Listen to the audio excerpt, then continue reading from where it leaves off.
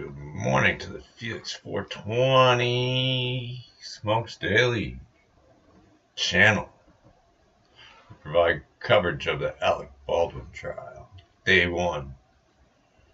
Yesterday was a repeat of previous day.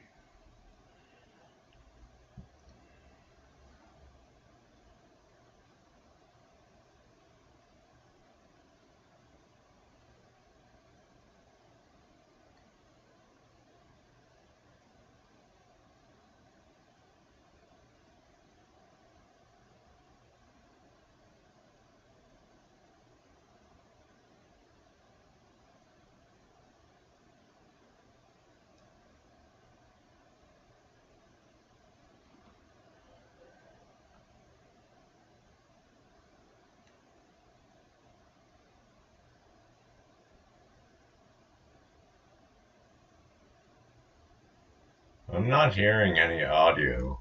I'm waiting for it. I've got some setting wrong.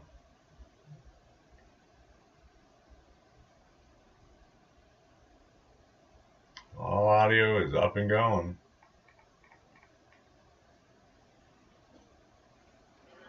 We're just waiting 6 minutes.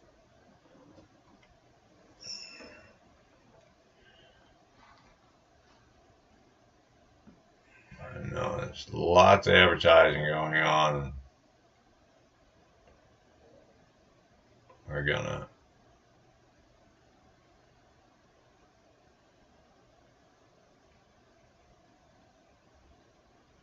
there we go. We got our own little bit of juice.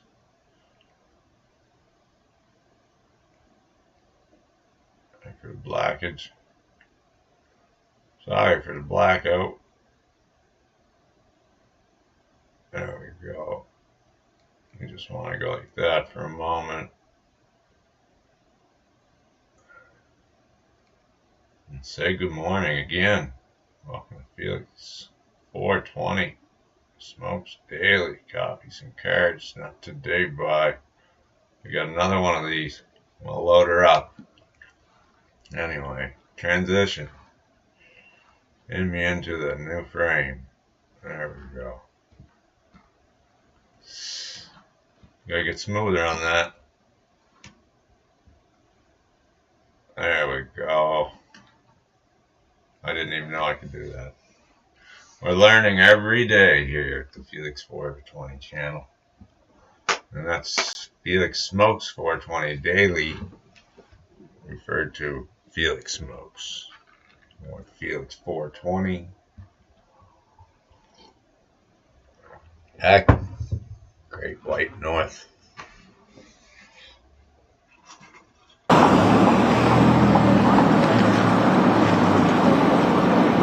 will let you go. Good morning.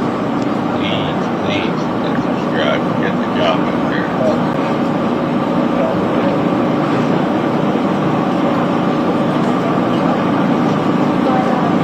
Mind to subscribe. I will let you guys go. Audio should be up.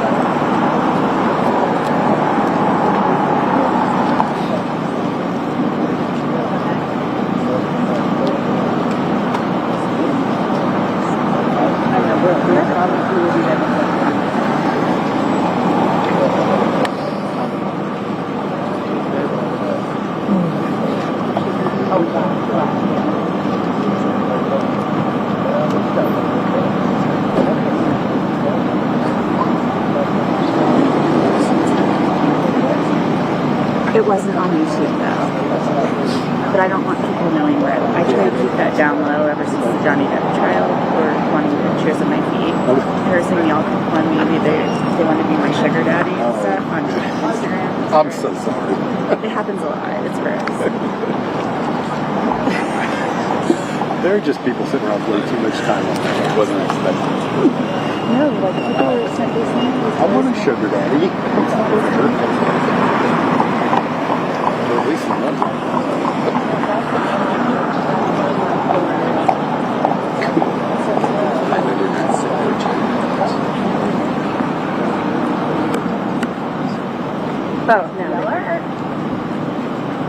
my leg. That was a horse we just heard. Correct. Background. Shows the horse.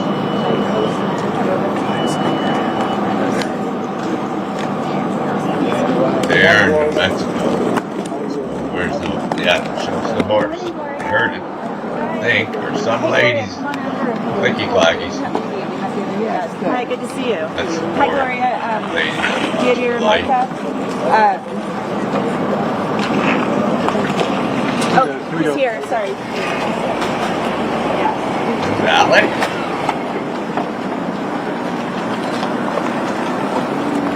Not gonna like this. I'm coming home. Oh no. In a second. There he is.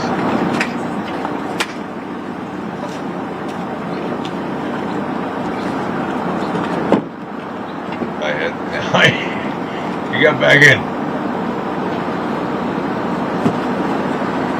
I'm not laughing because it's funny. Would you get out? You'd be like, okay, yeah, I'm gonna have these people warn me.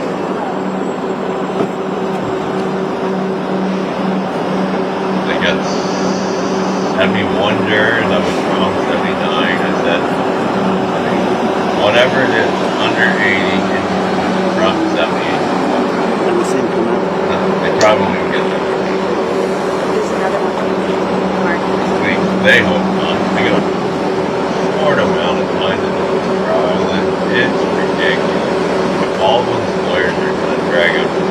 They said that they want 2 days for defense. No way. Every cross-examine. How long is that going to take? You remember the last trial? The media's going to be twice as bad here. Trying to settle it down, I see.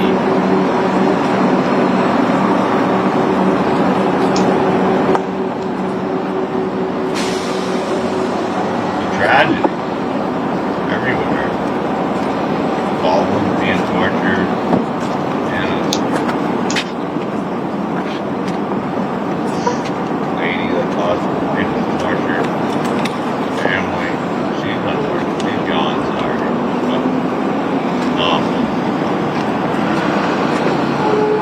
Please stay in position.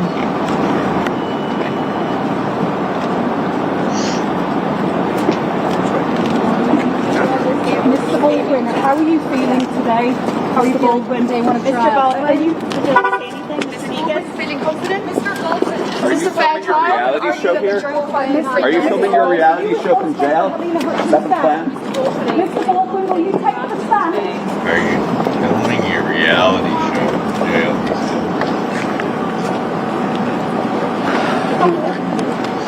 Well, I thought everybody was quite respectful, other than that poor guy.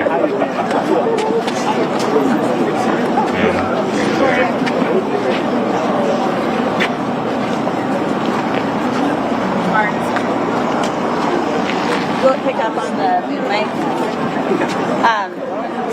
I'm here with Gloria Allred. Gloria Allred represents the family, the family in Ukraine of Helena Hutchins, her mother, father, and sister.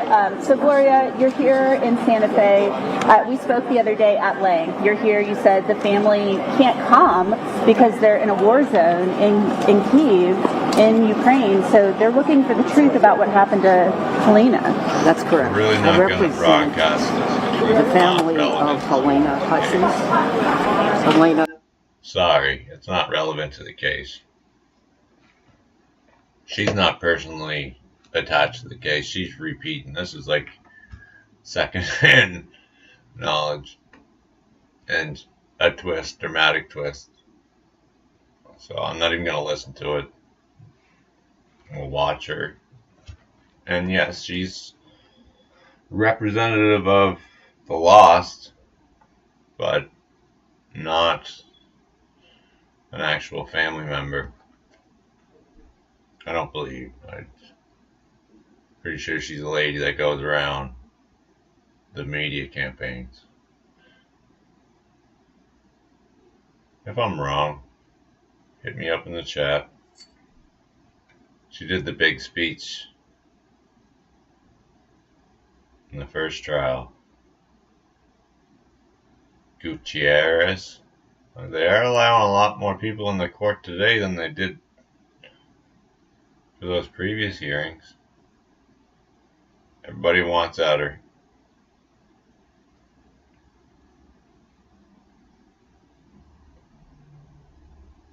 I'm really not interested in the Ukraine ties.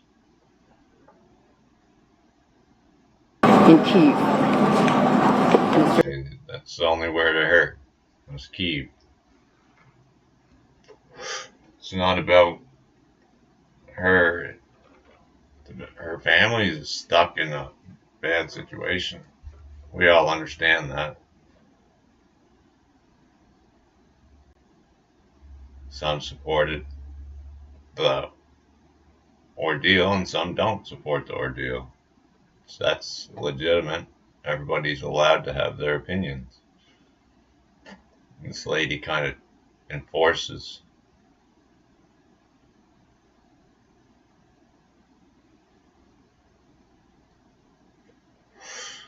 Let's just get to the trial. We're 11:04. Baldwin's in.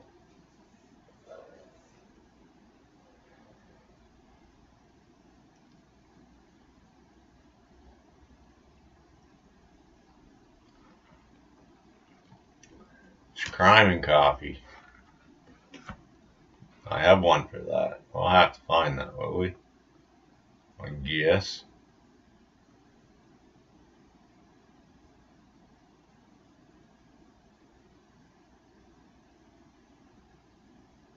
Let's change that up.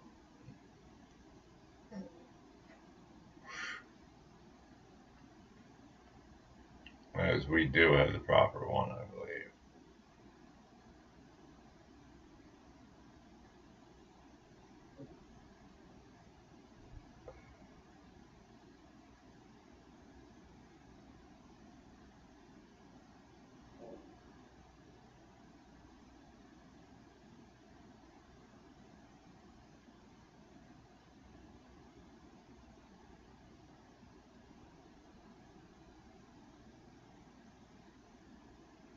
I brought up the right one, but we're not seeing it.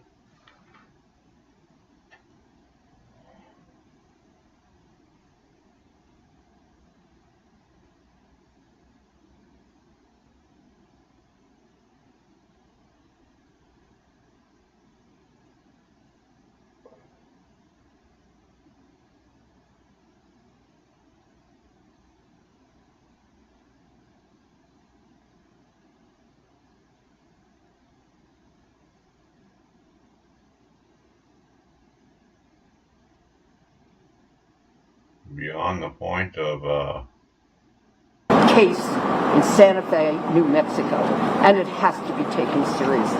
And there's a report about if he goes to jail, he's going to film his reality show from jail. What do you think of that? I don't know what his plans are. I don't care what his plans are. Except if he uses this trial and his children as part of a reality show, I think it's sick. Gloria, I just missed the beginning. I heard that you said you've spoken to the family. How is Helena's family feeling today? Well, they wish they could be here. They can't, so I'll be here. Olga came, traveled through 4 countries on the anniversary of Helena's death. She was there, and I was there with her at the gravesite at Hollywood Forever Cemetery. And it was just sad. Very, very sad. She can't get here right now. The war is worse, as you know. There's bombing of a children's hospital. She's a nurse, by the way. The fact that this reality TV show is being filmed, how does that make Ms. Hutton's family feel? I actually haven't discussed the reality show with them. I don't want to add to the hurt that they feel. And they grieve every day for the loss of Helena because they had a very close relationship with her. And you'll be communicating with them throughout the I trial? will be communicating with them. By the way, they don't speak English, but we have a lawyer on our team who speaks Ukrainian and Russian, and what will be translating for them. What would the family like to see? Like, if they were headed to go to jail They want for to this? find the truth about what really happened. Alec Baldwin says he didn't pull the trigger. I guess we'll find out during the trial whether he pulled the trigger or not. Gloria, what's your last name, please? What's my list? Yes. Allred. Okay. You're a friend of the family. No, I'm an attorney Okay. representing the family, meaning the parents and the sister. Gloria, I just stepped up. Okay. What's the I main do have purpose to go of into you? the court. I understand. What's the main purpose of you being here today? The main purpose is to hear what is happening in this Sorry, trial you're not. of Alec Baldwin, and to remind everybody, there is a young woman who is deceased because he held the gun from which the bullet was discharged that killed her. We'll find out whether he's guilty or not. That's really up to the jury, and I respect the jury process. But no question he killed her. And I'll have more to say about that at lunchtime.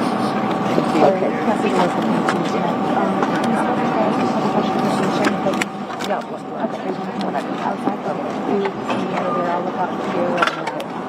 Cassie with entertainment tonight. Cassie. How do you play that? Door. I'll see you at lunchtime. You're representing.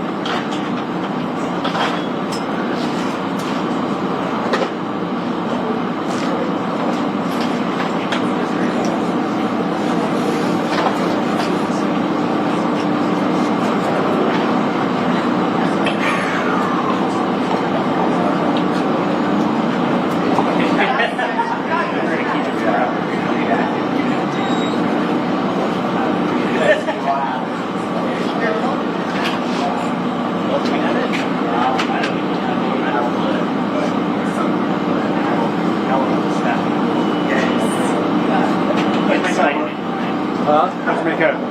How'd I make out? Okay. How'd you make out? Good shot. Twist from yesterday. Yeah. The mic is still hot.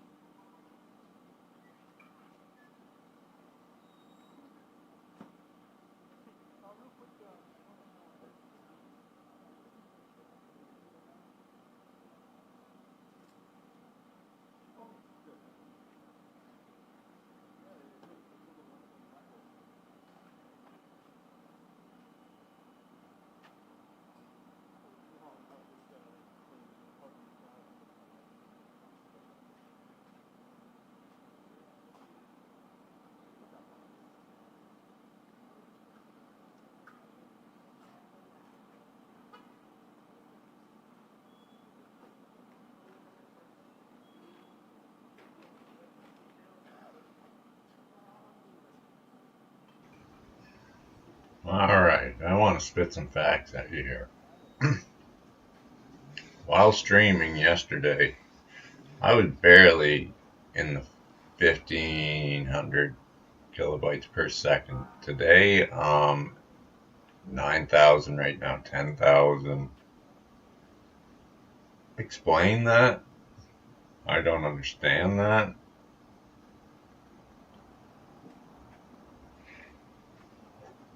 Welcome to Felix Smokes 420 Daily. Live stream Rust trial beginning shortly. Thought it was at the top of the hour. Alec Baldwin is inside the courthouse. The stream is silent, so I'm trying to fill in the gap here.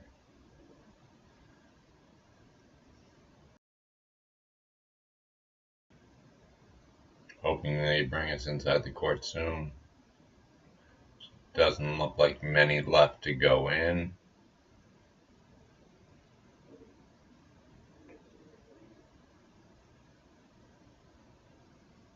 So welcome to the channel. We mix and match. There we go. We're in. We're split screened in.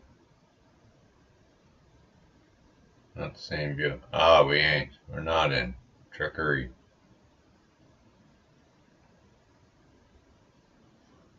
What's one of those signs cost?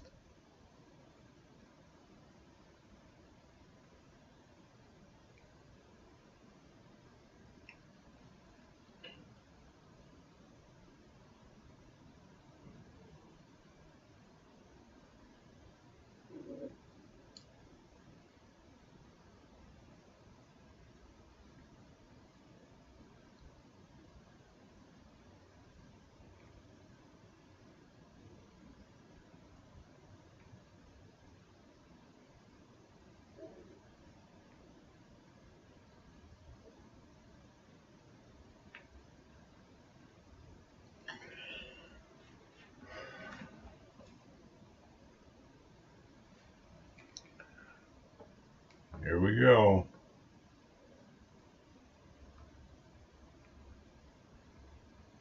That'll be all from me. Felix 420 out.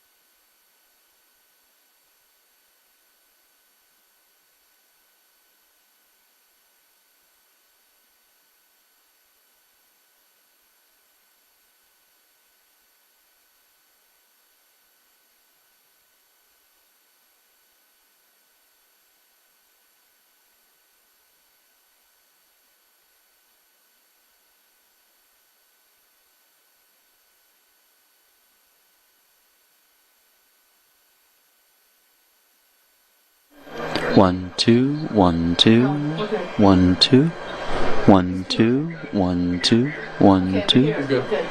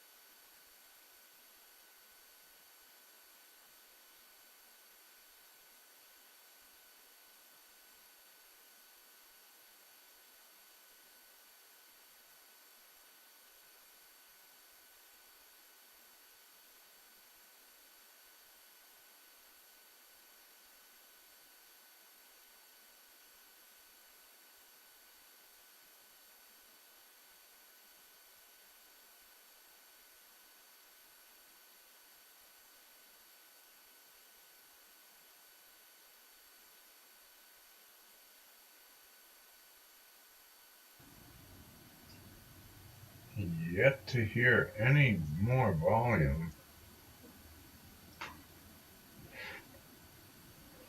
Except the interruption. 1 2 1 2 1 2.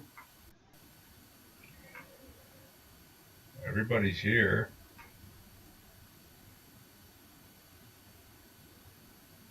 Just waiting for Judge, I guess.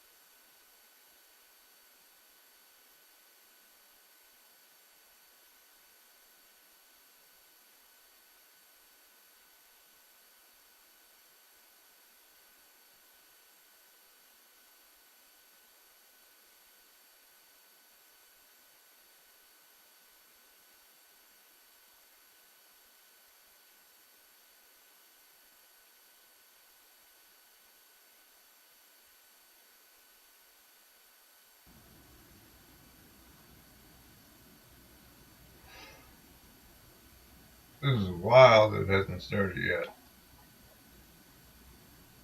It is in New Mexico, but come on.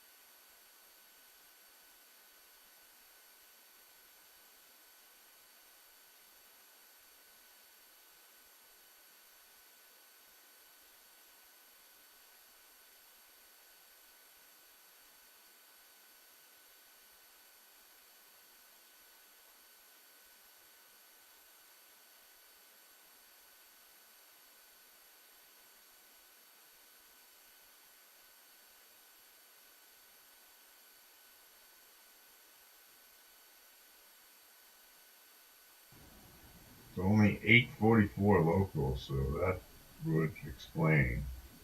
I'm sitting at 11:45.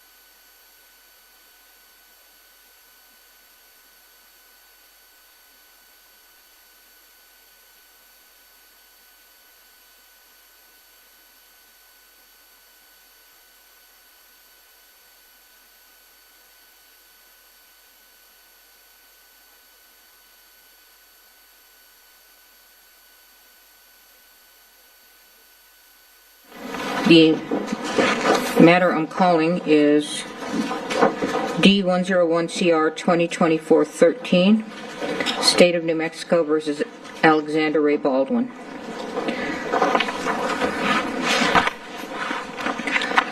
All right, jury, what are you doing? Oh, I have it on. So, I have already sworn you in, if you'll recall, yesterday. Okay.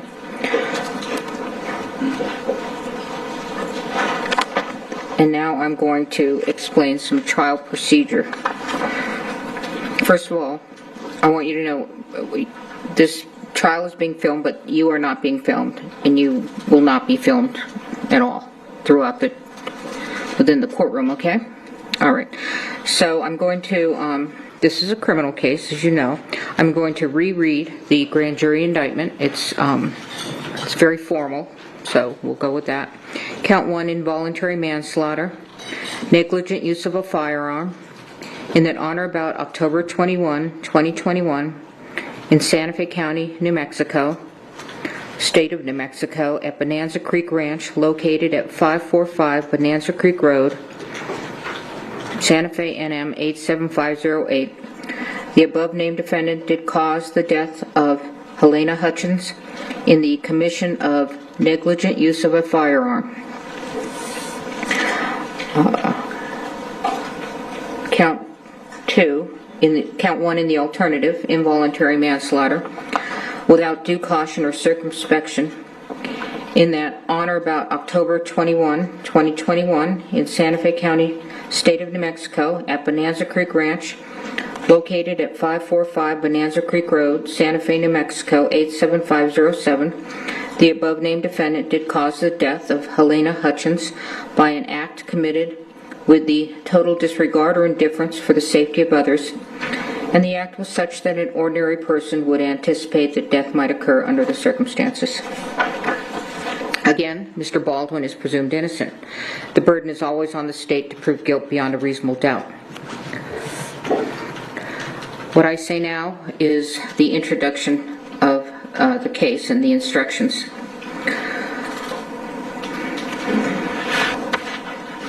All right. Along with those instructions previously given, these are preliminary only and may be changed during or at the end of trial.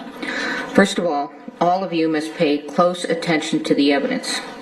After you have heard all of the evidence in the case, I will read the final instructions of law to you. You will also receive a written copy of the instructions. You must follow the final instructions in deciding this case. And just so you know, there's going to be no transcript available to you. Juries have asked me that, so I'm telling you up front, okay? Again, the trial is expected to last 8 days, Wednesday, Thursday, Friday of this week, Monday, Tuesday, Wednesday, Thursday, Friday of next week. That's the trial. That does not include your deliberation time. The usual hours of trial will be from 8:30 to 5, typically, with a half hour for lunch. No, an hour for lunch. And then a morning break and an afternoon break. Again, please report to the jury lounge no later than 8:30 unless we're instructing you otherwise for different reasons. But in your mind, you can always expect 8:30 to be here, okay? Do not come into the courtroom unless you are accompanied by my bailiff, Steve, okay? You may take water into the courtroom with you, and you can also take coffee or tea or if you have a lid on your cup, okay? We stand up out of respect for you because you are the ultimate decision makers as to the facts in this particular case. So when you come into the courtroom, you can go ahead and be seated, and then we will take our seats. And again, it's important to hear. So please raise your hand at any time you can't hear. Don't be self-conscious about it. Don't wait until a couple of questions have been asked. You've got to, if you can't hear, you've got to shoot that hand up right away, okay? All right, this is a public proceeding, so people may go in and out. You may find yourself looking at who goes in and out, but after a while, you'll get used to it. But if there is anything that is distracting you from being able to listen and be involved in this case, please tell Steve immediately. He'll let me know, and I'll do my best to get rid of the distraction. As you know, the temperature we cannot control. All right, so sorry, we'll try to get the county in here if it plummets too high. I doubt it'll plummet too low. You are allowed but not required to take notes during trial. Steve has given you a pad and a pen? Okay. Please put your name on the front page of your pad and then take notes beginning on the second page. On breaks, follow Steve's instruction on whether to take the pad with you or whether to leave it on your chair. You don't have to worry about confidentiality. They'll be locked up at night, and when the trial is finished, they'll be shredded. Okay? Don't let your notes take the place of your independent memory of the evidence. When taking notes, please do not forget to pay close attention to the trial. Listening and watching witnesses during their testimony will help you assess their appearance, behavior, memory, and whatever else bears on their credibility. Let's go through the order of trial for those that have not engaged in a criminal trial before. A criminal trial generally begins with the lawyers telling you what they expect the evidence to show. These statements and the statements made by the lawyers during the course of the trial can be of considerable assistance to you in understanding the evidence as it is presented at trial. Is there something distracting you, juror? No. I'm talking to the other one. Okay. Statements of the lawyers, however, are not themselves evidence. The evidence will be the testimony of the witnesses, exhibits, and any facts agreed to by the parties. After you have heard all of the evidence, I will give you final instructions on the law. The lawyers will argue the case, and then you will retire to the jury room to arrive at a verdict. It is my duty to decide what evidence you may consider. Your job is to find and determine the facts in this case, which you must do solely upon the evidence received here in court. It is the duty of a lawyer to object to questions, testimony, or exhibits the lawyer believes may not be proper, and you must not hold such objection against the objecting party. I will sustain objections if the question or evidence sought is improper for you to consider. If I sustain an objection to evidence, you must not consider such evidence, nor may you consider any evidence I have told you to disregard. By itself, a question is not evidence. You must not speculate about what would be the answer to a question that I rule cannot be answered. It is for you to decide whether the witnesses know what they are talking about and whether they are being truthful. You may give the testimony of any witness whatever weight you believe it merits. You may take into account, among other things, the witness's ability and opportunities to observe, memory, manner, or any bias or prejudice that the witness may have, and the reasonableness of the testimony considered in light of all of the evidence of the case. No ruling, gesture, or comment I make during the course of the trial should influence your decision in this case. At times, I may ask questions of witnesses. If I do, such questions do not in any way indicate my opinion about the facts or indicate the weight I feel you should give to the testimony of the witnesses.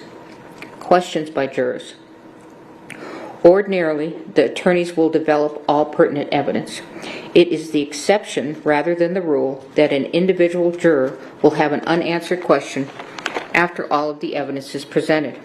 However, if you feel an important question has not been asked or answered, write it down on a piece of your notepaper and give it to Steve before the witness leaves the stand. Okay? I will decide whether or when your question will be asked. Rules of evidence or other considerations apply to questions you submit and may prevent the question from being asked. If the question is not asked, please do not give it any further consideration, do not discuss it with the other jurors, and please do not hold it against either side that you did not get an answer. Conduct of jurors. Again, very important. You must decide the case solely upon the evidence received here in court. You must not consider anything you may have read or heard about the case outside the courtroom. During the trial and your deliberations, you must avoid news accounts of the trial, whether they be on radio, television, the internet, or in a newspaper or other written publication. You must not visit the scene of the incident on your own. You cannot make experiments with reference to the case, and in this day and age, you cannot Google or research any of the subject matter of this case. Until you retire to deliberate the case, you must not discuss this case or the evidence with anyone, including each other. Very important, as I said yesterday, when you go in that room, You don't talk about the case. You wait until you are a jury that is deliberating, okay? If an exhibit is admitted in evidence, you should examine it yourself and not talk about it with other jurors until you retire to deliberate. It is important that you keep an open mind and not decide any part of the case until the entire case has been completed and submitted to you. Your special responsibility as jurors demands that throughout this trial, you exercise your judgment impartially and without regard to any sympathy, bias, or prejudice. To minimize the risk of accidentally overhearing something that is not evidence in this case, please continue to wear your jurors' badges while in and around the courthouse. If someone happens to discuss the case in your presence, report that back immediately to Steve. Although it is natural to visit with people you meet, please do not talk with any of the attorneys, parties, witnesses, or spectators, either in or out of the courtroom. If you meet in the hallways or elevators, there's nothing wrong with saying a good morning or a good afternoon, but your conversation should end there. If the attorneys, parties, and witnesses do not greet you outside of court or avoid riding in the same elevator with you, they are not being rude. They are just carefully observing. All right, so we're going to begin the case. The case starts with opening statements. The state begins first because they have the burden of proof, and then the defendant. All right, go ahead, counsel. Judge, just one quick housekeeping matter while Ms. Johnson's getting set up. All right.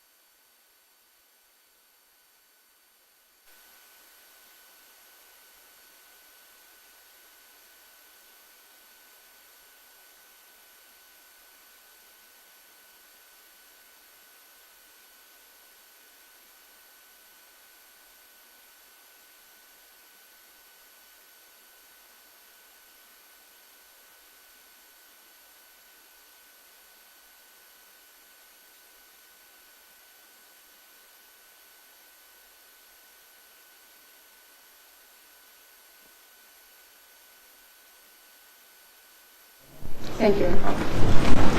Good morning. When someone plays make-believe with a real gun in a real-life workplace, and while playing make-believe with that gun violates the cardinal rules of firearm safety, people's lives are endangered, and someone could be killed. Ladies and gentlemen, that's what this case is about. It's simple, it's straightforward. The evidence will show that someone who played make-believe with a real gun and violated the cardinal rules of firearm safety is the defendant, Alexander Baldwin. You will hear over the course of the next few days that in the fall of 2021, a movie called Rust began filming at the Bonanza Creek Ranch just south of Santa Fe in Santa Fe County. You will learn that this movie was a Western with a lot of gun action. And while it was a movie set, it was a real-life workplace for many people. But you will hear this workplace was on a tight budget. And you will learn that some of the people who were hired to work at this workplace were very inexperienced. And one of those was the armorer, a very young woman named Hannah Gutierrez Reed. You will hear testimony from crew members who worked on the set, who will tell you that to them, Ms. Gutierrez's inexperience was obvious. You will also learn that this workplace has some talented people. And one of those was the director of photography, a vibrant 42-year-old rising star named Helena Hutchins. You will also learn that the director of this film was Joel Souza, another talented individual who cares deeply for his projects. The evidence will show, ladies and gentlemen, that like in many workplaces, there are people who act in a reckless manner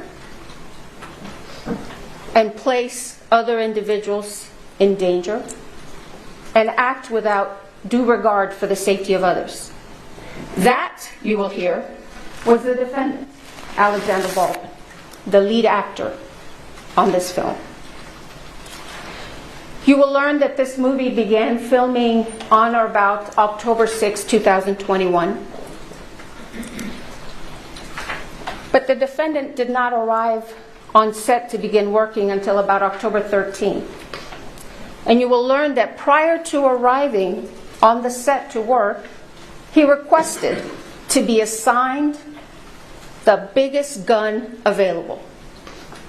So he was assigned this revolver, a replica of an 1873 single-action revolver manufactured by Pieta Firearms in Italy.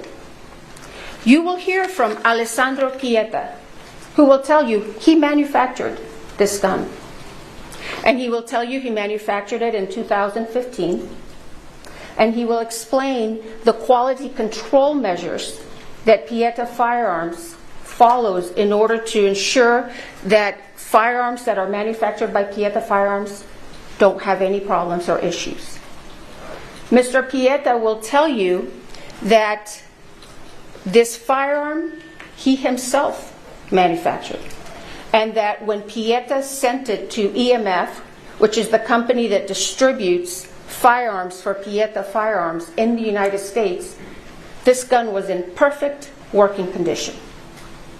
You will hear from Justin Neal, who is a representative of EMF, a company out of California that has historically been known to provide firearms to the movie industry. Mr. Neal will tell you that when EMF received this firearm in 2017, it was in perfect working order.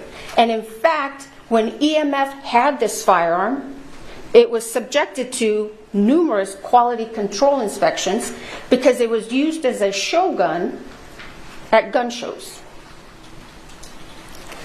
The evidence will show that in September of 2021, an individual by the name of Seth Kenny was contacted by the folks with Rust Production.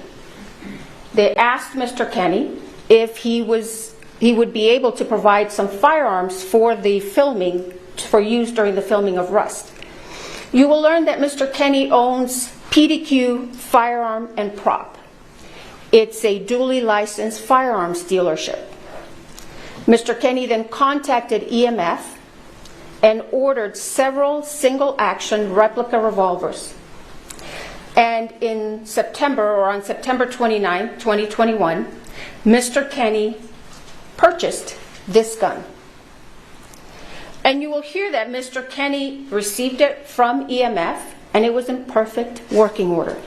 The only thing that Mr. Kenny did to this gun was to insert the firing pin, because since it was a show gun, it didn't have a firing pin.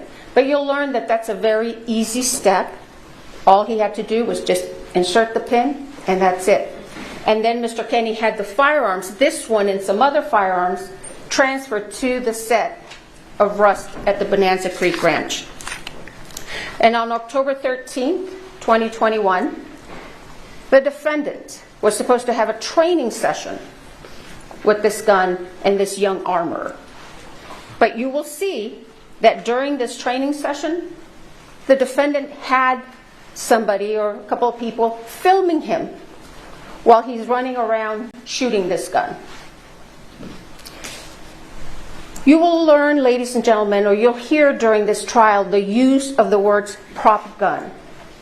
And you'll learn a prop gun is this real gun. It's not a toy. It's not made of rubber. It's a real gun. You will also see evidence, ladies and gentlemen, that during the days before that fateful October 21st day, the defendant handled this firearm multiple occasions. You will see video footage of the defendant firing this firearm, working perfectly fine. But you'll see evidence, ladies and gentlemen, that each time the defendant handled this firearm, he did not do a safety check with that inexperienced armorer. And you'll hear that the reason he didn't do a safety check is because he didn't want to offend her. The evidence you will see will paint a real-life picture of a real-life workplace where this defendant mishandled this gun. You will see him using this gun as a pointer to point at people, to point at things.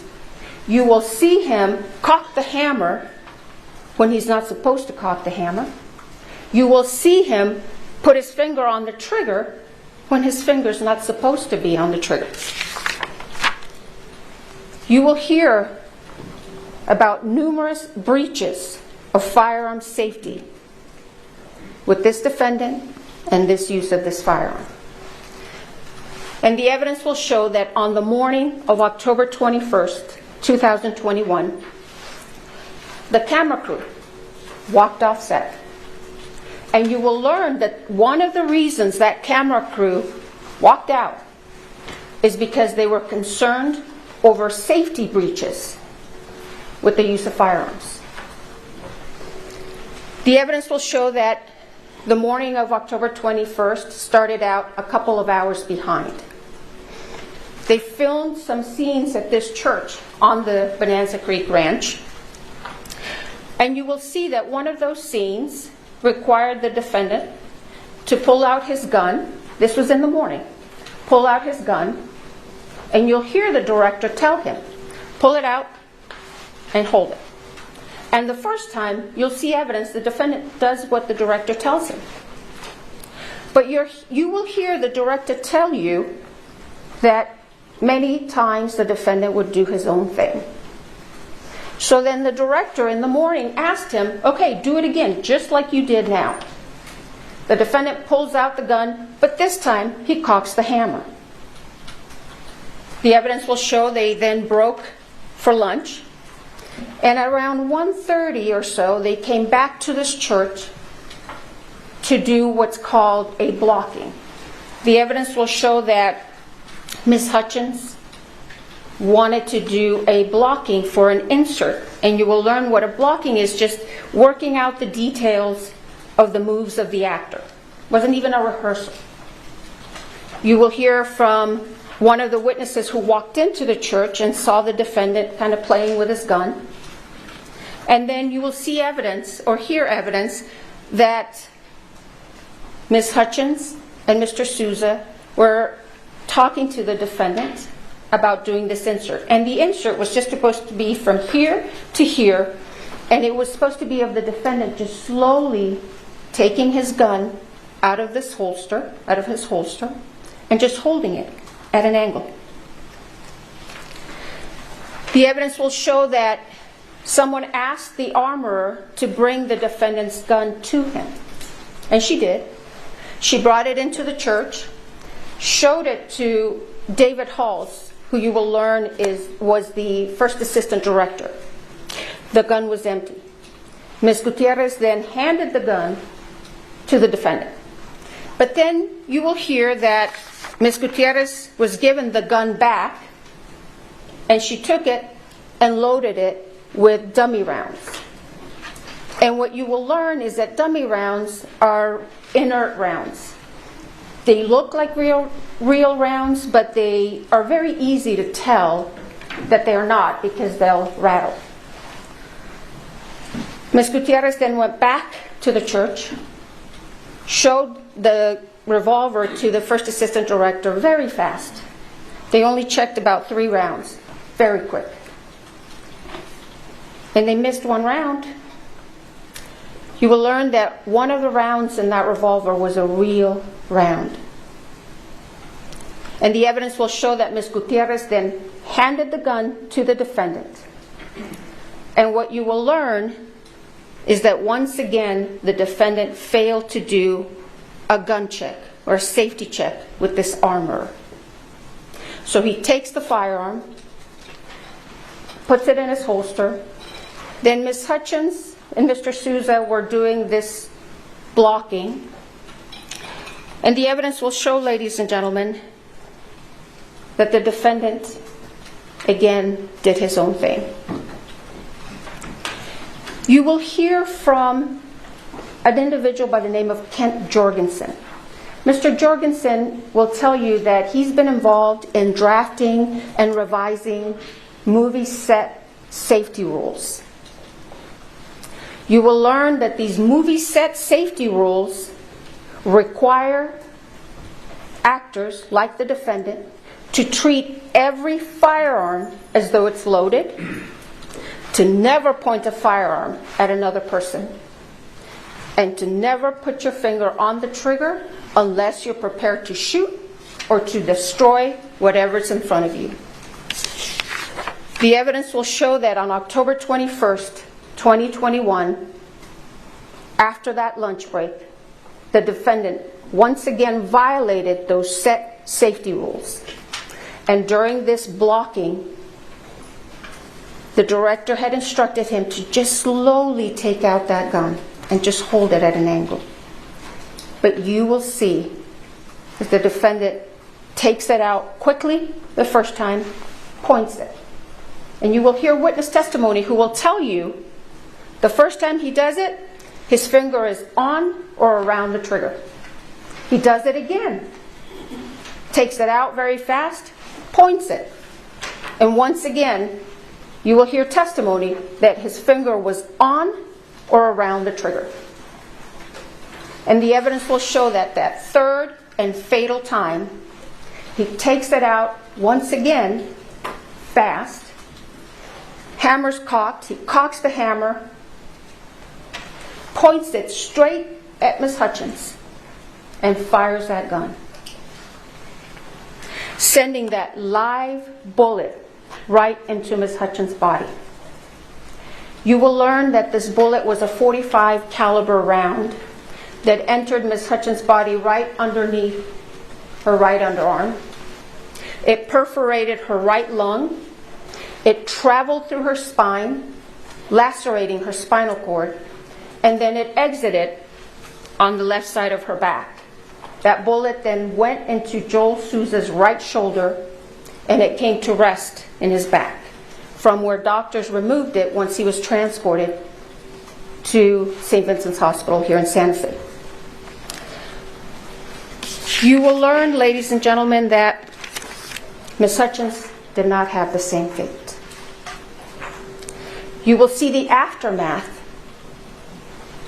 of the shooting, and you will see medics frantically working to save Ms. Hutchins, to stabilize her, to transport her, to airlift her to UNM Hospital. But the damage from that bullet was too much. Ms. Hutchins succumbed to her injuries and bled to death. The evidence will show that meanwhile, after the shooting, the defendant began to claim he didn't pull the trigger. The evidence will show, ladies and gentlemen, that's not possible. You will hear from Mr. Pieta himself, who will tell you that gun will not discharge without a pull of the trigger. You will hear from firearms experts who will tell you that gun will not discharge without a pull of that trigger. The evidence will show that law enforcement officials arrived at the scene on October 21st after the shooting and immediately took this gun into their custody. Then later, they asked the FBI for assistance in processing this gun for forensics and examination. You will learn that the gun and some ammunition that was taken from the set and from PDQ arms were sent to the FBI for analysis. You will learn that the gun first went to the DNA section of the lab, where a DNA analyst found the defendant's DNA on this gun. And then the gun was transferred to the firearms and tool mark section of the lab, where a firearms examiner examined this gun very carefully and closely. Bryce Ziegler, who is the firearms examiner for the FBI, will tell you that when he received this firearm, he first examined it. He didn't see any defects, didn't see any modifications. He tried and he checked the hammer in the 3 different positions, cocking positions. He checked the quarter cock position, fine. Checked the half cock position, fine. Checked the full cock position, fine. And when he held it in the full cock position, you will hear that hammer held until he pulled the trigger. You will also hear that Mr. Ziegler test fired this gun 12 different times. And each time, that gun fired as it was designed. Each time, when he pulled that trigger, it fired.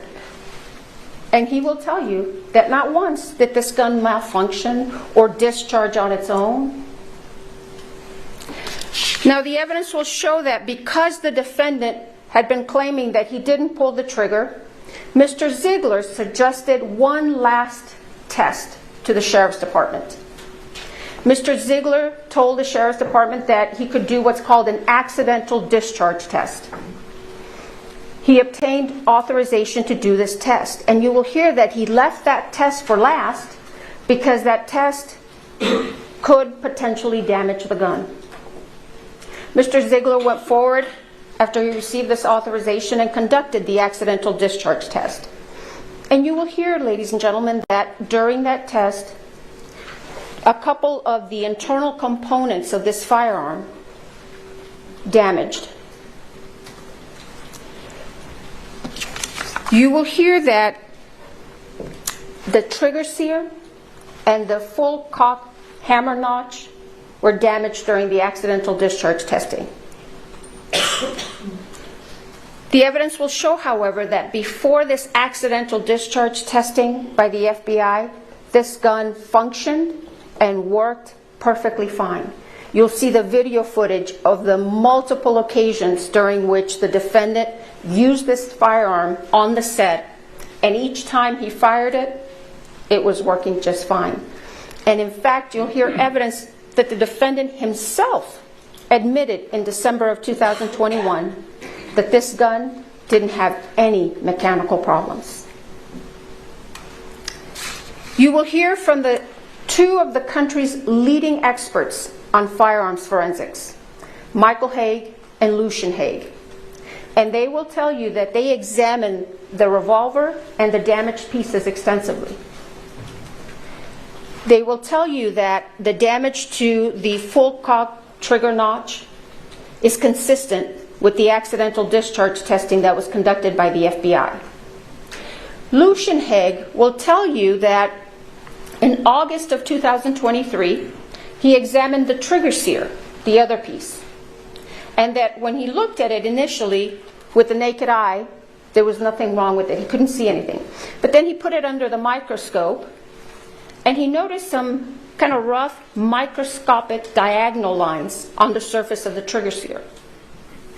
And since at the time he did not know how Mr. Ziegler had conducted the accidental discharge test, he opined that these very small microscopic lines were likely not caused by the FBI accidental discharge testing, but he could not exclude that as the source of those lines.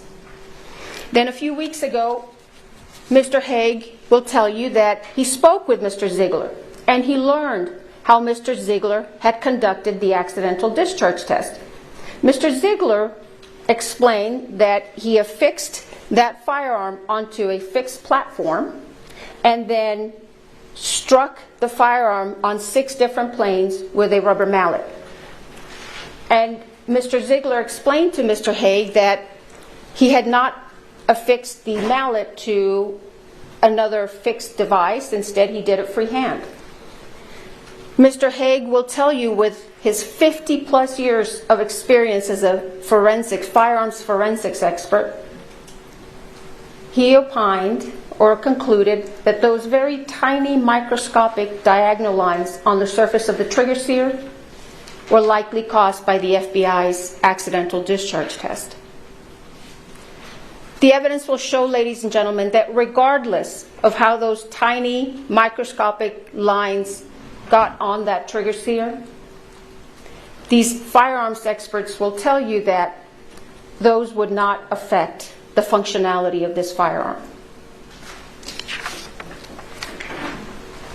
At the end of this case, ladies and gentlemen, you are going to conclude and be convinced beyond a reasonable doubt that on October 21st, 2021, that gun the defendant had asked to be assigned worked perfectly fine as it was designed, and that the fatal and one of the main problems that afternoon of October 21st was that the defendant didn't do a gun safety check with that inexperienced armorer. He pointed the gun at another human being, cocked the hammer, and pulled that trigger in reckless disregard for Ms. Hutchins' safety. And you will be convinced that the only true and just verdict in this case, so that true justice can be served, is a verdict of guilty to involuntary manslaughter. Thank you. Mr. Spiro?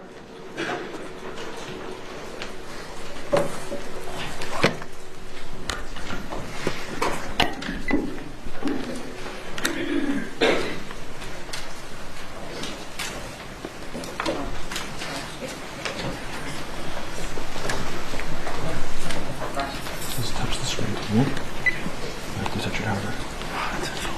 Yes, you're not connected.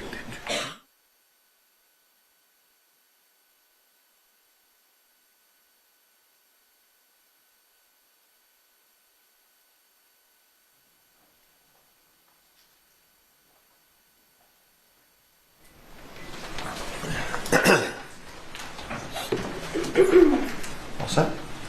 May I proceed? Thank you, Your Honor. Good morning. This was an unspeakable tragedy, but Alec Baldwin committed no crime. He was an actor acting, playing the role of Harlan Rust. An actor playing a character can act in ways that are lethal, that just aren't lethal on a movie set. These cardinal rules, they're not cardinal rules on a movie set. And I don't have to tell you much more about this because you've all seen gunfights in movies. And the reason that can happen is because safety is ensured before the actor. On this movie set, there were people responsible for ensuring the safety of the set and the firearm. Those people failed in their duties, but Alec Baldwin committed no crime. The most critical issue in this case is how a real bullet got on a movie set. The evidence will show that real bullets are never supposed to be on movie sets. Movie sets use dummies and blanks. Movie sets use dummies, fake inert bullets that look like real bullets, they don't go bang, for when you want a close-up of the gun. You can't tell them apart from live bullets by looking at them, which is why live bullets can be nowhere near a movie set. And if the director wants a shot of the gun going, bang, poof, there's blanks that they can use. And those blanks look nothing like real bullets. And they are used for those shooting scenes. And they'll play these videos that they described of Alec's, firearm in the movie going bang, poof. And people are conditioned to seeing people firing weapons and thinking, that's a dangerous act, that's a dangerous act. And they will play those videos and give you that image to try to tarnish him in your eyes. But that's not what happened here. On this set, there was a real bullet, something that should never be on a movie set, something which has nothing to do with making a movie. And you will hear no evidence, not one word, that Alec Baldwin had anything to do with that real bullet being brought onto that set. The second critical issue in this case is, why did a real bullet get loaded into a prop movie gun?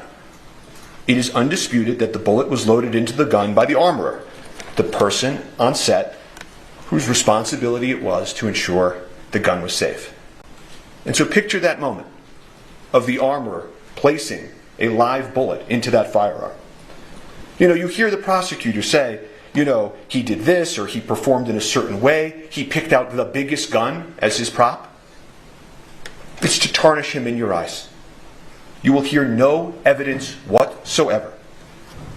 No evidence that anything Mr. Baldwin did, that something he did in that moment, that horrible moment when she put that bullet in that gun, none of it had anything to do with Alec Baldwin. And finally, the first assistant director's job, the head of safety, Dave Halls, checks it before it goes to the actor. And he will tell you he made a tragic mistake. He failed to detect a live bullet. And Alec Baldwin had nothing to do with that either. So all this evidence that the prosecutor just outlined, all of it, has nothing to do with these critical issues. Nothing. Which leads us to this. The evidence will show that on a movie set, safety has to occur before the gun is placed in the actor's hands. In this case, this unique case on a movie set, the prop gun was placed in Mr. Baldwin's hands and cold gun was announced, meaning it had been checked and double-checked by those responsible to ensure the gun was safe. It was just a prop. They all thought it was just a prop and could do no harm. The actor's job is to act, to rehearse, to choreograph his moves, to memorize his lines. He's Harlan Rust. He's an outlaw running for his life, who in the incident in question, he's pulling a six-shooter to try to defend himself. That's why the gun has to be safe before it gets into the actor's hands. His mind is somewhere else, in the being of another, a century away, an outlaw. He must be able to take that weapon and use it as the person he's acting would. To wave it, to point it, to pull the trigger like actors do, in ways that would be lethal in the real world, but are not lethal on a movie set. And I'm going to show you that scene now before lunch. And if we could just play action.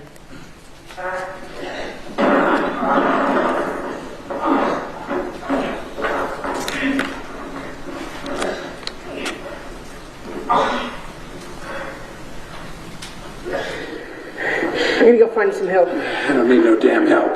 You're gonna die if I don't. He's wounded on the run. So play again. Continue.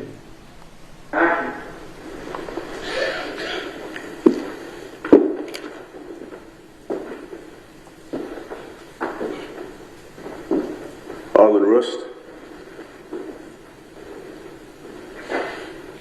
Need you stand up nice and slow, toss any weapons you have. He's on the church pew, bleeding, his hand gripping the revolver. He would defend himself against the men in the movie. Play. One more. You good? Ready?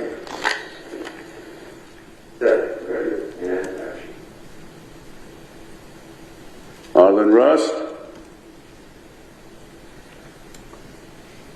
Did you get up nice and slow, tossing the weapons you have?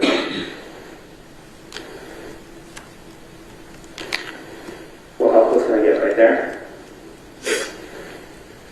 Joe, you want me to wait to give you that line till he lands? Okay. Till camera lands? Yeah. Yep. 7 minutes, one. Yeah. Draw your gun and look up and point your gun, okay? Okay, which way? Camera right or left? This side, for now. So camera left for now. I'll stand right here for you, Alex. So whip it out. Yeah. Okay, well, let me get this all greased. Ready? Yeah. Okay, ready? Okay, ready? Ready. And set. Ready, and action. Harlan Rust.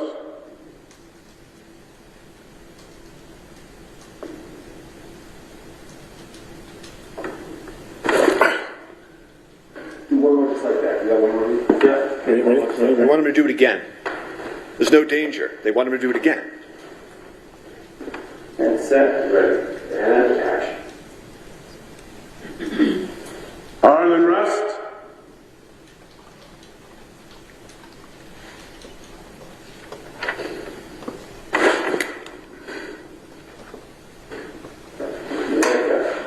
Nice.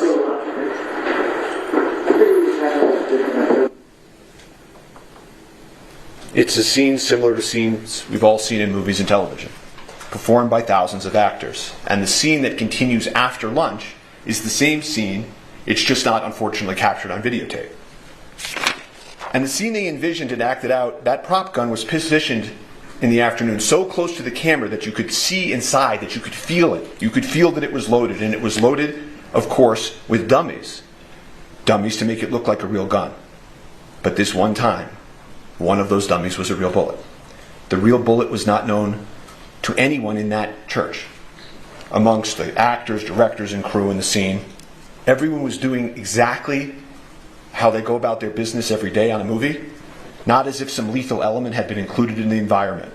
You will see creativity and movement and everyone talking and vibrant. No one had any idea that this venomous, toxic element had been inserted into this magic they were creating. But it did. It entered that place. It killed an amazing person. It wounded another, and it changed lives forever. And so to find out what happened on that movie set, you need to do something that the prosecutors could never do. You have to step back and remember what they were doing on a movie set. What were Helena Hutchins, the cinematographer, Joel Souza, the director, and Alec Baldwin, the actor, doing on Bonanza Creek Ranch? You know, movies and magic have always been closely associated. The first people that made movies were magicians. And this imagination that happens in movies, you know, King Kong, he can stand above a city, and Superman can fly, horses and snakes and gun battles. For this to all work, for cinematography, what Helena did to work, for acting to work, you have to be so close to the barrier of real and imagined that the viewer feels that they're there, that it's real. The viewer can't see strings from the stuntman. The stuntman must leap. The snake must hiss. And guns happen in movies. All over this country for many decades. Bang, bang. You've all seen it. Guns have been an element of theater and film and television since the earliest of times. Depictions of war and combat, Spartacus, it stirs audiences because it feels real. Later films, Platoon, Apocalypse Now, they showed the unvarnished realities of war. This ranch in Santa Fe, it had been the scene to many gunfights and movie scenes, well before Alec was even born. Laramie, Butch and the Sundance Kid, and these westerns. Your Honor, may we approach? Yeah.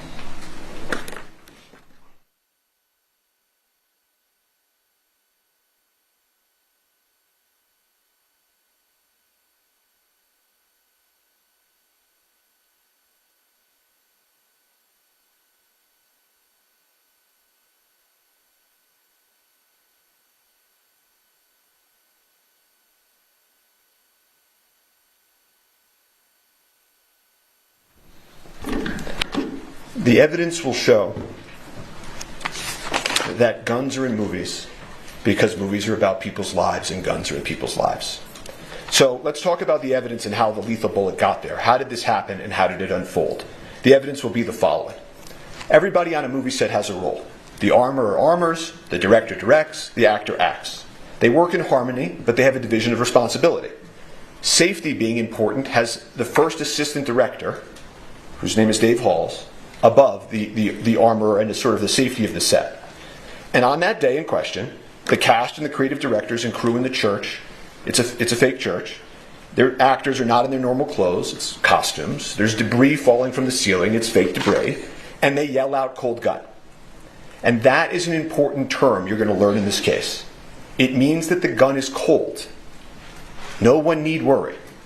But even that requires a little bit more explanation. Cold gun doesn't mean no live bullets. There are for sure 100% no live bullets on movie sets. That's unimaginable. Cold means you don't even have the fake blank poof in it. You don't need to worry even about eye gear or earplugs for that fake bang. It means it's empty, inert, cosmetic, can do no harm.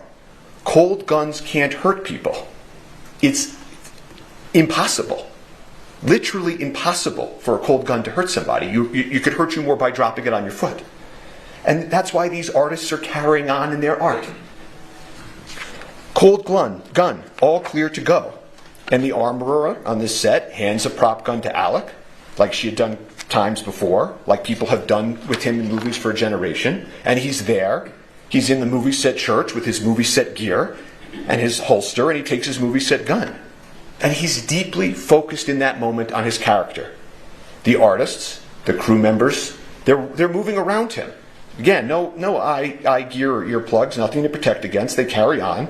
They practice. They rehearse. They take a lunch break. Some folks leave, some don't. They continue the scene. Dave Halls, the head of safety, is actually practicing the movement so they can frame the footage that will happen after lunch. And the prop cold gun comes back. The prop cold gun comes back, cold gun. They call it again. Same gun, again, safe. The first assistant director, Dave Halls, head of safety for the entire film, a man with decades of experience, comes and takes the additional step and inspects the gun. Verifies again, cold gun. Everyone relax. Go back to focus on the making of a movie. There's nothing in the gun that can hurt anybody. And Alex sits on that pew. And the creative directors, the crew, they're moving around him, in front of him. And Harlan Rust, he begins, like the prosecutor told you, rehearsing, acting. This is a completely mundane, uneventful, routine act on a movie set. On a movie set. And so everybody carries on. Nobody fathomed, imagined, foresaw any possible danger. They moved around Alec as he practiced his draw. As the prosecutor put it, working out the details of the move and the actor. He does it again, does it in a different way. Nobody bats an eye. And they will tell you that the investigation revealed that Baldwin was practicing drawing and pointing the weapon of the scene with guidance and instruction from Helena Hutchins and Joel Souza. The gun goes off. Everybody's shocked. Alec is startled. He immediately says, "I didn't mean to shoot I didn't pull the trigger." Immediately. What the hell just happened? They collectively exclaim. Shock turns to panic. 911 is called.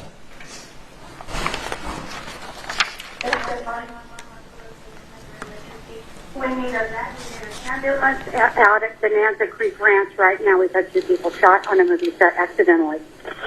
He said someone was shot? 2 people accidentally with gunshots out on movie set, Bonanza Creek Ranch. Send it. I'll connect you with medical dispatcher. Don't need that. San Jose Fire and EMS, Constable Station of Emergency? Bonanza Creek Ranch has had 2 people accidentally shot on a movie set by a prop gun. We need help immediately. Okay? Like this fucking AD that yelled at me at lunch because asking about revisions. This motherfucker. Did you see him lean over my chest and yell at me? He's disgusted guns. He's responsible for what happened in the film. Now, Mimi? No. I'm a script supervisor. How many people are injured? 2 that I know of. I was sitting, we were rehearsing, and it went off, and I ran out. Accidentally shot on a movie set with a prop gun. The fucking AD, it was his responsibility. Not a word about Alec Baldwin. While they're en route, police, EMS, the cast and crew are outside, trying to figure out what happened, frantic, talking to those responsible for the prop and its safety. The armorer is yelling, "Sorry." Halls, the first assistant director, is panicked.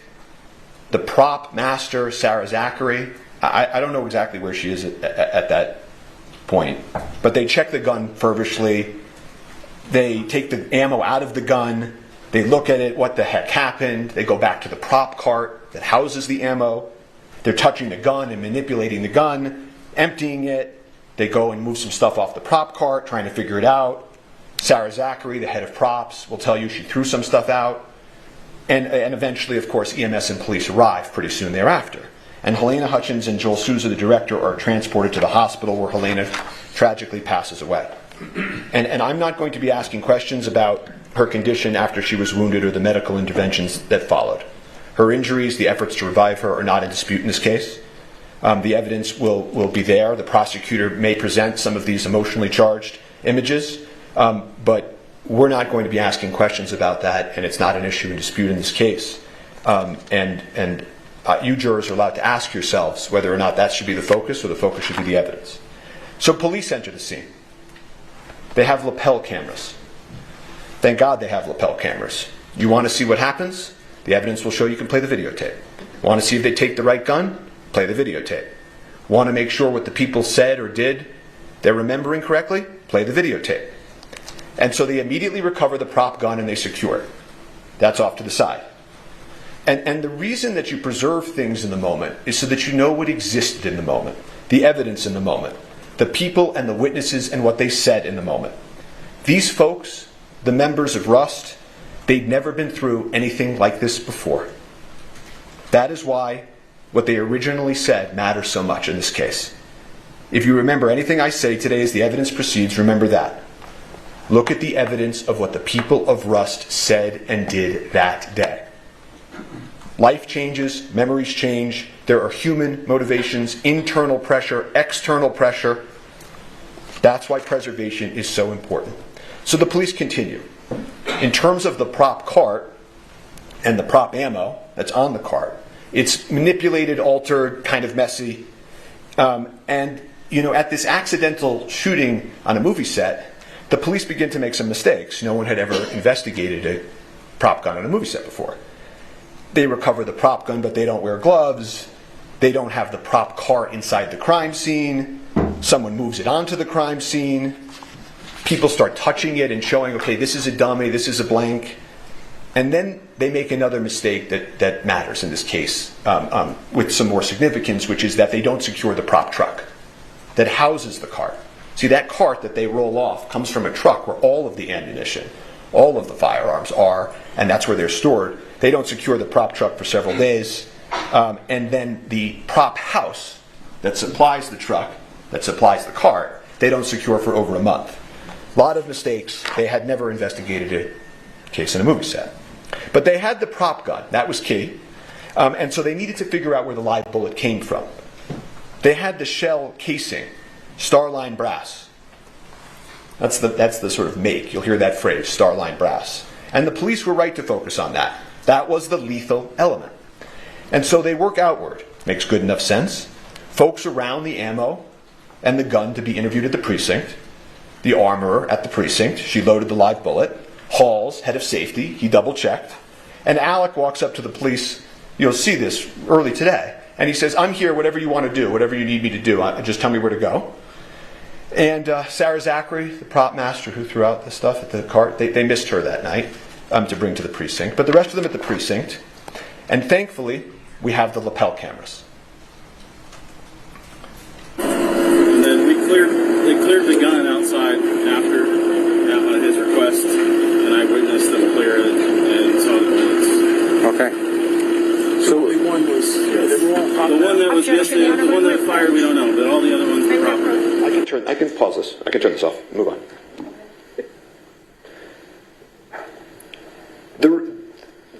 That was just a quick snapshot of the scene. Let's approach, Your Honor. This is Ms. Johnson. They consented to the exhibit.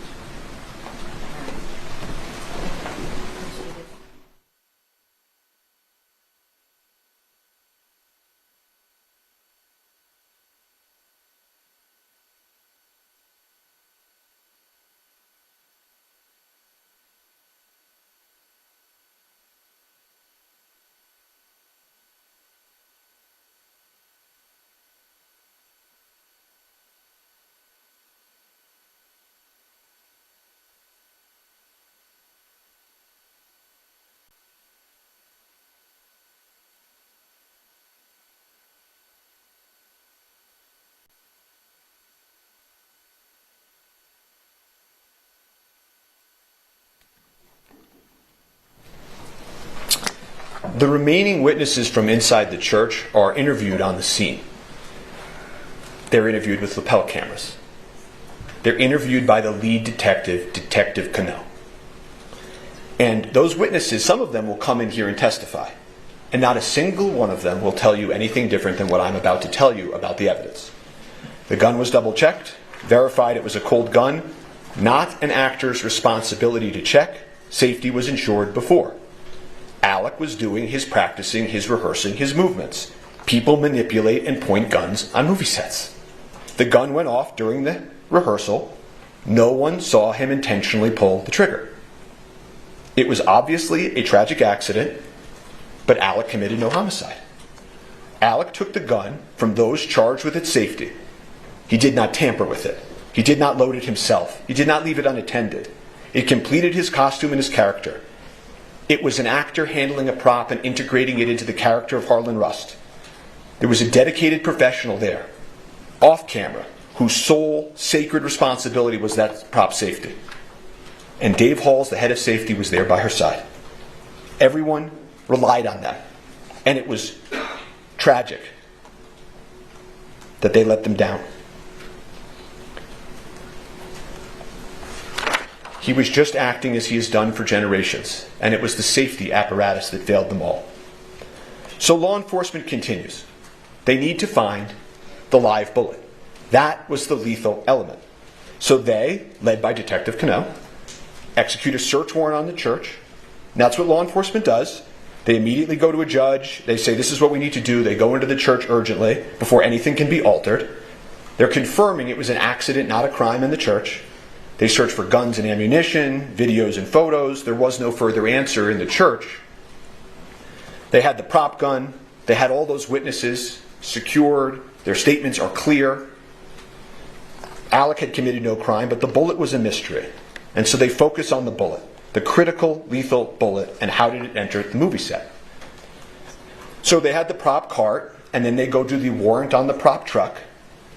And so at that point, and I'm going to put up a photo so that you can see who some of these individuals are. They're trying to figure out when they go to the truck, what is the source of the lethal bullet. And so they execute a warrant on the truck approximately a week later. The Seth Kenny that you heard about in the prosecutor's opening, the supplier for the set, he's there. Sarah Zachary, the prop master, she's there. And they walk through what's inside of the prop truck with law enforcement. But there's no answer to the lethal bullet. And you know, this case then takes on, all this pressure. The media begins swirling. Where is the lethal bullet? How did it get on that movie set? And what about that actor Alec Baldwin, who had nothing to do with why the bullet got on the movie set? And so police and prosecutors, they work hand in hand, meeting after meeting, trying to find the lethal bullet.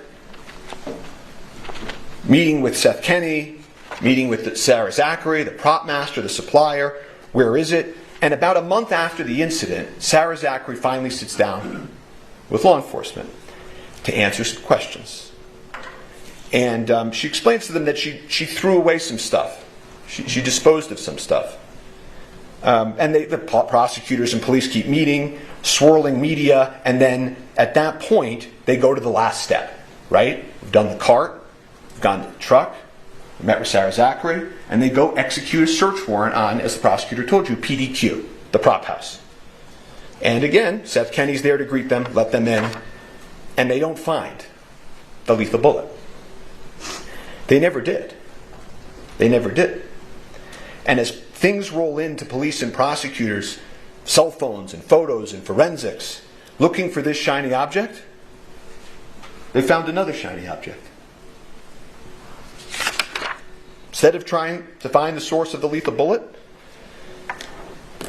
they focused on Mr. Baldwin. But Mr. Baldwin was like every other actor. He goes bang bang in movies. He's told when guns are cold or not. He rehearses and acts as his character. Safety proceeds before the actor. Once the actor has the prop gun, he can handle it however a person he's acting as would. A properly cleared gun can't hurt anybody. And so they told you about some of the things that Alex said in the statements that they will take or picked out a few lines from. But he won't tell you anything different, that he took a gun loaded and cleared by the armorer and the AD. He made motions with the gun as he was rehearsing. He didn't intentionally pull the trigger. The gun just went off. And he does say, I didn't have a problem with the gun before. And this idea, that they said that he didn't want to check because he would offend them, in this moment, he's been doing this for 40 years, the evidence will show. And he has habits, and there are also SAG guidelines that tell actors what to do and what not to do. And the SAG guidelines don't tell actors to check the gun. You will see them. That's not the actor's role. And so I guess the point that they're trying to make is that why in this specific moment he doesn't break his habit of 40 years and check it differently and sort of insult them this one time. If he had done that and started playing with the gun in that way, they'd be saying, arrogant actor, why is he doing that? So they will play these statements, Alec's statements. You're going to hear a man in shock and grief. A father, an artist, worried about his family. You hear he's, on one of the calls, he's going to meet with the decedent's family, the Hutchins family, and he's upset about that. He will talk to law enforcement. He will call them. He doesn't need a lawyer. He didn't commit a crime. He will call them and offer to meet and speak over and over again. And ask anyone in the acting world. Actors know. Actors rely on armorers and point guns and shoot guns. The Armorers Act, what they did, is clear and proven. The head of safety, you will learn, took responsibility for his verification failure. But Alec committed no homicide. So law enforcement didn't have a homicide case against Alec Baldwin. But they changed the question. You heard the prosecutor tell you about this. Did he pull the trigger? Did he pull the trigger? Did he intentionally pull the trigger? And if he did, of course, that would only make his statement incorrect. Right? That would mean he would have misspoke, been incorrect. And I want to stop for a moment and just tell you, because you're going to hear a lot of testimony, expert testimony like the prosecutor told you, about the gun functioning imperfectly. Did he let the hammer down when he cocked it? Did he hit the trigger? Did he, in a calculated manner, as the prosecutor made a motion, fire the gun like that? And when this issue is discussed, it's easy to sort of pull yourself into courtroom land and away from a movie set. On a movie set, you're allowed to pull the trigger. So even if he intentionally pulled the trigger like the prosecutor just demonstrated, that doesn't make him guilty of homicide. He did not know or have any reason to know that gun was loaded with a live bullet. That's the key. That live bullet is the key. That is the lethal element. But again, as the prosecutor told you, if they could prove that he intentionally pulled the trigger and he was imperfect, imprecise, wrong with what he said, then maybe you take that and you say he's lying. And if he's a liar, he committed homicide. And so what they do is they take the prop gun. They're blinded by the shine. They're blinded by trying to disprove Alec. They take it and they order a destructive test on the firearm. They order the FBI to take a test that they know will destroy the firearm. It's a pointless, unnecessary test where they blindly try to make this big case by taking a mallet and smashing the firearm. At the time that they did that, they knew that Alec had adamantly maintained, that he was manipulating the hammer and the gun just went off. That the witnesses said it went off out of nowhere. That there are these accidental discharges that happen on the set. That guns have issues in the real world. That this gun had a hair trigger. And the owner's manual of this specific gun actually says that if you load it with a live round, or any round, in the chamber, in that last position, and you drop it like you see a cowboy in a movie, this type of old cowboy gun can accidentally go off. I don't remember hearing anything about that. The evidence will show that. So rather than trying to answer the question of what happened, they proceed with the destructive test. They eliminate the one item that could prove what Alex said and believed. They didn't offer him a chance to test the gun. They didn't take the gun apart before they broke it and destroyed it and look at its inner workings. They didn't turn on their videotape. They just destroyed it. Can't ever be tested in the same condition it was in that day. Won't ever allow Alec to show his truth. And the destruction of this gun that you will hear in this evidence is symbolic of this entire case. Because the officers will tell you at that point, they weren't really investigating anymore. They were trying to disprove Alec, to get Alec to have this day. And so after the destruction of the firearm, they hired some expert witnesses you heard about to pick up the pieces, so to speak. And the state retained Lucian Haig, an expert with over half a century of experience. And he will come into court and he will tell you he's never seen anything like this in his entire career. They conducted a pointless test, a test that would lead to inevitable destruction of the firearm. There were other correct tests that they could have done to prove whether or not it could have accidentally discharged. None of the experts can test the gun in the condition it was in on the day in question. Why? Not because of something that Alec Baldwin or the crew members of Rust did. They were all clear. The gun just went off. But because of something that law enforcement did. And they deprived him of that opportunity. However, Lucian Haig will tell you that in his analysis he did find modification that he thought likely pre-existed the FBI testing. And what that modification means and how it impacted the gun is hard to perfectly know, of course. But it was a modification on an important part, the critical part of the firearm. And it was important enough for them to put into a report and to write a new opinion about. They felt this revelation had to be sent to prosecutors. And they maintained that position, that this modification was a matter of import, for almost a year. And then a few weeks ago, before trial, they just took it back. They just took it back. You will get to see the circumstances of that take back. How far they would go for the shiny object. They never solved the question of the lethal bullet. They destroyed the gun, and all they were left with is Alec Baldwin and the movie they intend to put on. But because they never solved the lethal bullet, they eliminated the prop gun. There will not be one witness, not one shred of evidence in this trial, that Alec knew or should have known the gun was loaded with a live round. So they can't prove. They can't prove their high-profile homicide case. So they will proceed to then, here and now, tell you about other things, other evidence that you will hear that has nothing to do with what happened in the church on October 21st. That the movie set as a whole was improper, or anything. That they hired the wrong armorer, I think I heard in opening.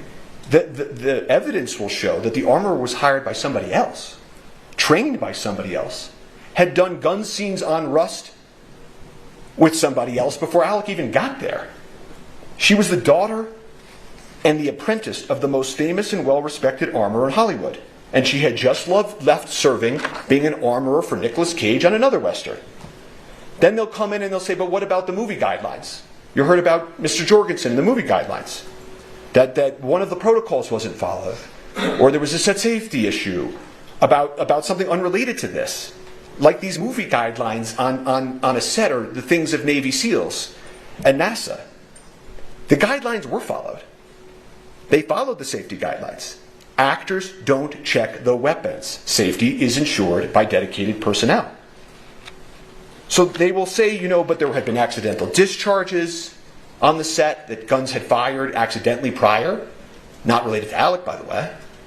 But again, that's the people we looked at. Hannah Gutierrez-Reed's fault, Sarah Zachary's fault perhaps, Dave Hall's fault, faults, workplace issues. Some of them will end up, and you will hear the witnesses in this case, many of them have brought civil lawsuits. And you'll hear that, in those civil lawsuits, they're presenting evidence to try to meet a burden, not a criminal beyond a reasonable doubt homicide trial burden, but they're going to try to prove their cases in civil courts. And that's where faults and accidents are, at worst, 99% worked out. Not here. But you'll hear these members of the Rust crew come in here. They'll try to make sense of this for you. Some of them have sued. Some of them are in grief. Some of them are in grief and have sued. And part of this grief they feel, that everybody feels, is understandable. And what they will do is they will tell you, if only we had had a second armorer. One of them will say, if only Dave Halls had checked better. If only the camera hadn't been right there and Miss Hutchins wasn't leaning over the camera. If only I myself did this. If only Alec did that. This is natural, their testimony. It's part of the human condition. It's part of grief. Objection, Your Honor. None of them knew. Yes.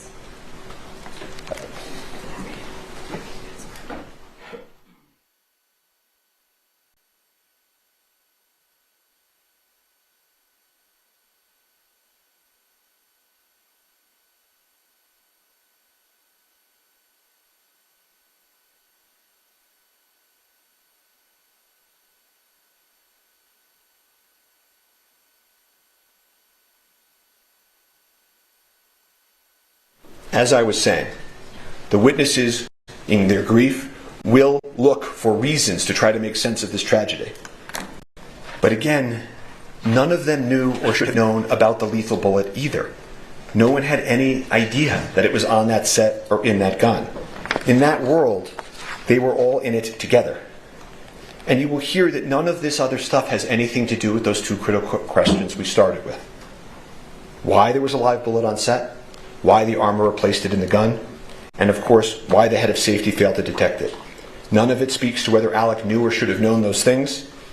He didn't. No one on that set did. It was not foreseeable. You will hear that word from the witnesses and from eventually the instructions. Foreseeable. This was anything other than foreseeable. And they must prove beyond any and all reasonable doubt that this was foreseeable. Total indifference to human life, that death might occur. He's an actor. He's an actor. But here we are at a homicide trial. And so they will pull witnesses, and witnesses will be cross-examined. They will push themselves to the edge of truth and beyond. You know, these things about, Alec didn't notice this or Alec didn't notice that. I want to make sure that you're clear on something that the evidence will show. He had been filming on that set for a handful of days. The evidence will show he had just gotten there. It's not as if he had been there for months and months and noticed things and failed things. And he had just gotten there. You don't notice every little thing when you start at a new place and when you're in the character of Harlan Rust. But they will push forward and they will have gaps in the evidence as well. Don't expect you to be hearing and for them to call the first AD head of safety. I don't know if you'll be hearing from the lead detective, Cannell, who investigated this case. The lead detective. Or the sergeant that supervised him, Sergeant Zook.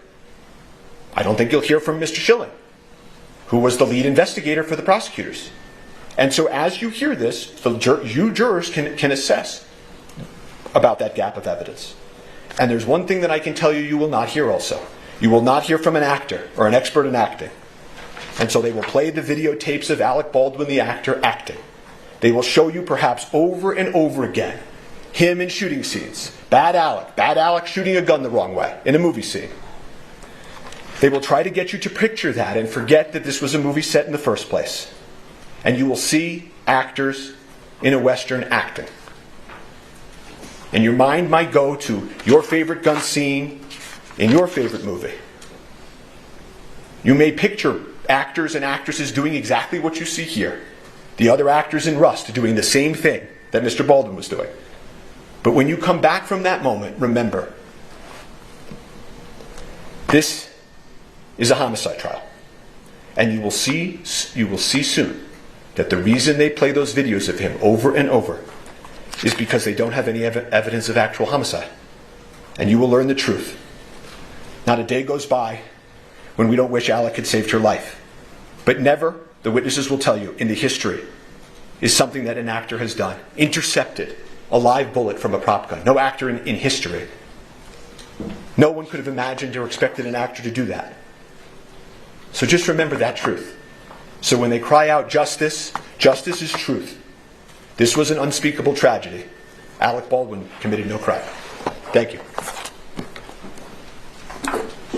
All right, thank you. What we're going to do now is we're going to take our morning bathroom break. So please don't talk among yourselves or anyone else about the evidence received here in court. And follow what Mr. Bing tells you to do. And what we'll see back here about 20 of. All right, thank you. All rise for the jury.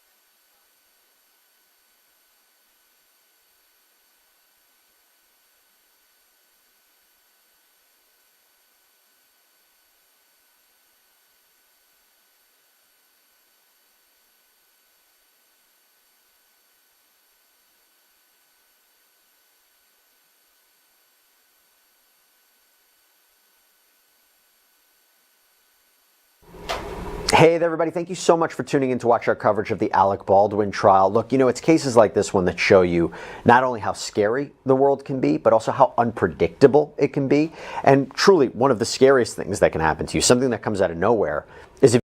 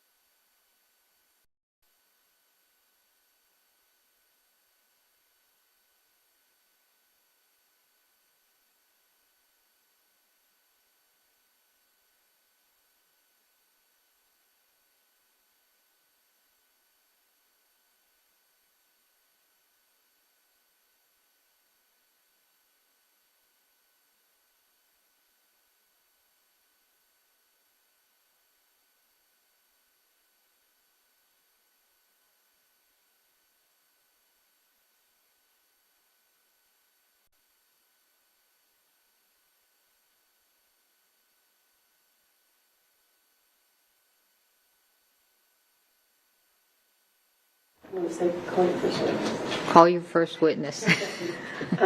State calls Nicholas LaFleur. Sir, please raise your right hand. Do you swear affirm under penalty of law that... True? Yes. All right, have a seat. Talk into the microphone. You invoke the rule, Your Honor? Sure. Rules invoked. I'm sorry? With regard to the invocation of the rule, our case agent is in the room. We just wanted to put that on the record. The prosecutor indicated that they'd be calling the case agent early in the case, so given that, I did not continue my objection that I had earlier to her being present. Thank you. Case agents allowed in.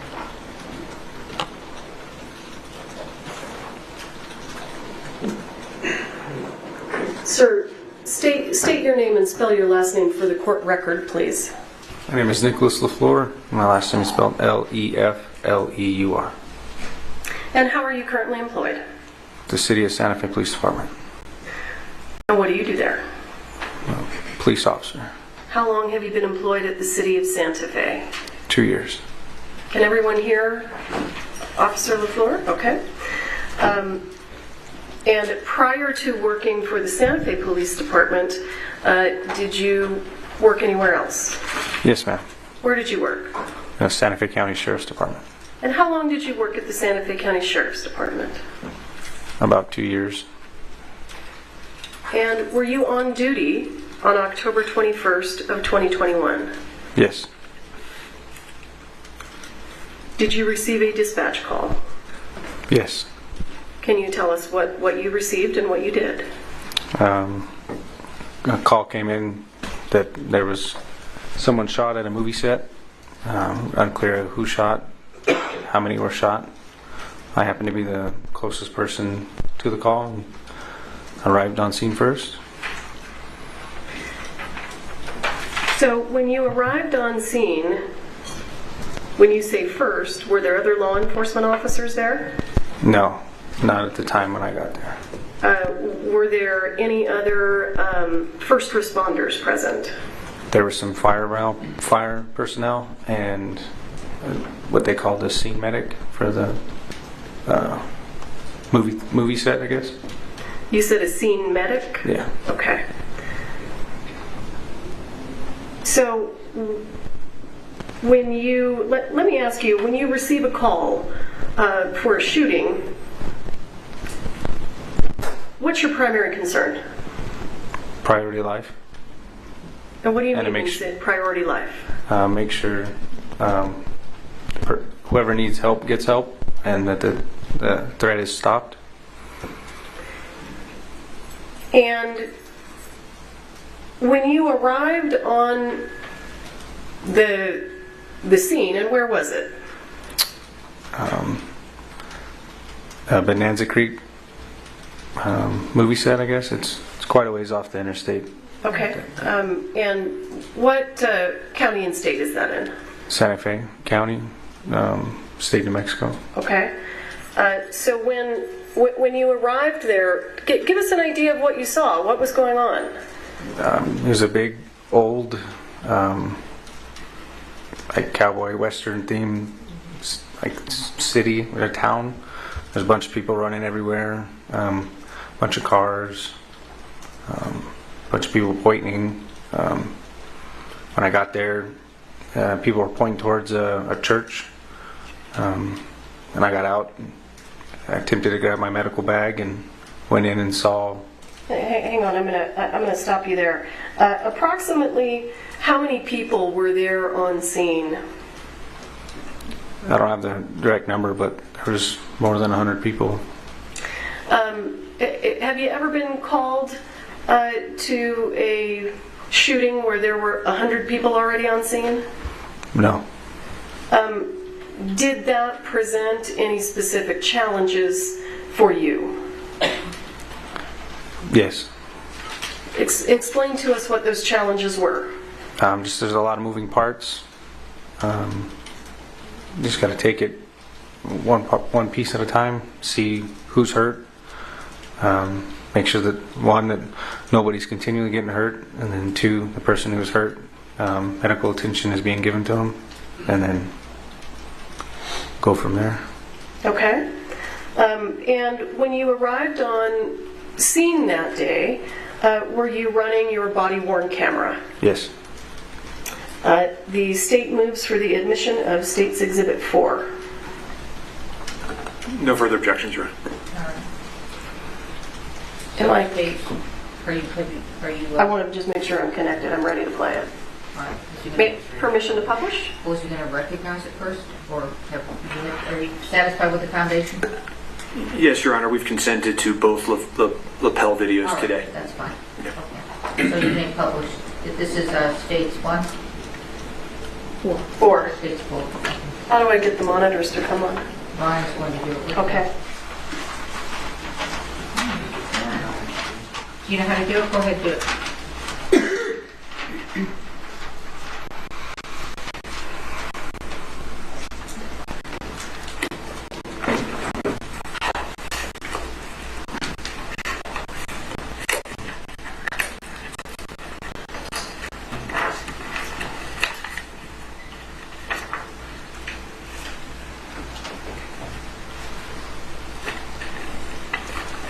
All right.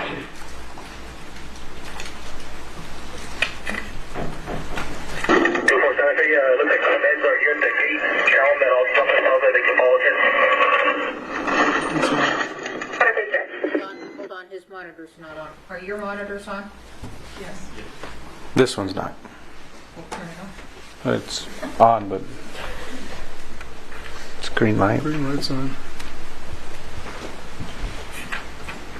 Let me go get the adapter. Well, can he redo it from here while he's looking? Or do you want? Sure, if the monitor won't just come on? It won't just come on. He's got to get the adapter. Go get the adapter. All right. Okay. Officer LaFleur, do you want to turn around and just look at the monitor on the wall behind you? It doesn't matter, man. Okay, let's do that.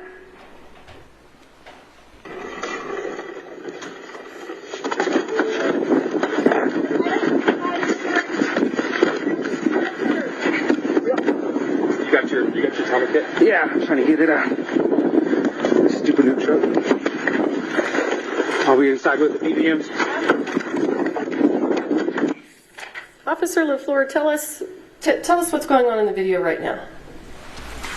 I'm looking for my other medic bag. I handed the individual a trauma pack for shooting, and I'm attempting to open one of the storage boxes in the back of the truck. Who was the individual that you handed something to? I believe it was a fire personnel that I followed in, a volunteer firefighter maybe. And I thought I heard the word, is it BVM? It's for CPR. It's a bag valve mask. Valve mask. BVM. Okay, thank you.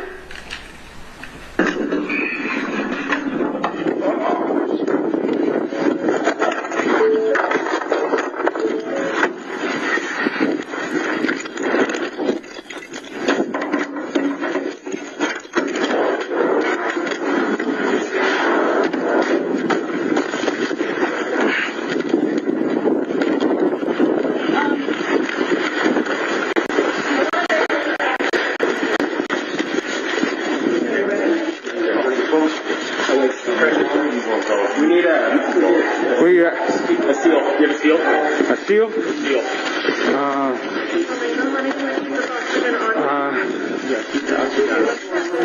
I got a sterile glove and a packing gloves. Okay.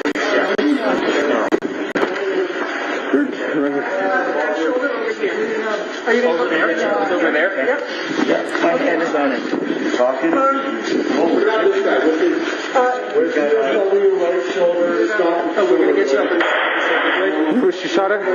She came in here and went across her chest. And came out the back and went into the head. You want air flight? Yeah, we all went in round. Okay. And what are you talking about there when you say air flight? helicopter that's designed to transport people that need advanced treatment faster than an ambulance. It's a helicopter that air paramedics basically. Did you call for the helicopter, or did someone else do that? Do you know? That individual said that they had already called one, but I called one for one as well. You called also? Yes, ma'am. And why did you feel that it was necessary to have a helicopter arrive? Someone who was shot across the chest. We're quite a ways out for an ambulance in reference to where the hospital is. So. And when you say you were quite a ways out, how far away is Bonanza Creek? From a hospital? Sure. Running lights and sirens, I don't know, 15, 20 minutes or more. Okay.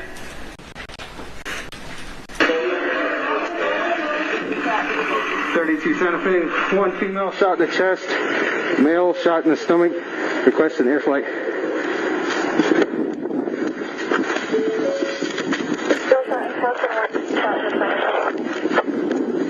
Requesting air flight.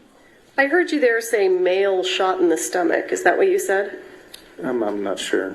I didn't really hear it. Well, as you sit here today, do you recall where the other person was shot? Somewhere in the chest. Okay. Or shoulder area. Thank you.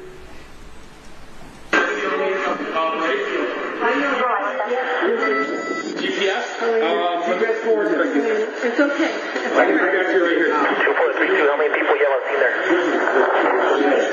there? 32, I got just Santa Fe medics.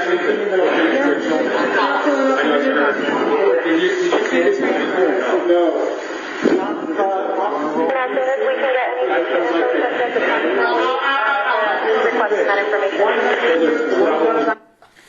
In your video, sir, can you identify who the set medic is? It's a little blurry, but I believe it's this lady, right?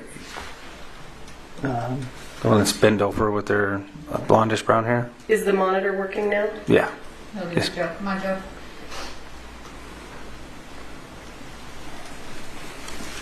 This monitor is working now. Oh, it is? Yes, ma'am. Okay. Do you know how to touch it to put it? There you go. Thank you. I appreciate you. You can go ahead and remove that. Oh, I don't know how to remove it. Can you show them how to remove it? Oh, push on the menu button. Clear. And then there's a clear at the end. Okay. And if it's in the way, just push menu. Do you know who these other people are that are in the room? No, I know that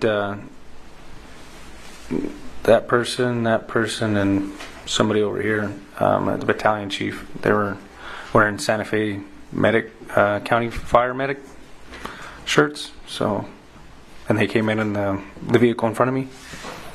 You don't know who the other people are that are in the room?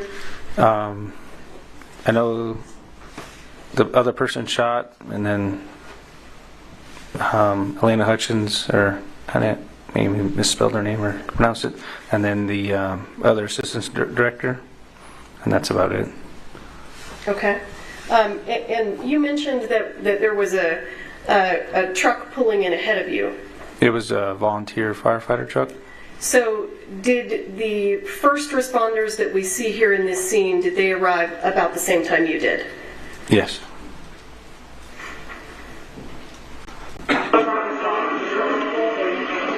.32 Santa Fe both approximately 140 pounds, elderly male and young female.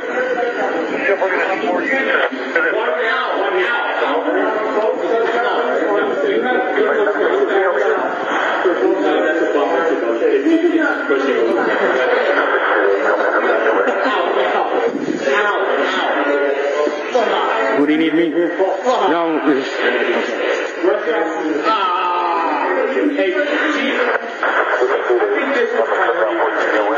You want a BBM? Hell yeah, please.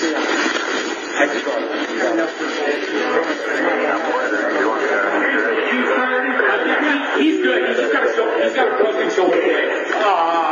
This is obvious. Repeat your information. Find her out. Yeah, she'll be.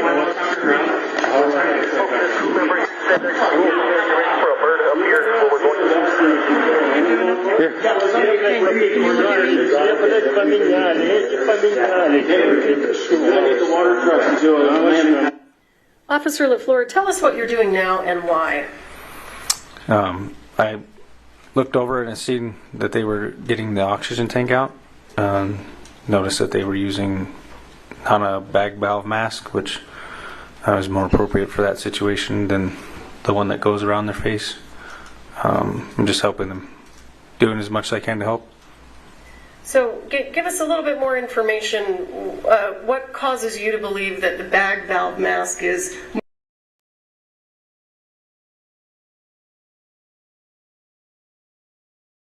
if the oxygen were run out or they had to use manual breaths, they could use the bag. The other one is just something that's over their face. Okay. And what made you think that the bag valve mask was more appropriate? Nothing really. I just believe it's more, I don't know. Officer LaFleur, are you trained in life-saving measures? To an extent, yes. Okay. Was it anything about your training that caused you to think that that would be more appropriate? It's just what we've been trained with versus the one that was already on her. Okay.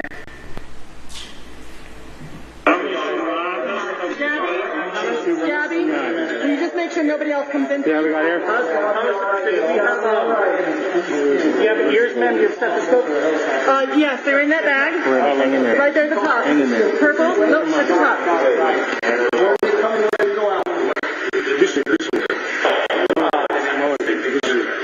Helena. Is anybody allowed to go with her in the helicopter? No. Helena, deep breath. Deep breath, Helena. There you go. Deep breath, Helena. Deep breath. Be okay. Good girl. There you go. Good girl.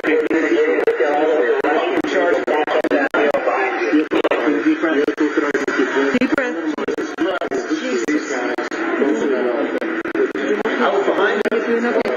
Entrance is here. Exit back here. You guys pack it? No. Do you guys need? I just need another dog tag. Something for pressure. I think a big one. This one? No, this one. This one? No. Pad, you have an pad? Underneath the shoulder blade, the top area coming through. I just need something big. Thank you. You got a stretcher? Not me here, no. Okay. Let me help you get the stretcher.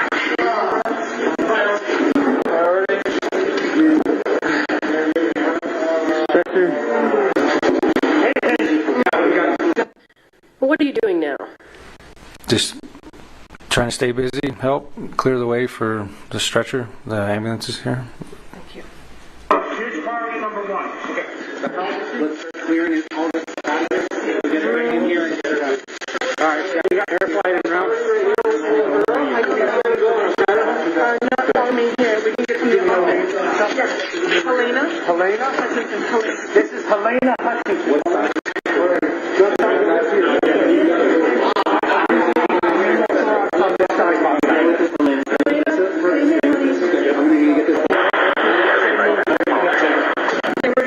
Okay.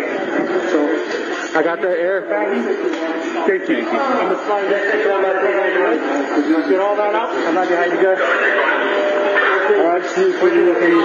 So we're gonna need to get her going right away. Officer LaFleur, have additional first responders now arrived? Yes.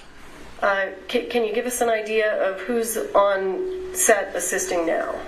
So it looks like more paramedics have arrived, and Lieutenant Benavides is right there. Okay. And do you mean this gentleman here? Yes, ma'am. That my cursor's on? And who was Lieutenant Benavides?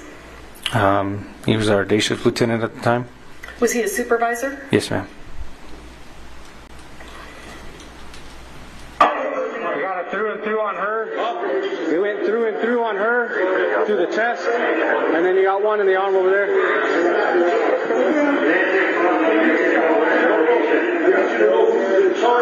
Everybody stops what they're doing right now. This is Okay. Whose voice is that we're hearing? Lieutenant Benavides.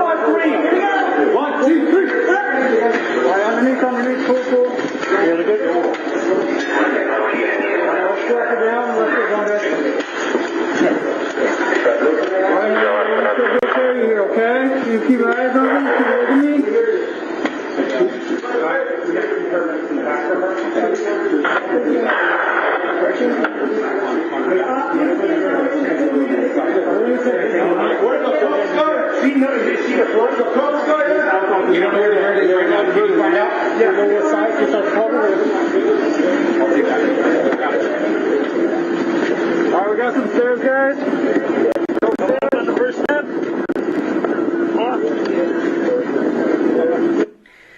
So what is your understanding about where Ms. Hutchins is being taken now?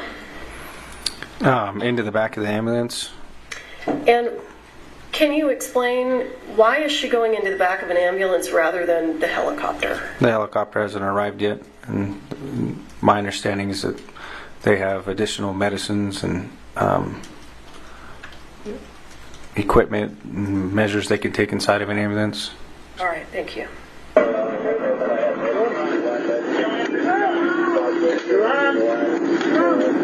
Disconnect there. You got it? Hey, take over that.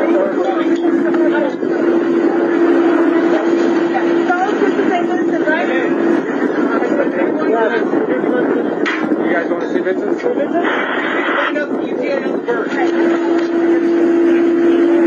32 Santa Fe, what's the ETA on the bird? What did you just say? I asked the ETA on the helicopter. And who are you speaking to? Santa Fe Dispatch. Do you recall how they responded? It's been a minute since I watched this video, so. All right.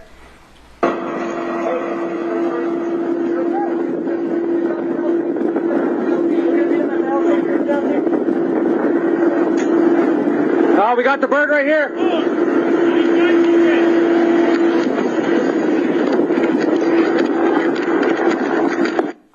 Is the helicopter now arriving? Yes, ma'am.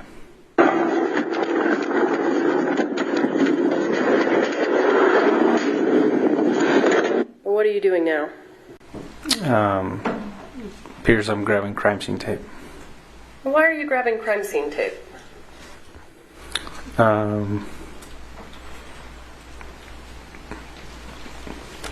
To start the crime scene. I don't know if anybody had told me to grab the tape yet, but I knew we needed to start one. So. You felt that you needed to put up crime scene tape. Yes, ma'am. Or somebody may have asked for it. What's that? I'm sorry. Or somebody may have asked me for it. I'm just not too sure. Okay. And what's crime scene tape used for? To mark the perimeter or the inner perimeter of essentially a crime scene which they want to tape off and only allow certain people in and out. Okay. And was that an issue in this scene? The crime scene? Well, cordoning off the crime scene, was that an issue here? Yeah, it was a unique situation because of the you can't really tie crime scene tape to nothing. So I think at one point they actually used our patrol units as to tie the tape around and go to the next one. And why is it important to cordon that off? Just for evidence purposes, and allow only certain people in and out, because at this point we didn't know what was going on. So. And were there people in that area that were not first responders? Yes. Approximately how many, if you recall? I don't know. I couldn't give you a number really. There was just a lot of people on the outside that I hadn't seen originally inside the church. So. Okay, and did you know who those people were? No. Okay.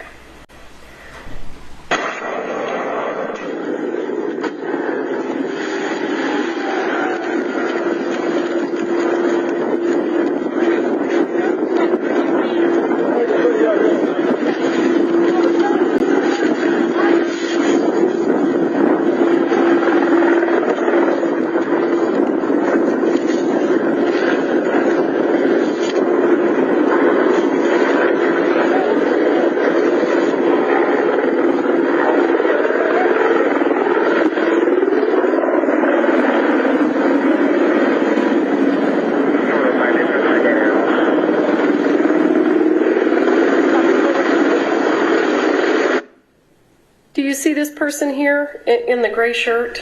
Yes, ma'am. Was that a first responder? No. So when the crime scene tape goes up, what happens to that person? I can't recall. I haven't watched the video yet. Hypothetically, is that person allowed to stay inside the crime scene? No. Okay. Who are the people that are allowed to stay inside the tape? Medical and for first responders. Okay.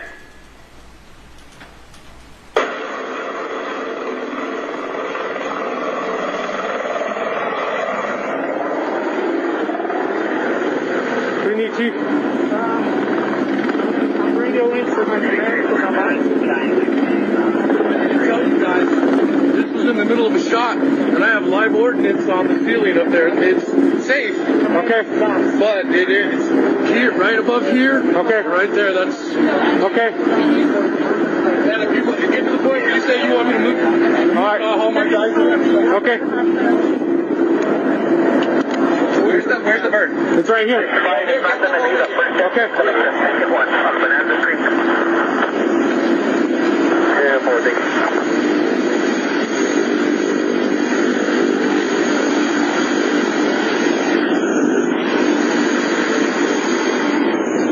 What are you doing now? I talked with the paramedics inside the ambulance, and they asked me where the helicopter was. I told him it was landing, and he asked them to bring the paramedics to them. So you're bringing the paramedic from the helicopter to the ambulance? Yes. All right.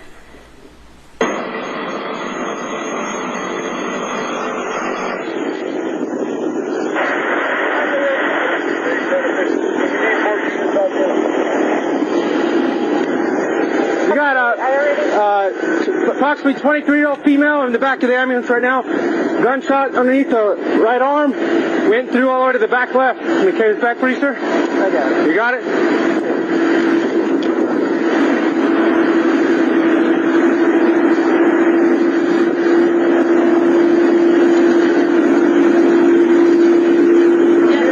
This one's priority. Hey guys.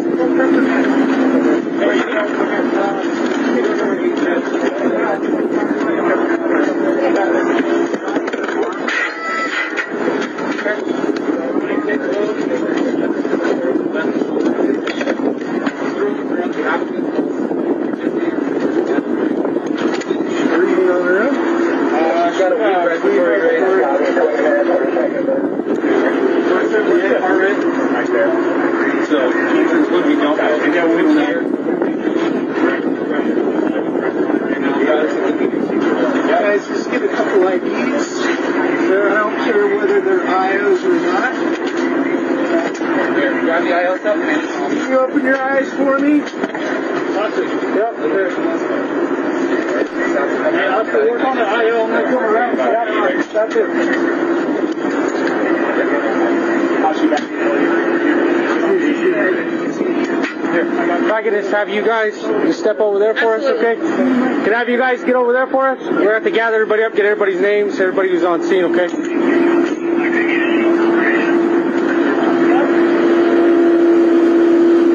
What are you doing now? Just trying to think what's next. I think I'm putting the pilot, one of the pilot's headgear inside the ambulance on the other side of the door. Why are you telling those people to move?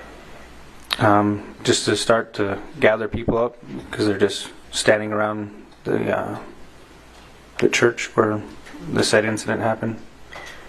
Why didn't you do that when you initially got there? Just went in and made sure that medical that people were receiving medical treatment, and then slowly go with the flow, see what it could do next. Are you trained to take action to save lives before moving witnesses around? Yes, ma'am.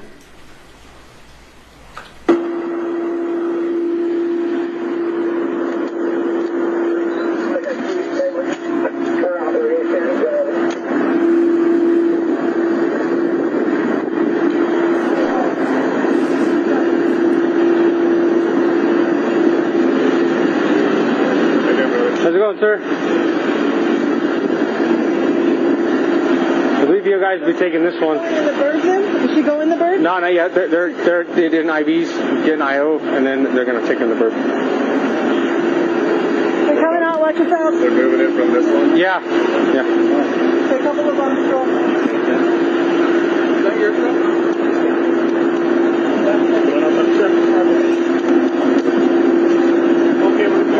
And whose jacket is that? Joel's? Okay. It's got his phone. It's careful, it is bloody. Okay. It's got his phone, it's got his other stuff in it. Okay, well, we're going to just keep it here. So, he was... His phone? Officer LaFleur, this woman who's speaking right now, she's not a police officer, right? No. Was she employed with the fire department? No, she was their set medic, I'm guessing. When you say set medic, do you mean she's the medic on the movie set? Yes, ma'am. Yeah, he was wearing it. Well, where's his phone at? I don't know. Do you have any idea why movie sets would have medical personnel on scene?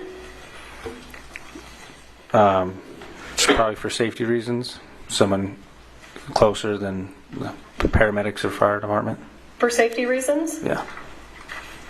Phone. Anybody have Joel's phone?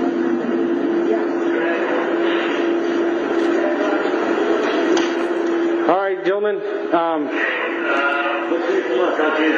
can we help you? I just need your IDs, and then have you guys step outside and wait for the investigators to get here. Okay? Okay, cool. Any idea who these guys are? Just more people involved with the movie set. Movie set employees? Yeah. Is that your impression? Yes, ma'am. And who's the props guy? Who's in charge of props? She has green and purple hair. You can't miss her. Okay.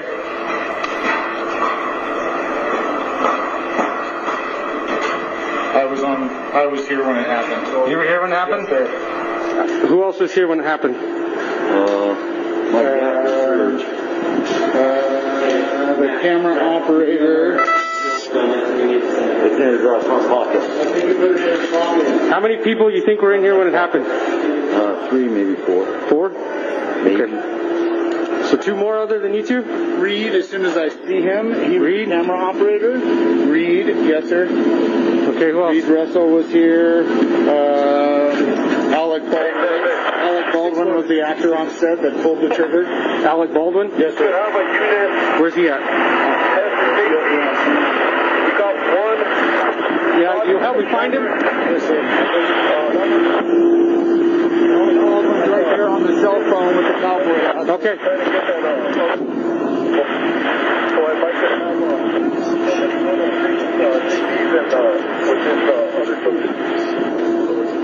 How's it going, sir?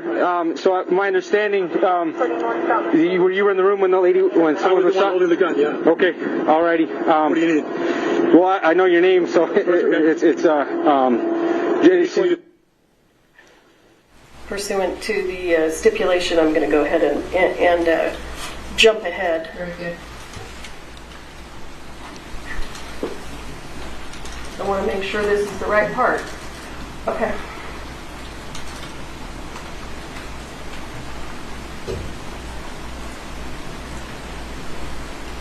Let me get with my lieutenant and see where we want you to hang out. Okay? Whatever you want to do. Yes, sir. All right. Give me just a second.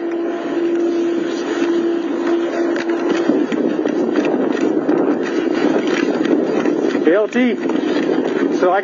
So apparently I was not given the appropriate reaction.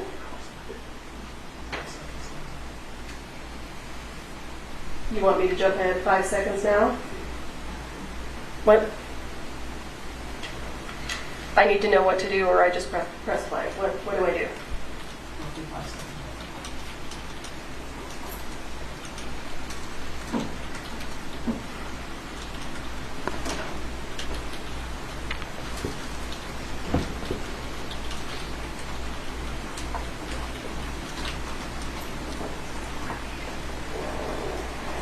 Do you want to pull the trigger? Do you want me to have him sit tight, or?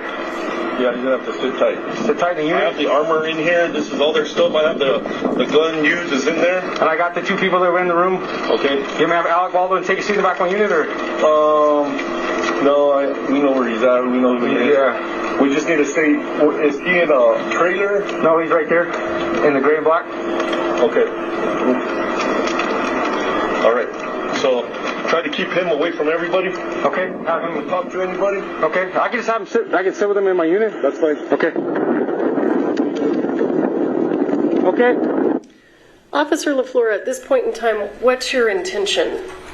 I was going to go back to where Mr. Baldwin was and then escort him to my unit. When I got there, I realized my unit is over here being used as a post for the crime scene. So what did you do when you realized that?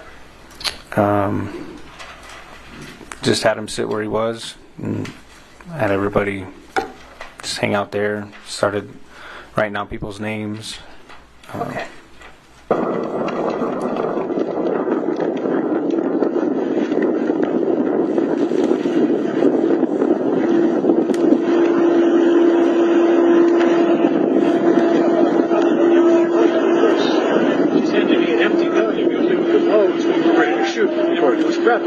Earplugs, everything. All right. What are these people doing? Seems like they're talking about what happened. Now, as a law enforcement officer, is that something that concerns you?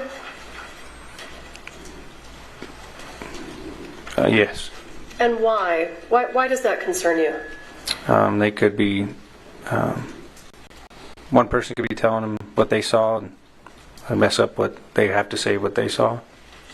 So it could essentially coerce testimony, I guess. People would say the same thing because the other person said it, rather than saying their own opinion or own view of what they saw. Okay. Mr. Baldwin, who's the director on scene? The guy that was shot. The guy that was shot? He's in. Okay. Where is he now? I think he's in the ambulance. Do you guys have a production car? Or? There's an AD. His name is Dave. I'm waiting for you right now. Okay. I'm happy to stay right here and do everything that he's. Well, my lieutenant just wants you to stay away from everybody and not to talk to nobody. So I was. Wait right here. We can wait right here and have everybody step back, or we can wait in the back of a patrol unit. But I prefer to not put you there. Okay. Alex, you want something? You want water or something now? I want to find props to get a cigarette. So, why did you let Mr. Baldwin sit there instead of putting him in some vehicle and separating him from the other witnesses? Like I said, my unit was clear across being used as a post, and just because I didn't know what we had right there, came to maintain cooperation with people involved. Well, it sounds like you gave him an option. You let him choose, is that right? Yeah, he wanted to stay right there, and I figured if I could keep him there, I didn't see a big problem with it until later on when people were talking and whatnot. And did you give Mr. Baldwin instructions about whether or not he could speak to people? I did tell him to stop talking. And did you give instructions to the other witnesses that were around? I didn't tell them, but I told them that he had to sit there and not talk to nobody. Okay. I got it. What do you got? You got medium? Marble medium? Take it. Sure you don't want a cigar? Hands are shaking. Try kind of.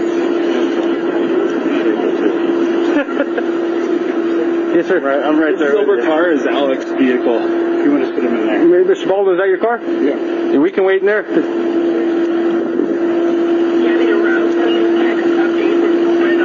You want me to stay here? We can wait in your car if you want to. I can't smoke in the car. Oh, okay. Yeah, we can wait. Hang out right here then. Is Joe gone? Are they both gone? Well, they're still working on the female. If you haven't seen the helicopter take off, then they're not gone yet.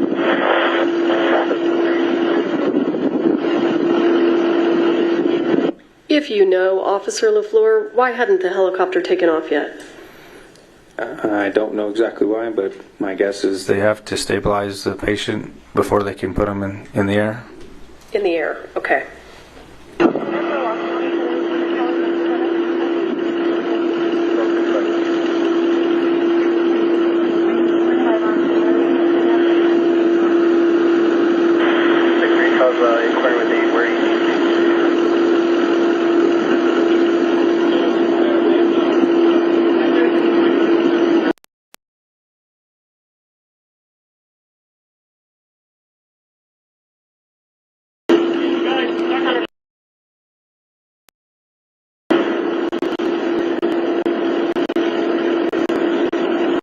Why are you just standing there? Just standing with Mr. Baldwin, allowing him to smoke a cigarette, making And sure. why is it important for you to be standing there? Essentially, he's detained, not free to leave, so I'm there with him.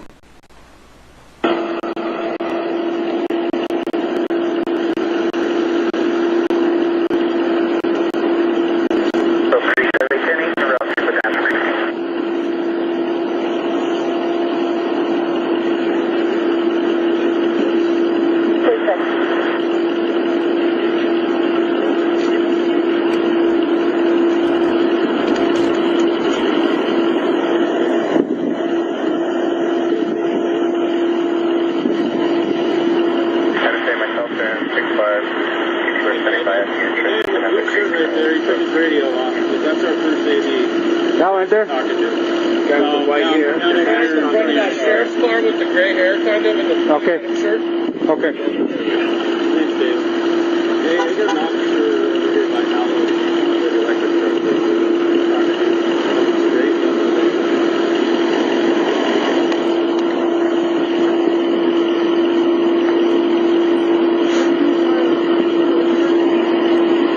Why do you have these two gentlemen standing over there that we can see? What is there something important about them? The guy in the gray I had him stand over there because he was inside the room when I first got at the church, and the other guy in the brown apparently was in the church too. So I just wanted everybody who was in the church in one area so we could easily be found. So you wanted everyone that was in the church in one area. Yes, ma'am. And are we looking at that area? To the left of Baldwin is where the majority of everybody was, yes. Okay. And those were the witnesses that were in the church? From what I was told, yes. Okay. So, Mr. Baldwin, how many people were in the room when it happened? Just a crew. He's got some people, a lot of crews outside the inside that building. He'll tell you. Okay. He's the one that knows what was going. He's asking how many people were in the room at the time. How's it going, sir? Deputy LaFleur. How many people were in the room at the time? 6? Officer LaFleur, who's this gentleman who's speaking now in the blue jean shirt? From what I was told, he was one of the other directors. 6 or 7? I need a definite answer. I don't know. Okay. So I got 1 here, the 2 that were injured, that makes 3, and then these 2 gentlemen, 4, 5. So who would be the other 2? Yeah, I just have more than 6?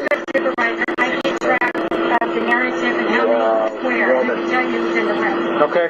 Were you in the room? I was at the door. You were at the door? Can I get your ID? Do you know whether or not the person in the jean shirt was inside the church and witnessed the incident? I do not know. Okay, why don't you come on over to the back of the script?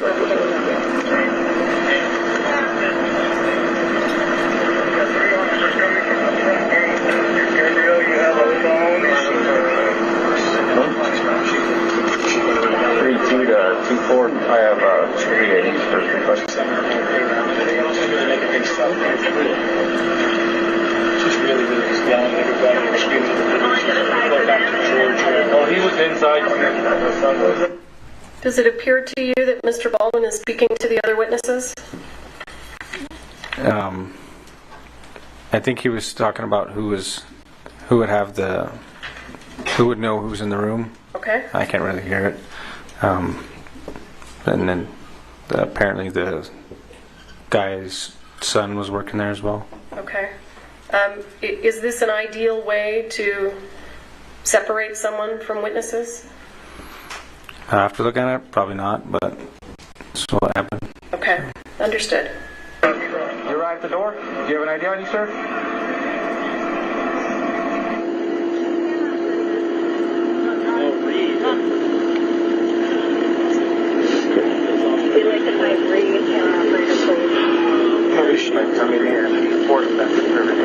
As of right now, her Her status is questionable. That's why we called the air light. Where were you at, sir? I was right behind him. Right behind him? Okay. Yeah, I was right behind him right when it happened. All right. So just have you guys hang out for me right here. We'll get someone to get your statement in just a second, okay? And then they cleared the gun outside after his request, and I witnessed them clear it and saw the bullets. Okay. So the one that was missing, the one that fired, we don't know, but all the other ones were proper. They had loads. Officer LaFleur, does it seem to you right now that they're talking about the incident? It seems like they're talking about the gun that was used in the incident. All right. They reported load blanks. They had loads. They didn't know. They were supposed to do their shake test before they put the gun in the load. Officer, do you know what this conversation is about that we're watching right here? Something about a shake test. I don't know. Maybe the rounds, dummy rounds, maybe. Okay. I'm not too entirely sure. Do you agree with me that, well, was Mr. Baldwin supposed to be talking about the incident? No, ma'am. Does he appear to be doing it anyway? Yes, ma'am. Rehearsing, you give me the empty gun. We don't need to be in the load. It's not hot until we're ready to shoot. So we put the earplugs in. It's on. It's up to the load. No, I'm not worried about her. Yeah, well, me as well, but what's your situation? She's stable now, I think. Hit her in the air. Hit her where both of them took it in the shoulder. Hers came out the other shoulder, which is why it's not low. His, the shoulder blade stopped it. So, shattered. There's basically a rotting. It's a blank. But because I think it was based on the sound and how much ringing I had, I think it was a half. Officer, are they still talking about the incident? Yes, ma'am. Is there a reason that you didn't stop them since you told them not to? I think as time goes on, I tell them to stop.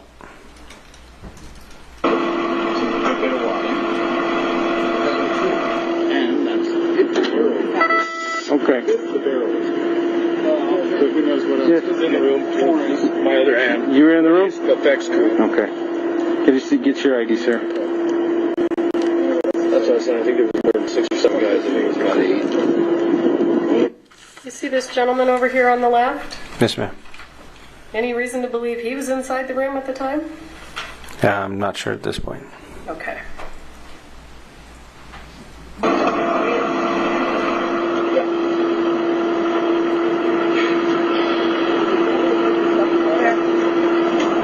Were you in the room too, ma'am? Yes. Okay.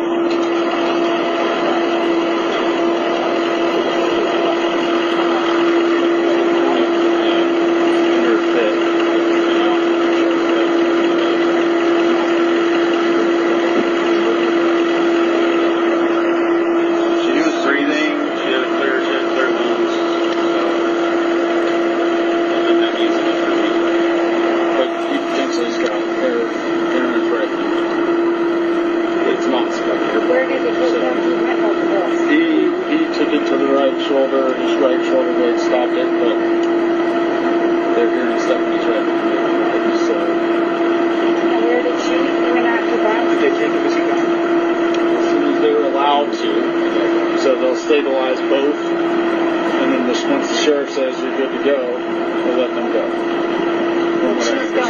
So she basically they're trying to stabilize her vital signs enough for the flight and administer any kind of narcotics or anything they need, blood thinners and that may be. Then they'll load her up in the helicopter and they'll fly her there. I believe the other ambulance is on the other side. And he seems to be doing better than she was, so they might drive him in an ambulance. I heard him wave off the other bed, so. Where did they put them? They went out to the back of the head. Both of them took it in the shoulder.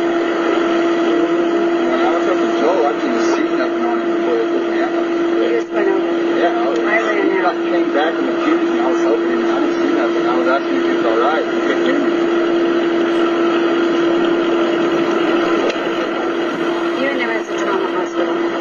go to St. Vincent's. They're both trauma ones. So. Thanks for the information. I was curious. Yes, ma'am.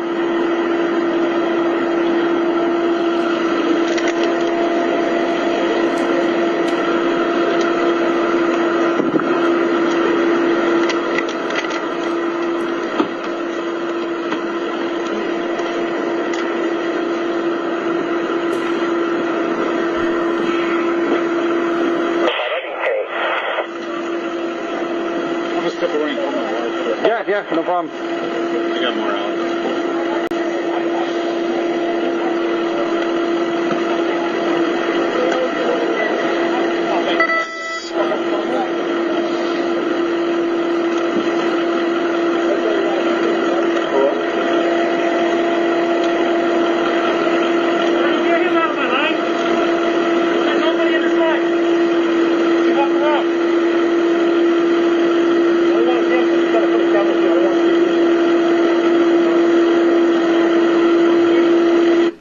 Officer LaFleur, have more first responders now arrived? Off to your right, you can see. There it is. Off to your right, you can see more patrol units showing up. This deputy showed up, but this corporal had been there for a minute. And approximately how long have you now been on scene? According to my body cam, a little over 25 minutes. Okay.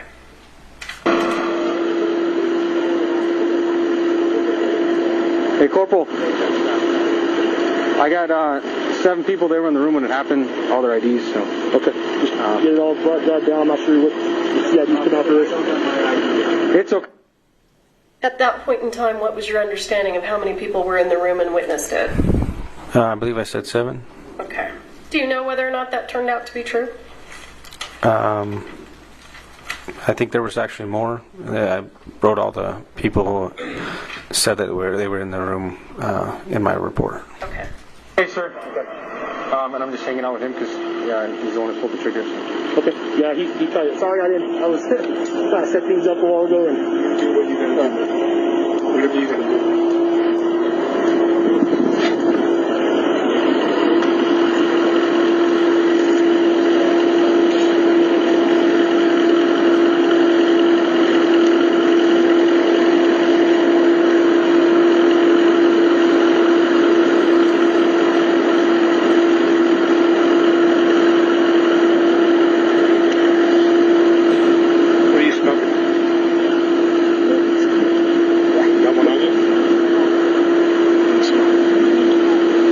Notepad?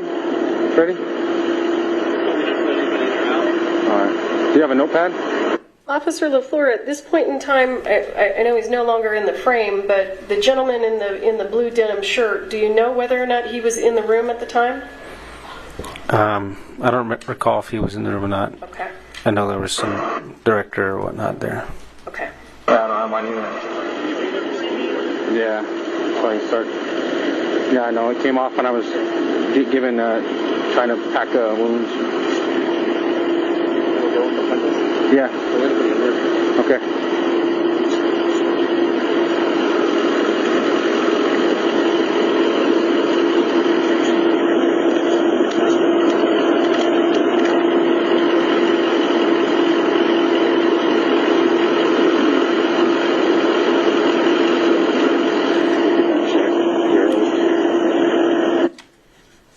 Officer LaFleur, does it look like Mr. Baldwin is speaking to a potential witness? He just looks like he's talking to the guy who says his name is one of the directors, yes. Okay. Is that what you had in mind when you asked Mr. Baldwin not to speak to anyone? No. Do you know what they're talking about? I couldn't hear what they were talking about. I did hear him ask him what cigarettes he was smoking and if he could have one, so...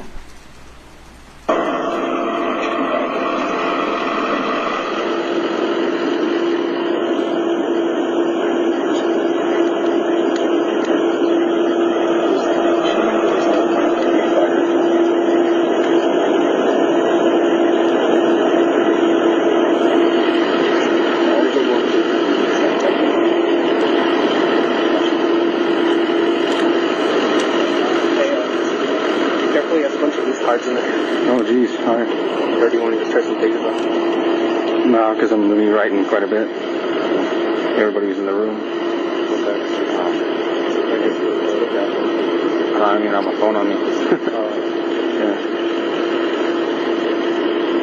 It's all right. I'll just, yeah, all right now.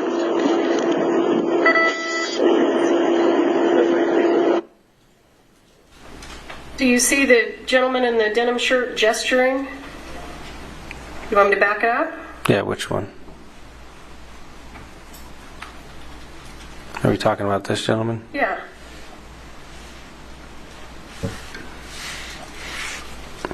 Do you know what he's gesturing? No, it looks like he picks up his hand.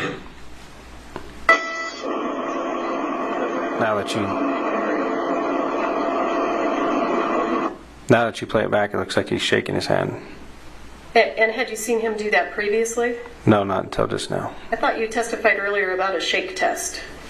The gentleman was talking about a shake test. Okay.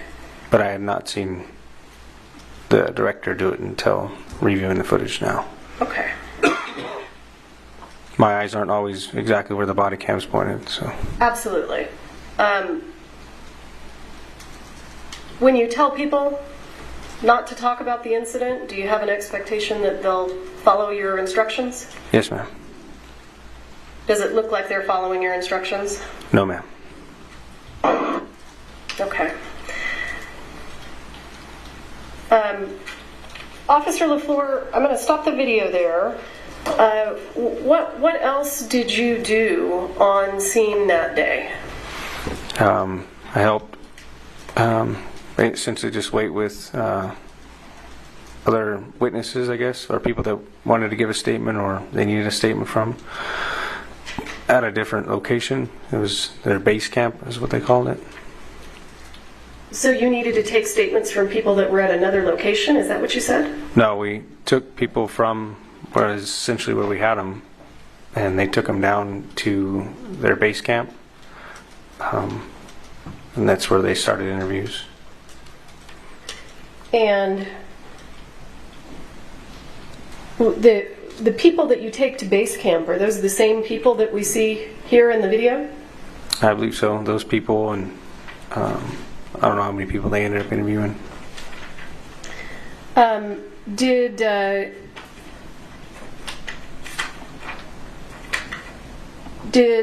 any point in time, did Mr. Baldwin tell you that he didn't pull the trigger of the gun? I believe he told me he was holding the gun. I believe in the beginning when I was leaving the church, one of the guys said that Baldwin had pulled the trigger. So just off of what was told. And I know that this sounds ridiculous, but we have to follow some jurisdictional rules. Do you see Mr. Baldwin in this frame here? Yes, ma'am. Would you point him out, please?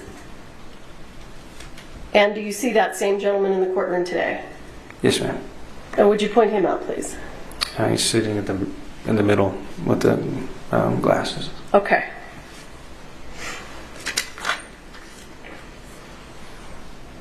Anything else that you did of import that you can think of that you think the jury should hear about?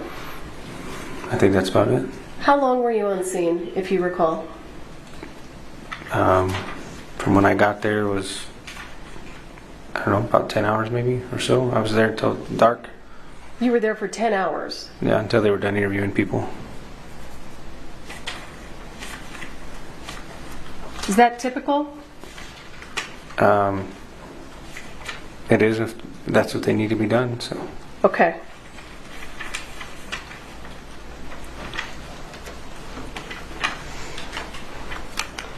Your Honor, just for the record, we would ask that the record reflect that Officer LaFleur has identified the defendant. Yes. Thank you. I'll pass the witness.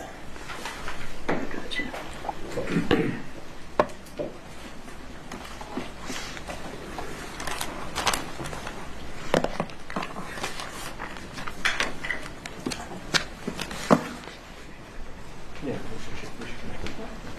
May I proceed? Sorry, Mr. Spiro. Oh, sorry. Get that out of your way. I may have to interrupt your process. always fine when the court interrupts me.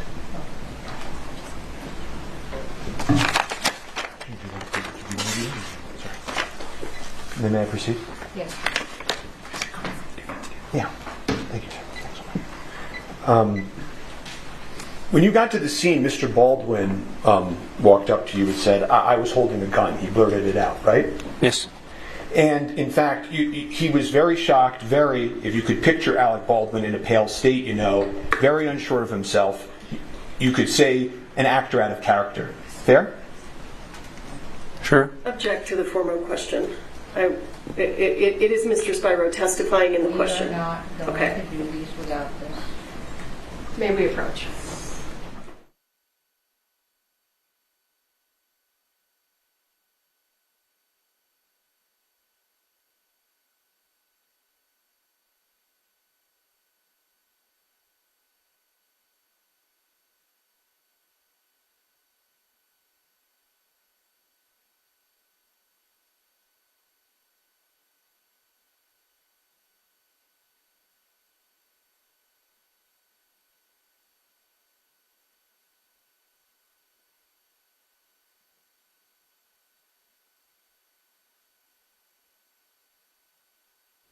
When you saw Mr. Baldwin, he looked very shocked. If you could picture Mr. Baldwin in a pale state, like unsure of himself, you could say an actor out of character. Is that a fair description? Sure. And he said to you, I'm here, whatever you want to do, right? Yes. He said to you at one point, where should I go? Right? Yes. And he also pointed out to you who the director was on scene who was hit in the shoulder, right? I believe so. Yes, I inquired about him. And he also asked you how she was doing, right? Meaning Miss Hutchins, right? Yes. I don't remember you being asked about that on direct, were you? And you mean asked by the state? Yeah. Objection relevance? Overruled. So I want to take a step back. The dispatch that came over to your radio, sir, before you got to the scene was a dispatch for an accidental shooting by a prop gun, correct? I believe that's what was told to me, yes. Okay. And you've testified to that previously, right? Yes. Okay, and the dispatch report, you know that you received that wording, accidental discharge, several times, right? I believe so. Okay. So I want to ask you, how come when you described it today in court, how come you didn't include the word accident when you testified before this jury?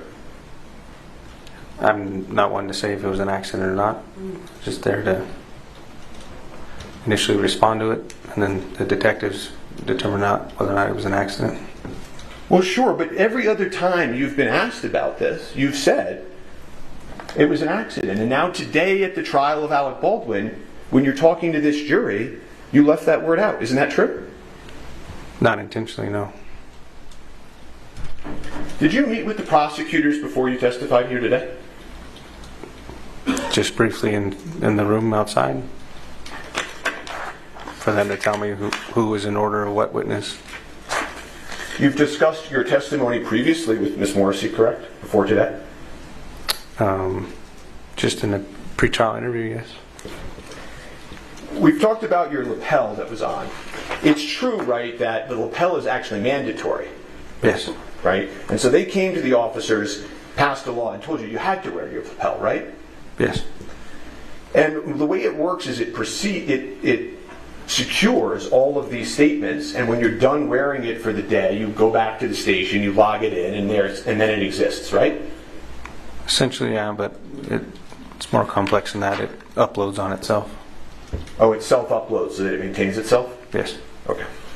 And you then talked a little bit about the securing of the scene, and you talked about crime scene tape going up, right?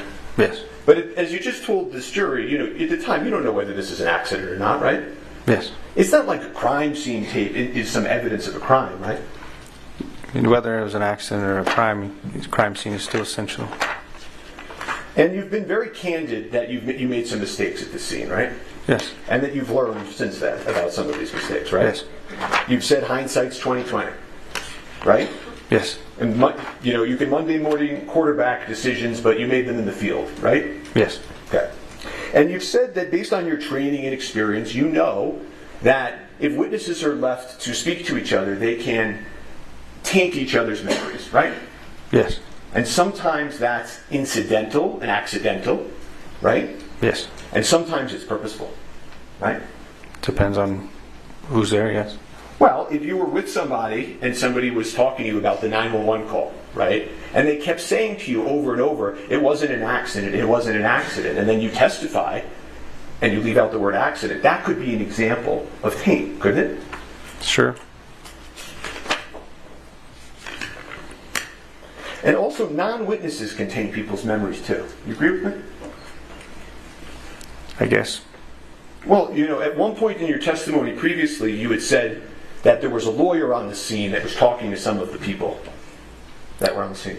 I believe so, yeah. Okay. And if that lawyer told somebody on the scene, I think your understanding is that could have tainted their view of their memory, right? Essentially, yes. Mr. Baldwin never asked to speak to that lawyer, did he? Not to my recollection. And then you went on and you said, that you had told Mr. Baldwin not to speak to the other witnesses. Do you remember that testimony? Yes. And I think you were asked approximately 5 times why Mr. Baldwin was disobeying your orders. Do you remember that testimony? Yes. Okay. But in the lapel video that we just saw, you're not going up to Mr. Baldwin or these witnesses going, get out of here. Get out of here. I'm an officer. You got to separate. You don't do that, right? Nope.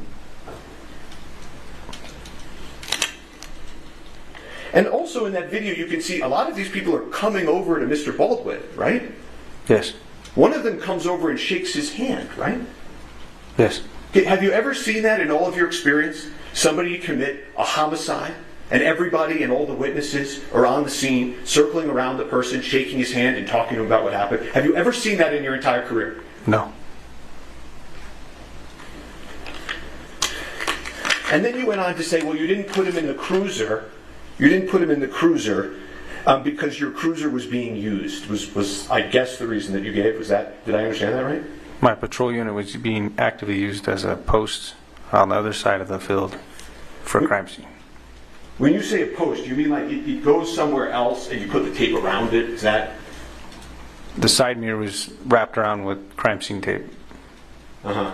You mean there were also another dozen officers on the scene that day that had police cars if they wanted to put Mr. Baldwin in it at any point, right? Yep. Okay. And in fact, Mr. Baldwin later on drives himself to the precinct and goes and speaks to the police, right? I'm not too sure how he got there, but he did get there.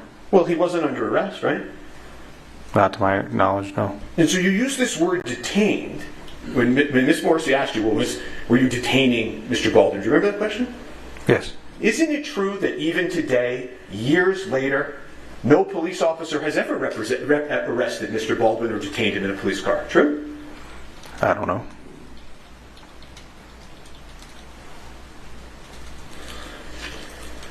The police department, the Santa Fe Police Department, has never arrested Mr. Baldwin. Not the Santa Fe Police Form of Department. question, asked and answered. And one of the things that you do as an officer on the scene is you observe demeanor, right? Yes. And you spent 10 hours on the scene, I think I heard you say, right? Yes. You got to see the people of Rust that day live, right? Yes.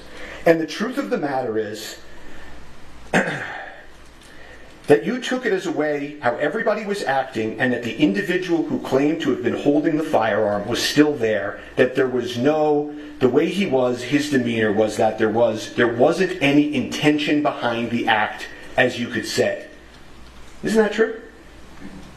I wouldn't say there was no intention. I don't know the individual's intentions, but his demeanor was sad, upset. Okay, well, it's not just his demeanor being sad and upset, right? Okay, I'm going to move that to the side. And I understand you're not a mind reader, right? Correct? Yes. Okay. All you can do is look at the people and look at how they're interacting and make your own judgments, right? Yes. Okay, and you do that as a police officer to try to figure out how to interact with a scene. True? Yes. Okay, and isn't it true that the way you took it how everybody was acting and that the individual who claimed to have been holding the firearm was still there, that there was the way he was, his demeanor was that there wasn't any intention behind the act, as you could say. Isn't that true? Again, the wording you're using, I wouldn't say I had any clue of whose intention was what, but he was sad and upset. Okay, well, let's play. I'm going to play his statement to that effect. Can we cue that up, please, if that's okay with the court? He's saying he didn't say that he did. I'm going to impeach him. I don't think he said he didn't. Well, you want me to clarify that? Yeah. Okay. Are you claiming that you didn't say that? Rephrase what you said? Sure. Dispatch said it was an accidental shooting by a prop gun. So I didn't know if there was any. I took it as the way how everybody was acting and that the individual who claimed to have been holding the firearm was still there, that there was the way he was, his demeanor was that there wasn't any intention behind the act, as you could say, Again, I wouldn't say I knew what his intention was. I understand that. What I'm asking you now, is did you in fact say those words that I just asked you? At what time? The Gutierrez or PTI? Yes. I may have. Okay. You don't deny saying that? Your Honor, let's approach if we can. Sure.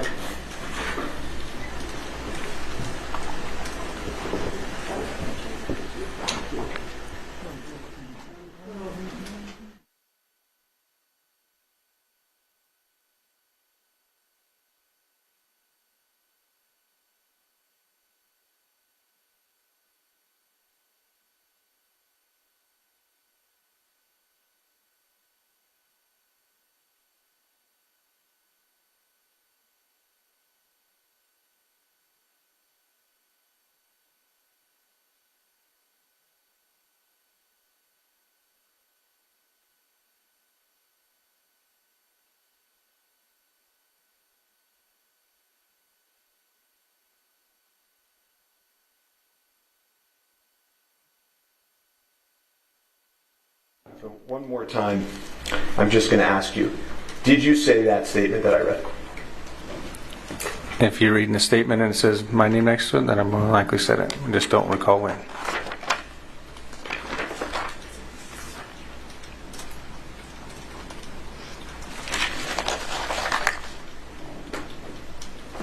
And one of the other things that happened that day that I don't think we've talked about is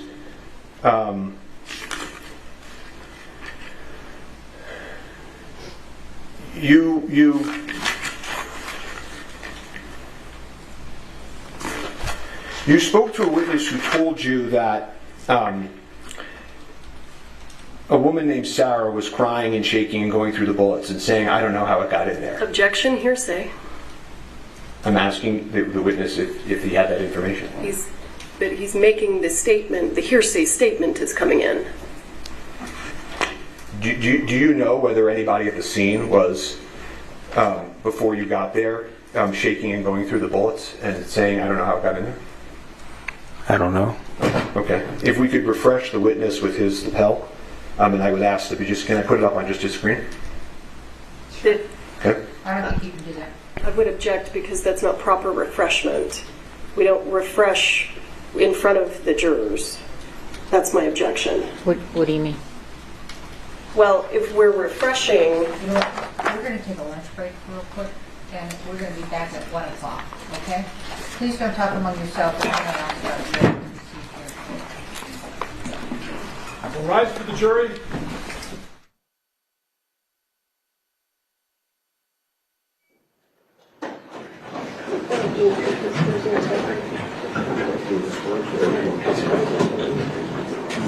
Can you show me how to do this? On the site.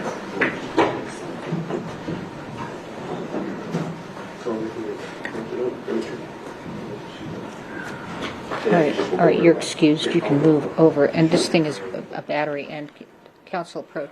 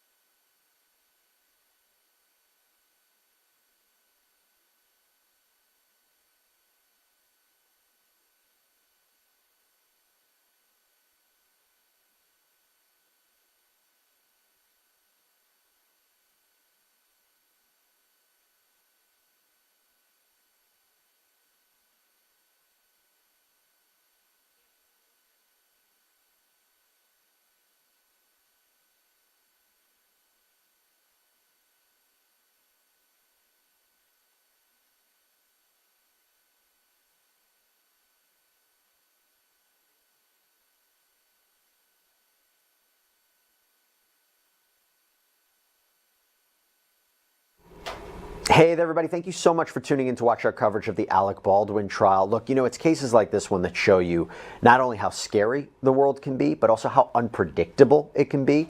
And truly, one of the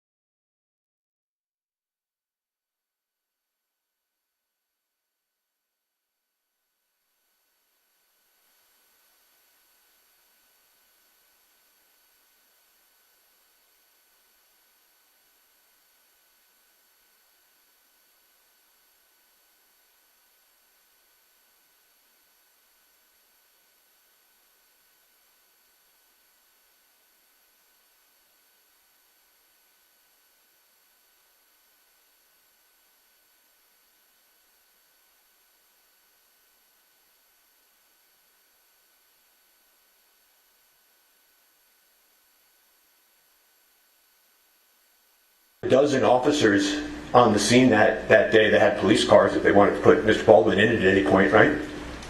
Yep. Okay. And in fact, Mr. Baldwin later on drives himself to the precinct and goes and speaks to the police, right? I'm not too sure how he got there, but he did get there. Well, he wasn't under arrest, right? Not to my knowledge, no. And so you use this word detained. When Ms. Morrissey asked you, were you detaining Mr. Baldwin? Do you remember that question? Yes. Isn't it true that even today, years later, no police officer has ever arrested Mr. Baldwin or detained him in a police car? True? I don't know.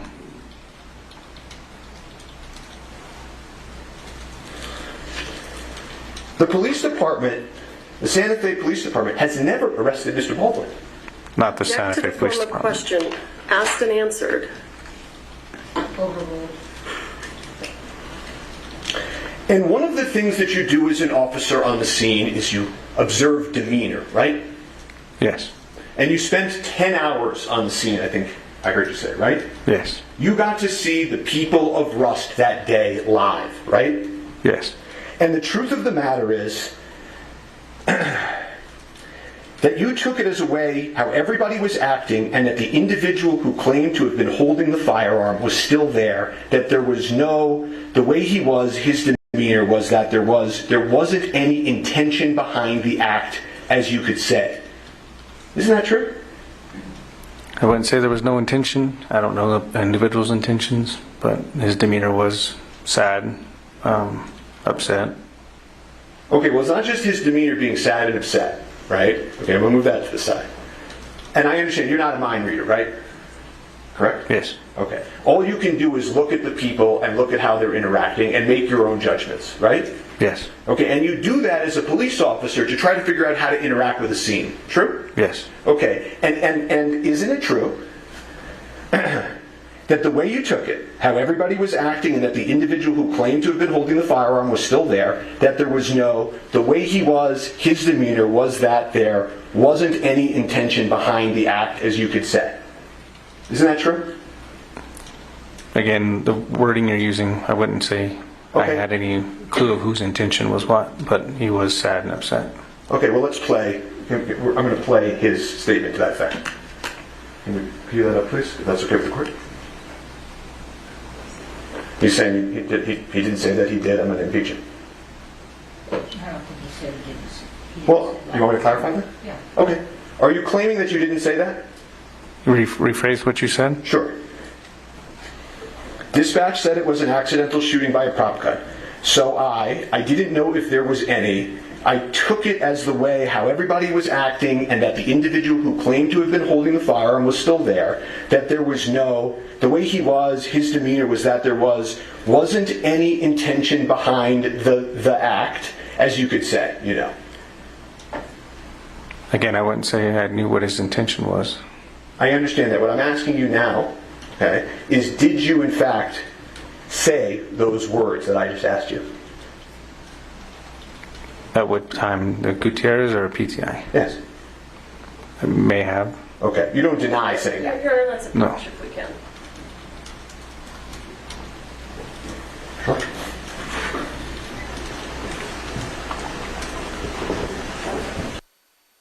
So one more time, I'm just going to ask you, did you say that statement that I read? If you're reading the statement and it says my name next to it, then I'm more likely said it. I just don't recall when.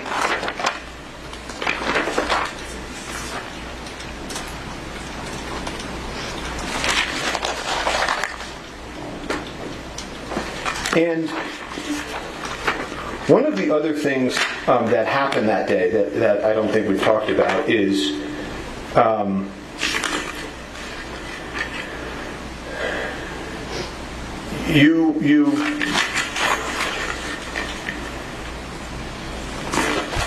you spoke to a witness who told you that a woman named Sarah was crying and shaking and going through the bullets and saying, I don't know how it got in there. Objection, hearsay. I'm asking the witness if he had that information. He's making the statement, the hearsay statement is coming in. Do you know whether anybody at the scene was before you got there, shaking and going through the bullets and saying, I don't know how it got in there? I don't know. Okay. If we could refresh the witness with his lapel, and I would ask that can I put it up on just his screen? Okay. I don't think you can do that. I would object because that's not proper refreshment. We don't refresh in front of the jurors. That's my objection. What do you mean? Well, if we're refreshing... You know what? We're going to take a lunch break real quick, and we're going to be back at 1 o'clock, okay? Please don't talk among yourselves. All rise for the jury. Contentious tone And that's where we come to from the defense 10 minutes after. of witness officer Nicholas Let's LaFleur. do He was this. on the scene of the Rust movie set after the accident happened, and the testimony came before the lunch break for the jury. We anticipate the jurors to be back in that courtroom any minute now, and we want to get you back in the courtroom shortly, so keep it right here at Law and Crime while we take this quick break here at Atmosphere.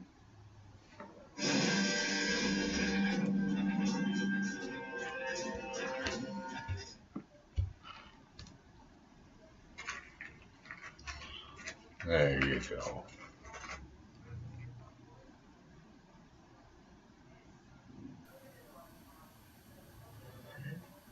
Alex Baldwin should be back in court in moments.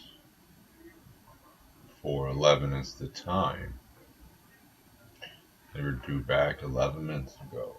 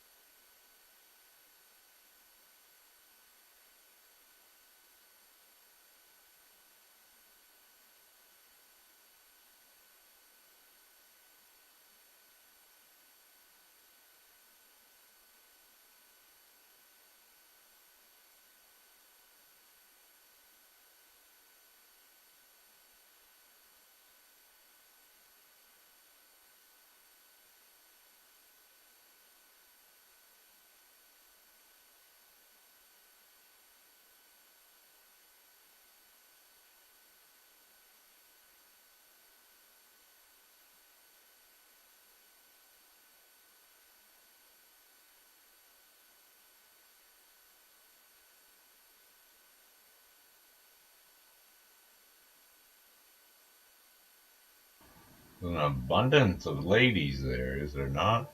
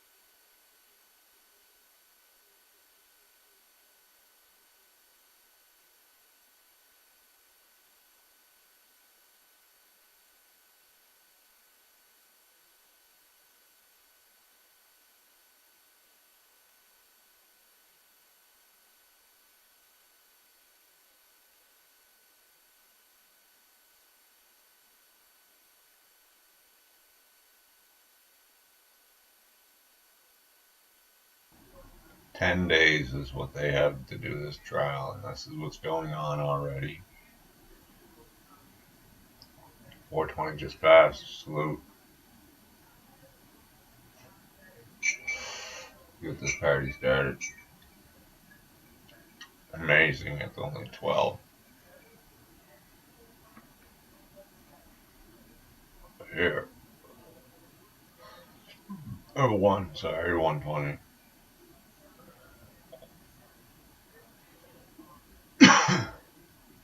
124 to be exact.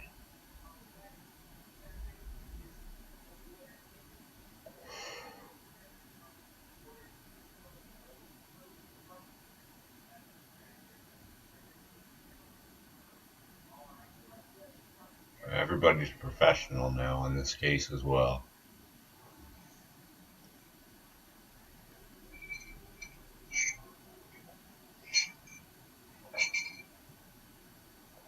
I saw some of the last case, but did not pay attention as hopefully we'll hear. Court's a confusing place.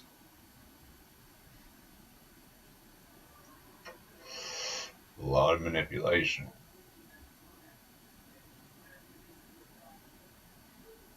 This right here.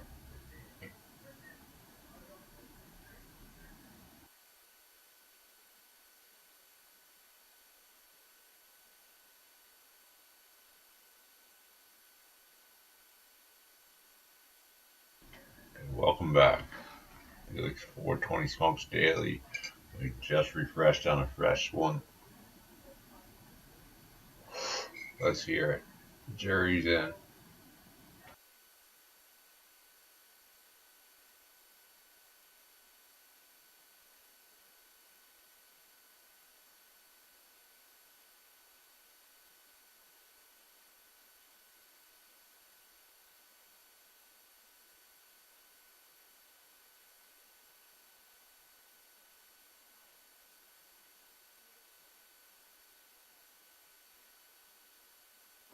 At this time, we would move defense 8 into evidence, which is the 911 dispatch. Okay, is your witness going to recognize it? Or is it by stipulation? It's by stipulation. Right. Okay. That's what we agreed. All right. Okay, and if we could just, so that the jury can see, page 6, if we could just publish it to the jury. Yes. States. Defendant's 8? Is that 8? Defendant's 8 is admitted. You may publish. Thank you, Your Honor.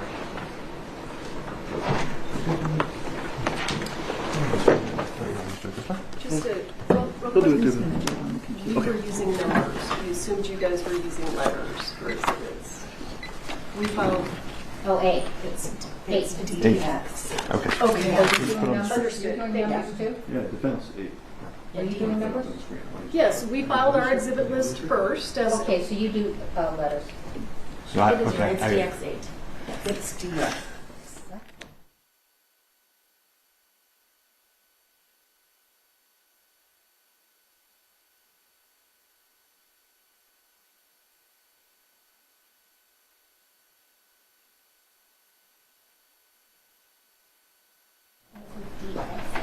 Yes.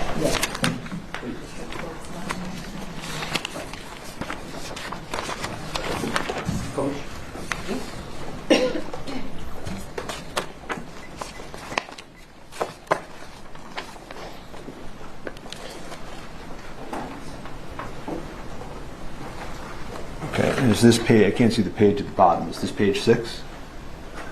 Yes. Okay. And do you see how it says accident, accident, accident?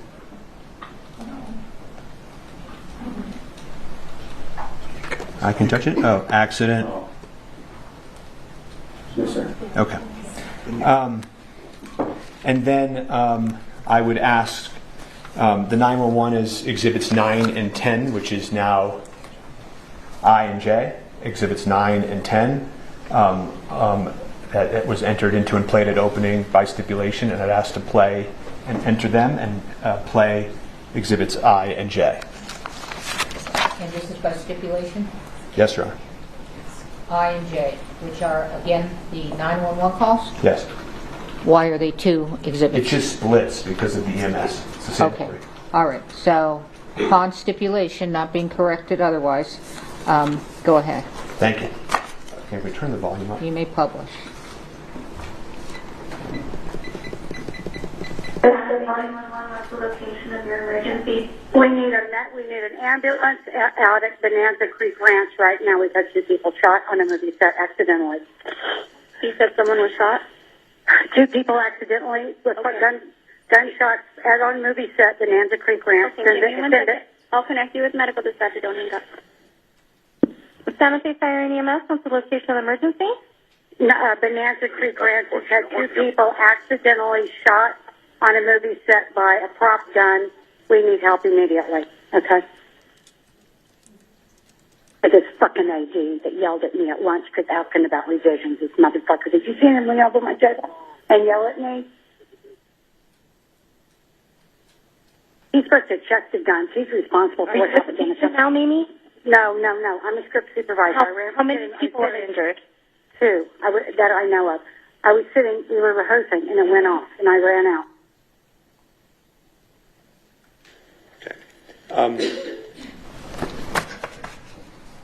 You heard some language. Damning language there. Sorry, I have to jump in. That's going to be vital. And then that he, the first assistant, was supposed to check the gun. Did you hear that? Yes. Okay. Did you hear anybody on the 911 call mention Alec Baldwin at all? No. I asked you before we broke about a prior statement. I asked you if you made a prior statement that we talked about a few times. So I'm just going to approach quickly and refresh your recollection. And this is November 30th, 2023, your pretrial interview, Officer LaFleur, and I'm just going to ask you to read down here. Your Honor, and again, Mr. Spiro is testifying as he's handing it to the witness. Just identify what the document is and then move away.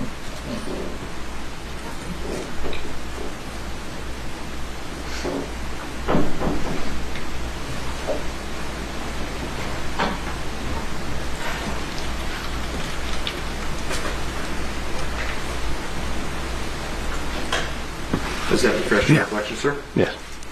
So and I'm just going to take this back. It is fair that you said when asked that it came in as like it appeared to be, and what the dispatch said, it was an accidental shooting by a prop gun.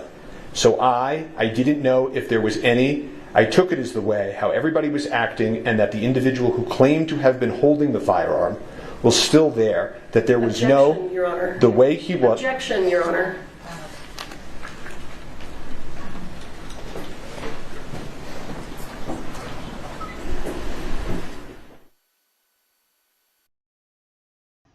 This is what the judge wants. You want the objection? Come to the bench. I said I'd try and stay out of this, but I gotta. This is going to slow this down so much.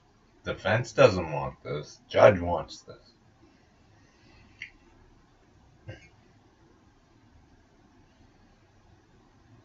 This is how she likes to deal with it. This is how she dealt with it in the last trial. We're not getting any volume. Was an accidental shooting by a prop gun. So I didn't know if there was any. I took it as the way how everybody was acting, and that the individual who claimed to have been holding the firearm was still there. That there was the way he was, his demeanor was that there wasn't any intention behind the act, as you could say, Yes.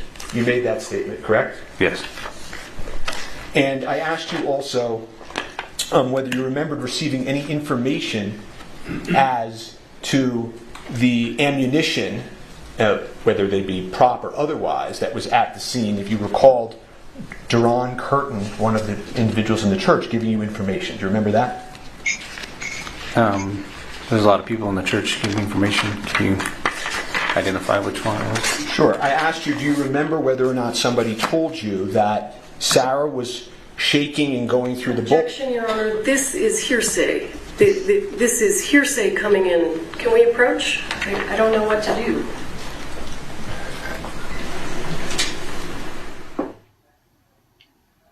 It's not letting me mute. Anyway, now we're back off mute. This is... She said what to do. How do you handle that? In this law and crime, thanks for the feed, but it is tough to handle today.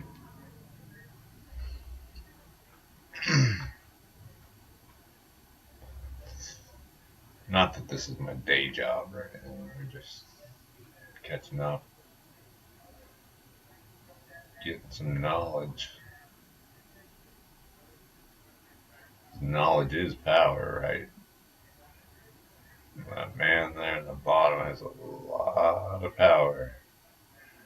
So that guy up there talking to the judge has got a lot of knowledge if he's given him that power.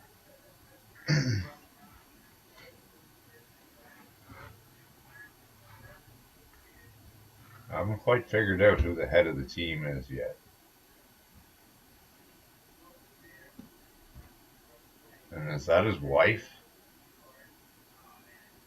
As I was saying, officer, did you learn at the scene whether or not Sarah was going through the bullets and saying, I don't know how it got there? Did you learn that information? Do you recall? I don't remember. If you could refresh my memory to which part, which person said what. Sure. And I'm just going to approach the witness and show him his lapel recording.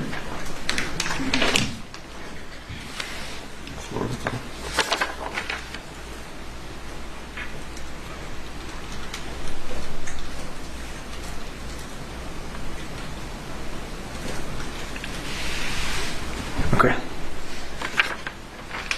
Does that refresh your recollection? It appears it's a recording type out of what my body-worn camera recorded, yes. Okay. And when you learned this information, did you do anything with that information? To be honest, it's the first time I've heard it in that detail. Body cameras pick up more audio than our ears do. Okay. You also testified that the gentleman in the orange jacket came up to you and said, Alec pulled the trigger, or words to that effect. Remember that testimony? That's what he said, yes. Yeah, and you know that witness has stated absolutely he did not see him pull the trigger, correct? At that point, I didn't know if he said that or not. Okay. And then I just want to ask you about one other thing we talked about this morning. Was I asked you about your testimony on direct that Mr. Baldwin was effectively disobeying police orders. Do you remember that testimony on direct? Yes. And over the lunch break, have you had a chance to reflect on that testimony? Sure. Okay. Do you think it's a fair, honestly, sir, a fair characterization to this jury to say that Mr. Baldwin was disobeying police orders at the scene?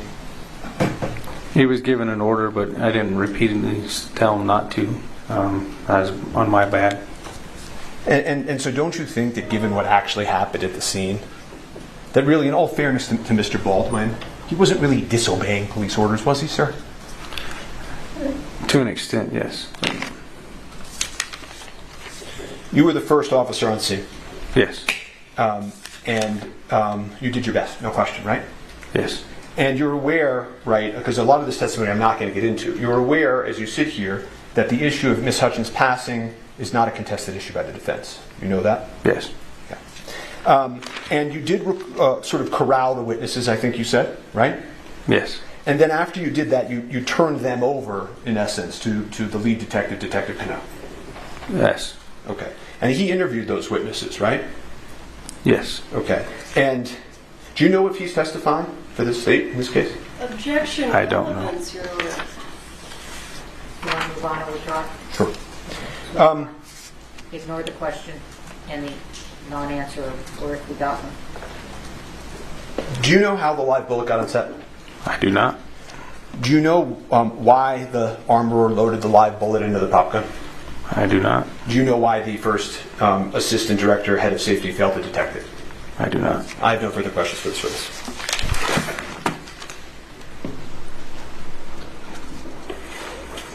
Cross-exam.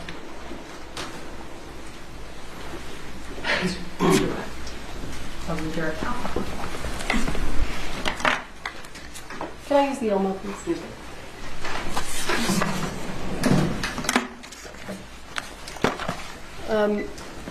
You know what? Let me do this. Where is the defense exhibit DX? That's H. This is H, yes. Okay. I just have to relabel them. Okay. They should be labeled, I'm not labeled. There are 3 copies? Yes, I just gave us extra copies. Okay.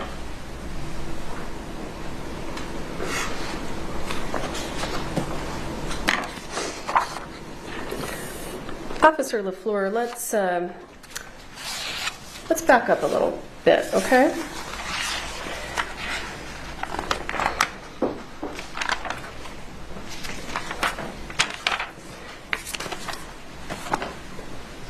Did I speak with you this morning about the testimony you were going to give? No, ma'am. Did Ms. Johnson speak to you this morning about the testimony you were going to give? No, ma'am. When was the last time someone from the prosecution spoke to you about the testimony you were going to give today? I don't believe we've talked about the testimony I was going to give, but just about the pre-trial interview.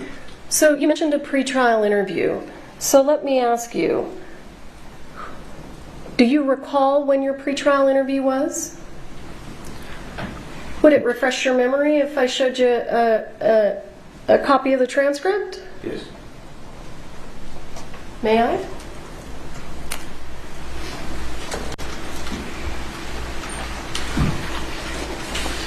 Let me know.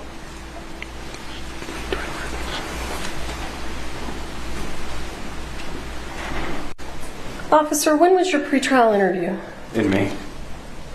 And do you recall who was there?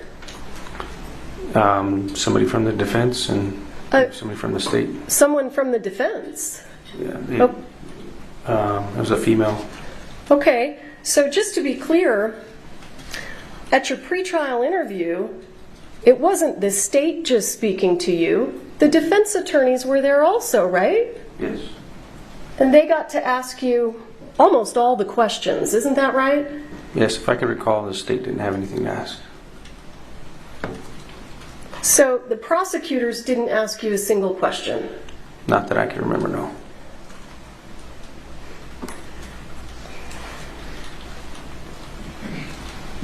Do you agree with the defense attorney's assertion this morning that somehow you were coached to give your testimony?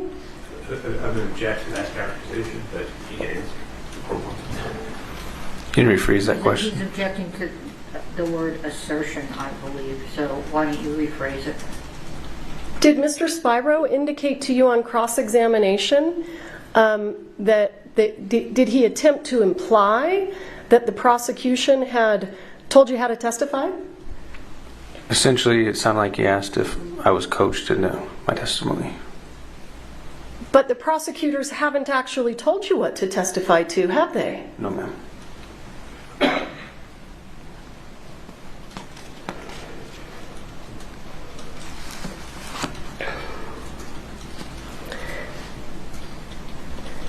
You were asked several questions on cross-examination about the statement that you made that it didn't seem like Mr. Baldwin intended to commit the act. Do you recall those questions? Yes. Do you know what the crime that Mr. Baldwin is charged with? I believe involuntary manslaughter. Is involuntary manslaughter an intentional homicide? No, ma'am. not to my recollection of the New Mexico State statute.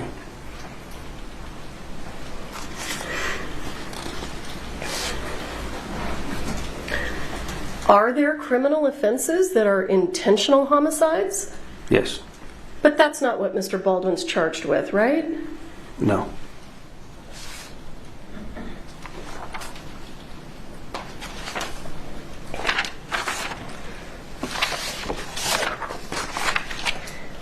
Officer LaFleur, when you are speaking to a witness, when you were in fact speaking to witnesses at the scene, you collected their driver's licenses, didn't you? Yes. And what do you do when you collect the driver's license? Do you run it through a system? I put it in our computer system, run it by driver's license in the state. It's easier than name and date of birth. Is Defendant's Exhibit H, does that contain information about their driver's licenses? Yes. It appeared that it was a page that showed each person's license being inputted and the return that came back from RACC or NCIC. So I'm going to go ahead and show you what is page 3 of that. What do we call it? Is it a CAD report? Yes. So let me back up for a moment. What does CAD stand for? Do you remember? I don't know the exact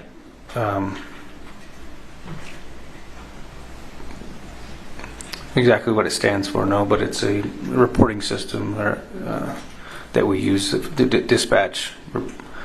dispatches us through. And so this is this a dispatch log? Yes.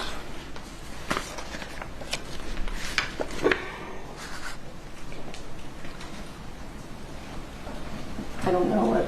Yeah, thank you.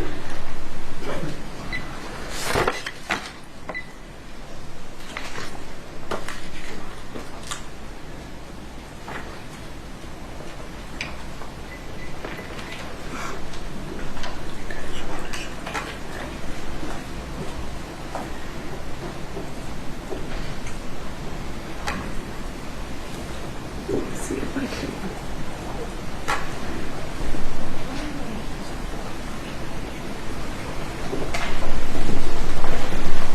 Sorry, I know that's getting smaller and smaller, but I'm not sure what to do. Do you want to help me out? Do you see, no, it's not quite there yet. At the top of the page, do you see number 16? And there's a 16 and then there's a parentheses? Yes. What does it say? Posted speed limit and actual. What does posted speed limit and actual have to do with this incident? I'm not too sure. It looks like the individual who ran it, their name, I don't know who that is. Well, that's okay. Does this have anything to do with the incident involving Ms. Hutchins? No. So I want to take you down here to number 5, parentheses. What does that say? It says non-commercial class, code D. What is that person talking about? Does it have anything to do with the shooting of Ms. Hutchins? No, that's the return. It came back for a driver's license, it appears. That's the return that came back for a driver's license? Is that what you said? That's what it appears like, yes. Let's go down to number 10. Do you see that? Yes. What does that say? Accident quantity. Keep reading. 3, withdrawal. It looks like it's going to try to say withdrawal. Does that have anything to do with this incident? No.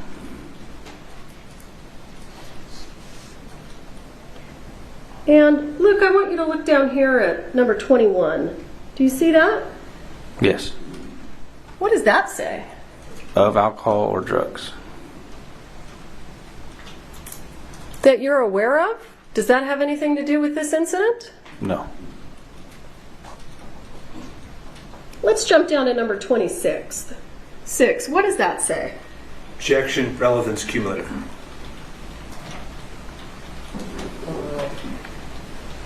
Go ahead, sir. Says drinking and driving at .0. Did you read it all? Yeah, per se, I think that's what it's saying at the beginning. Dash drinking and driving at .0. I think the next line is the blood alcohol content, BAC. Were you dispatched to a DWI? No.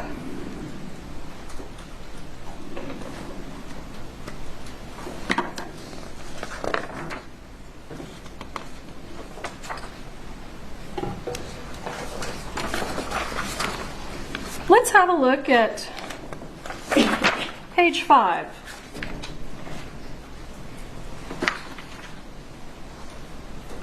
Do you see up here number 23? 23 is cut off on my screen. Oops.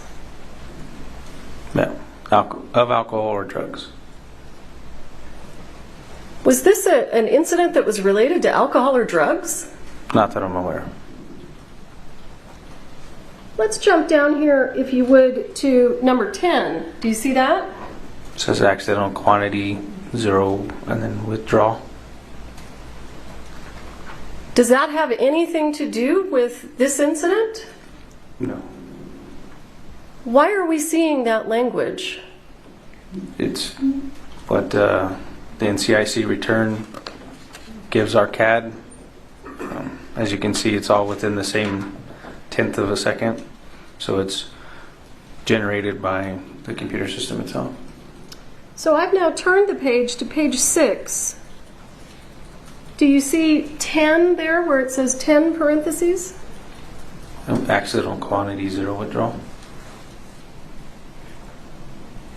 Is the word accident reflective of Ms. Hutchins being shot on accident? No.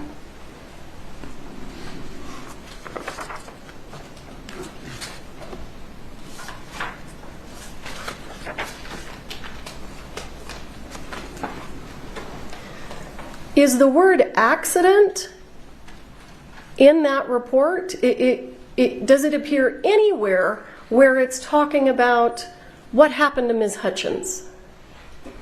No, right here it's just a bunch of returns.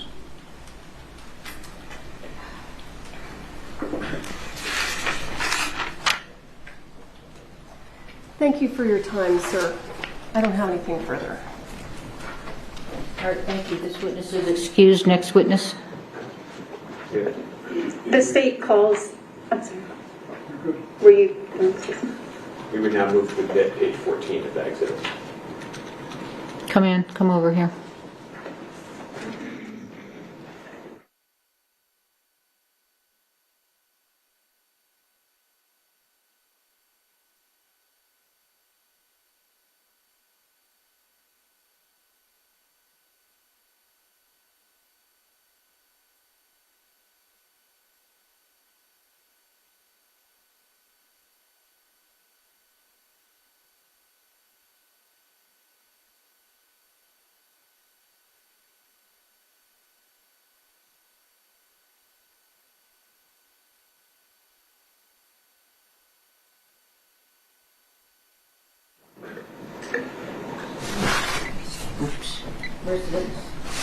Your Honor, the state calls Timoteo Benavides.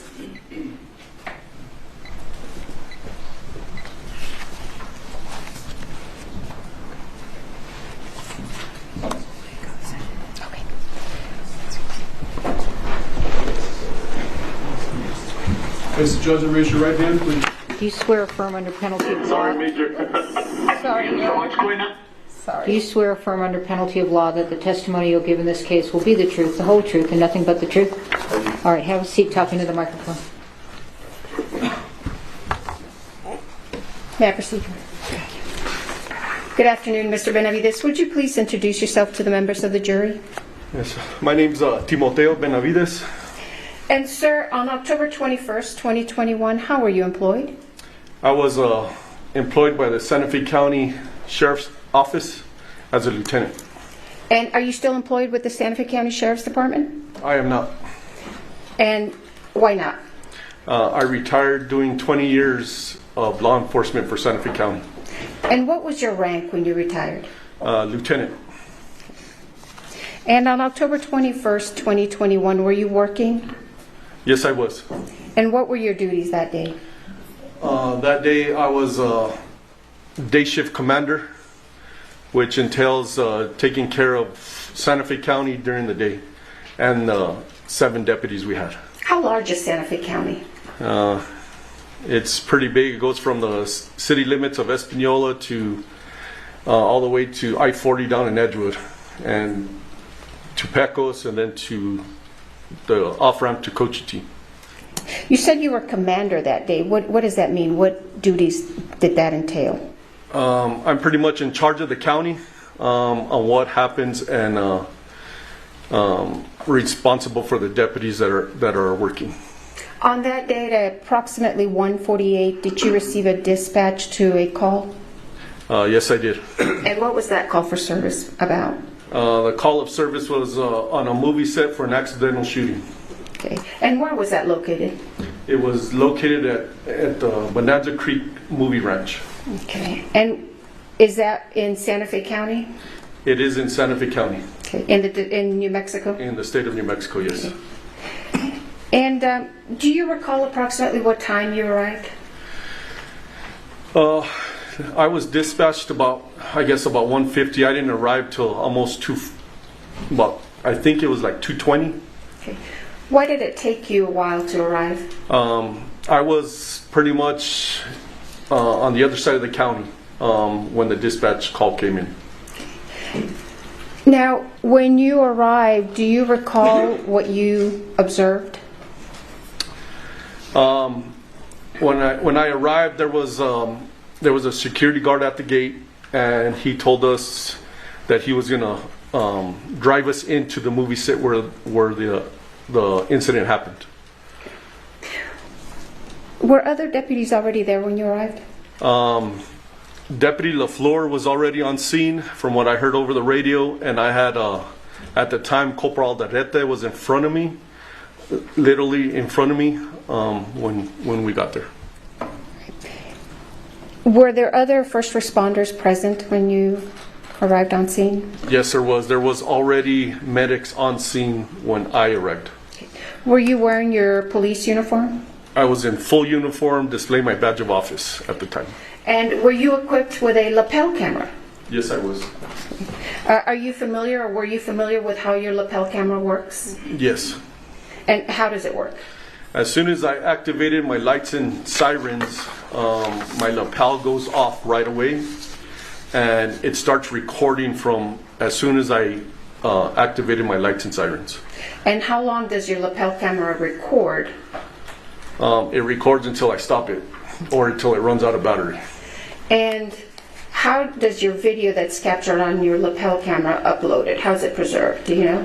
Yes. At the time it's uploaded, we as deputies, we don't have no control how it's.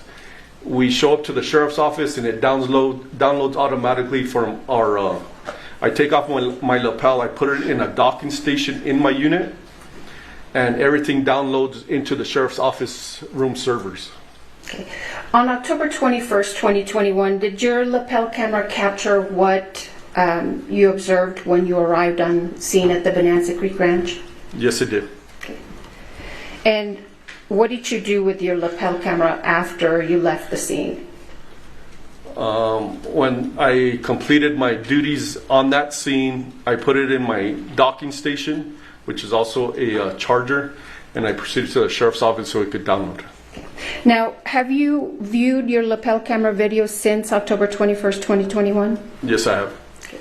And in fact, did you view a portion of it this morning before you testified? Yes, I did. Okay. And did I show you State's Exhibit number 5 earlier this morning? Yes, you did. And what was that? It was pretty much the beginning from when I activated my lights and sirens to the end. Okay. What was it, the entire thing to the end, or was it part of it? It was part of it. It was not the entire thing because I did stop it several times to talk to commanders and deputies, and then I reactivated it. And how long is your entire lapel camera video? I arrived on scene about 2:20, and I didn't leave till almost 8:30 that night.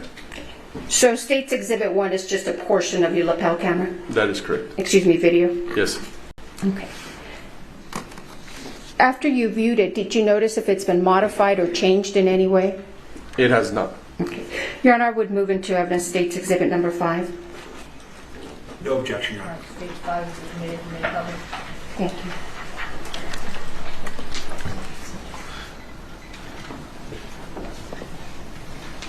Sorry, Major.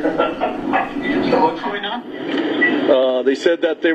Let me pause it there. Is that your lapel camera video, Mr. Benavides? Yes, it is. Okay. I'm going to forward it. How long does it take you to drive? How long are we going to watch you driving?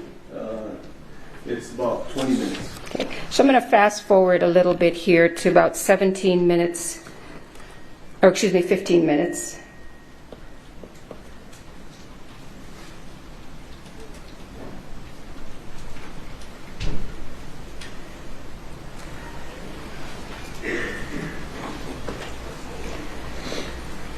Debbie en route to Bonanza Creek. Hey, I got one shot in the chest, one shot in the chest, and one shot in the chest, and another shot in the stomach. So you have 2 victims up there? 2 victims. Are you still driving? I am still driving, yes. Now, I've fast forwarded to 15 minutes and 59 seconds. Have you arrived on scene yet? Yes, I could see the makeshift church right in front of me. We're going to secure the film and all the crew members. Why did you say you're going to secure the film and all the crew members? Pretty much common sense. I'm not on scene yet, but I'm trying to picture everything that was going on, and maybe the film caught it. I don't know. Can you describe for the members of the jury, when you're pulling up to this church, what does it look like? How many people are you actually seeing? So this scene was probably the biggest scene I've been to. There was people everywhere. I had medics running in and out. From what I saw from the back of the church, there was medics going to their vehicles, grabbing items, and there was just people everywhere. As in people, I mean, I couldn't distinguish who it was. It was actors, it was film personnel, bystander. I didn't know, but there was a lot of people there. Do you know if those people were people who worked on the set? Yes, you could distinguish them. They had a lot of sunblock on, a lot of hats, big hats for the sun. So that's pretty much how I noticed that. Okay. Cool. Thanks. I have like 200 people out here, so. Alrighty. I'll see if. Yes, I already called for them. Okay.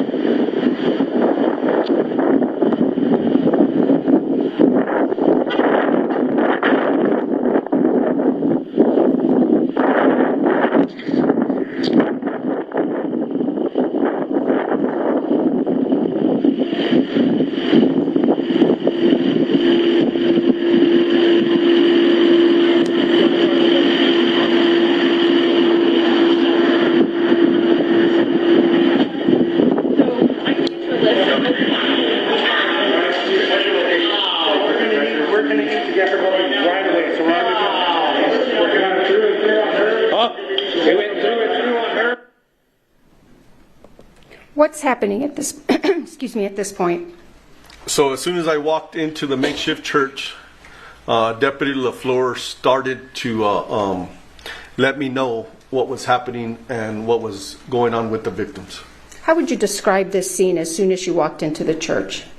The medics were doing a wonderful job. They had separated each other and they were working on the victims.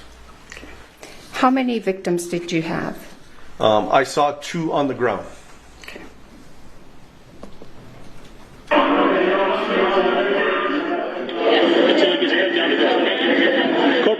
I need you to know who's in charge. Everybody stops what they're doing right now. This is a crime scene. Yeah. Why did you say this was a crime scene? Because we had two victims, Helena and Joel, fighting for their life on the ground. And it wasn't natural. This is a movie set. And it was now a crime scene. We had to figure out what happened. So what directives are you giving the other deputies? So I'm letting them know I let Corporal Aldaleta know to have whoever's in charge have everybody stop what they're doing because there was no more filming.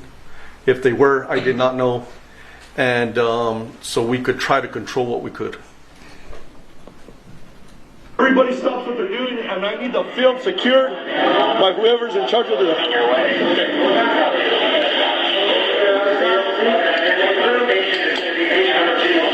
Electric back, can I pull these guys down, get them the hell with a helicopter? Yes, please.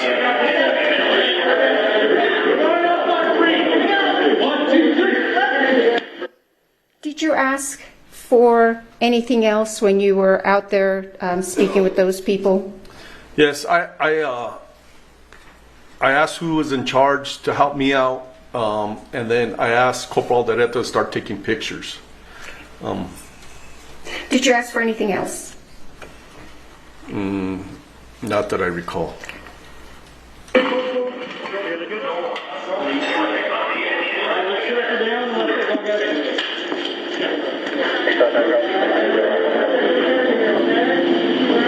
Hey, I need pictures right away.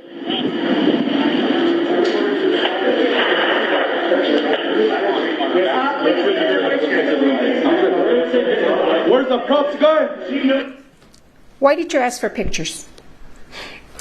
I have my lapel on, which captures a lot, but the pictures would capture detailed that's on the floor that you can't really tell from my lapel. And you just said that you asked for the props guy. Why did you ask for the props guy? I work security for in the sheriff's office at movie sets. The props guy is the guy that does the little stuff with sound effects or whatever. But I asked for the props guy because I needed to find out where the gun was. Why was it important to find out where the gun was? Because I didn't need the gun going off or getting used again on somebody else. Okay. And did you find the gun? I had somebody. Yes, I did find the gun. Okay. Where did you find the gun? Hannah Gutierrez had the gun walking out of the movie set. And who did you understand Hannah Gutierrez to be? She was the armorer. Props guy out! Yeah, I'm sorry, you have a job? We need to make sure that they... Yes, they're taking care of business. Yes. What else do you need there, Chief? Where's my radio? It's just here. There, thank you. They cleared the gun. Where is it? You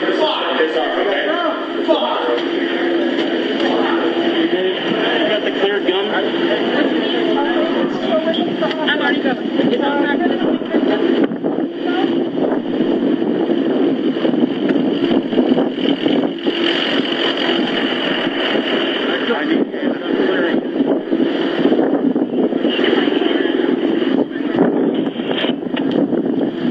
Where is it? Where are you going at this point? I'm being directed by a gentleman, I assume who is a person in charge, to look for the gun. And did you find it? I did not find it there. There's one there and there's one there. That's none of them? That's not. Okay. I need to know where it is.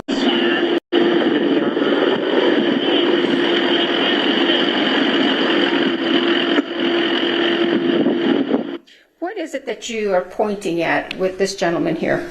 There was guns laid in the open on the cart, on this gray cart. I'm going to show you what's been marked as State's Exhibits number 7 and number 8. May I approach, Your Honor?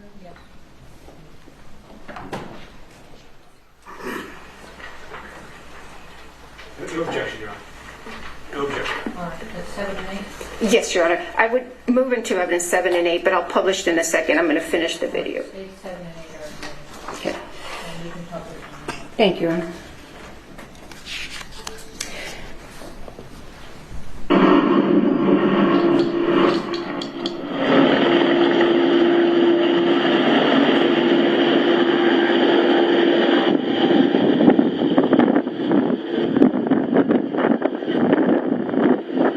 Where are you going now? Trying to look for the armor. You're in charge, man? I need to know where the guns are right now. Armor, I need to know where the guns are at. Right there. Go ahead, right there.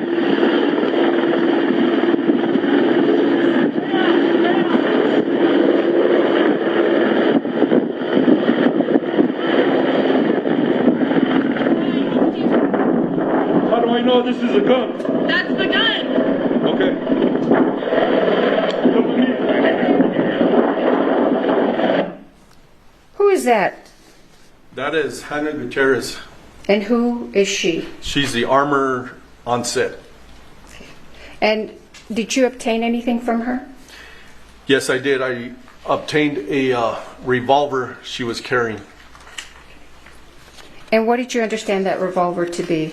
To be the revolver that shot the projectile into these two victims.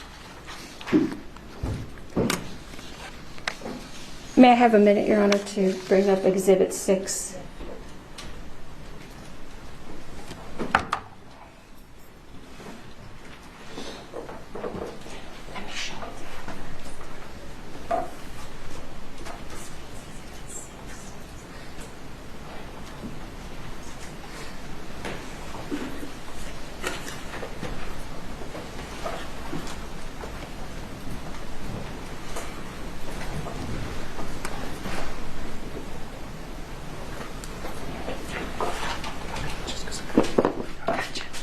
All right.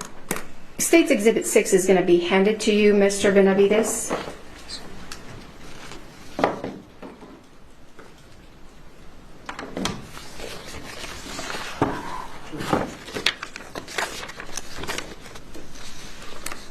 If you could put on some gloves and just open it and let us know if you recognize what's in State's Exhibit 6.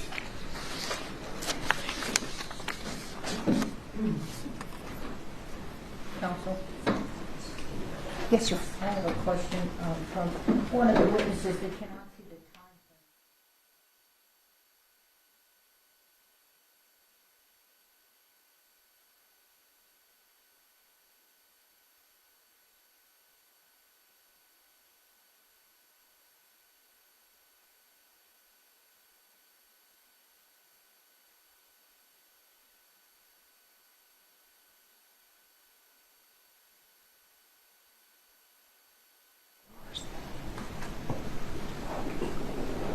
Sure you would.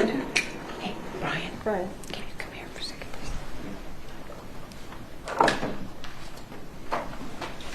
please? Ms. Johnson, make note of where you ended. We need to fix this. The audio is not in sync with the video, and we need the time to show.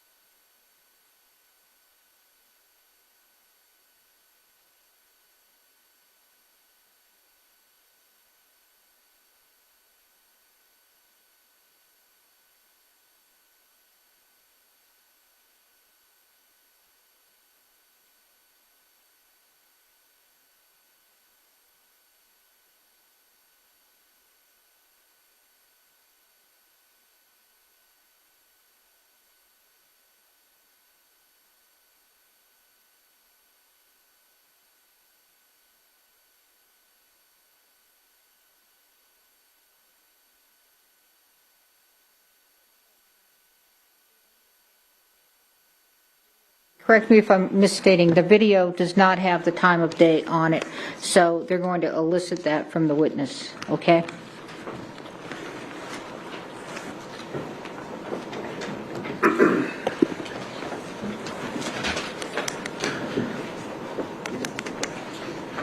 All right, let's go back, Mr. Benavides, if we could.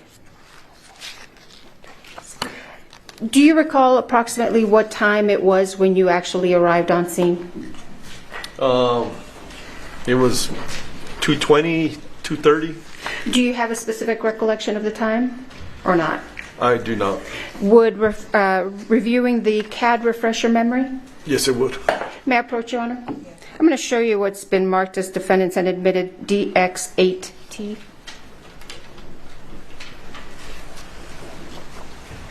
For the record, I think it's now H. Do you recognize that? Yes, it's a dispatch log. Well, if you could review it and let us know if your memory is refreshed after you review it, and I'll take that document back from you.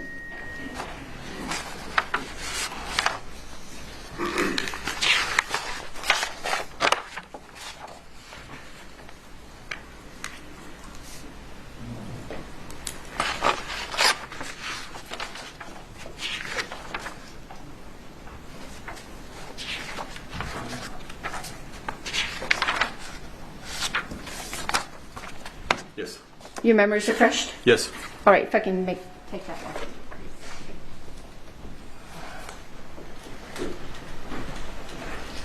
What time did you arrive on scene? 2:20. All right, and would your lapel camera video be at 2:20, start like at 2:20 when you arrive on scene? It started when I first activated my lights and sirens, so when I was dispatched at 1:49. Right, but when you arrive on scene, would it be 2:20 in the afternoon? Yes, it would be. Okay, so even though we can't see the actual time on your lapel cam, is this your lapel cam? Yes, it is. And would this accurately reflect what you are seeing around 2:20 or so in the afternoon? Yes, it is. Okay.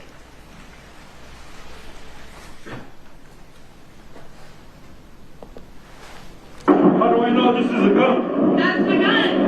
Okay. And so you had testified earlier that this woman with the multicolored hair was the armorer, and she gave you the gun. Yes. If you could look at State's Exhibit 6 and I'll ask you if you recognize what's in the box. Okay.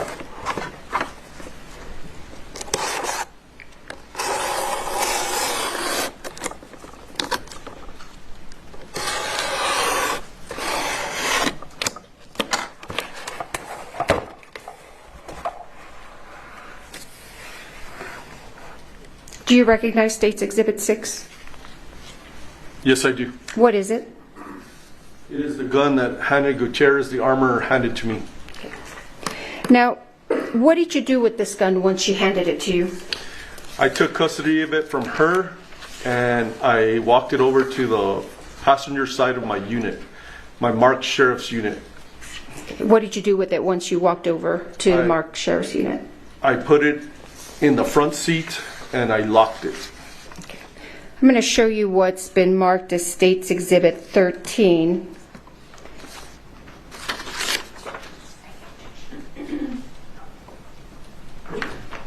No objection, Your Honor.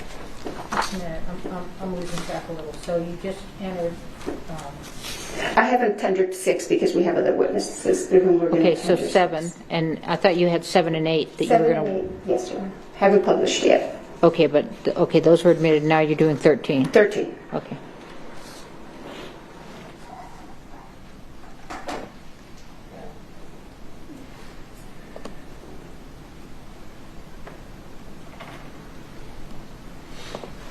Do you recognize what's on the screen there, Mr. Benavides? Yes, I do. What is it? It is a gun that's in front of me, and this is the gun that the armorer Hannah Gutierrez handed me.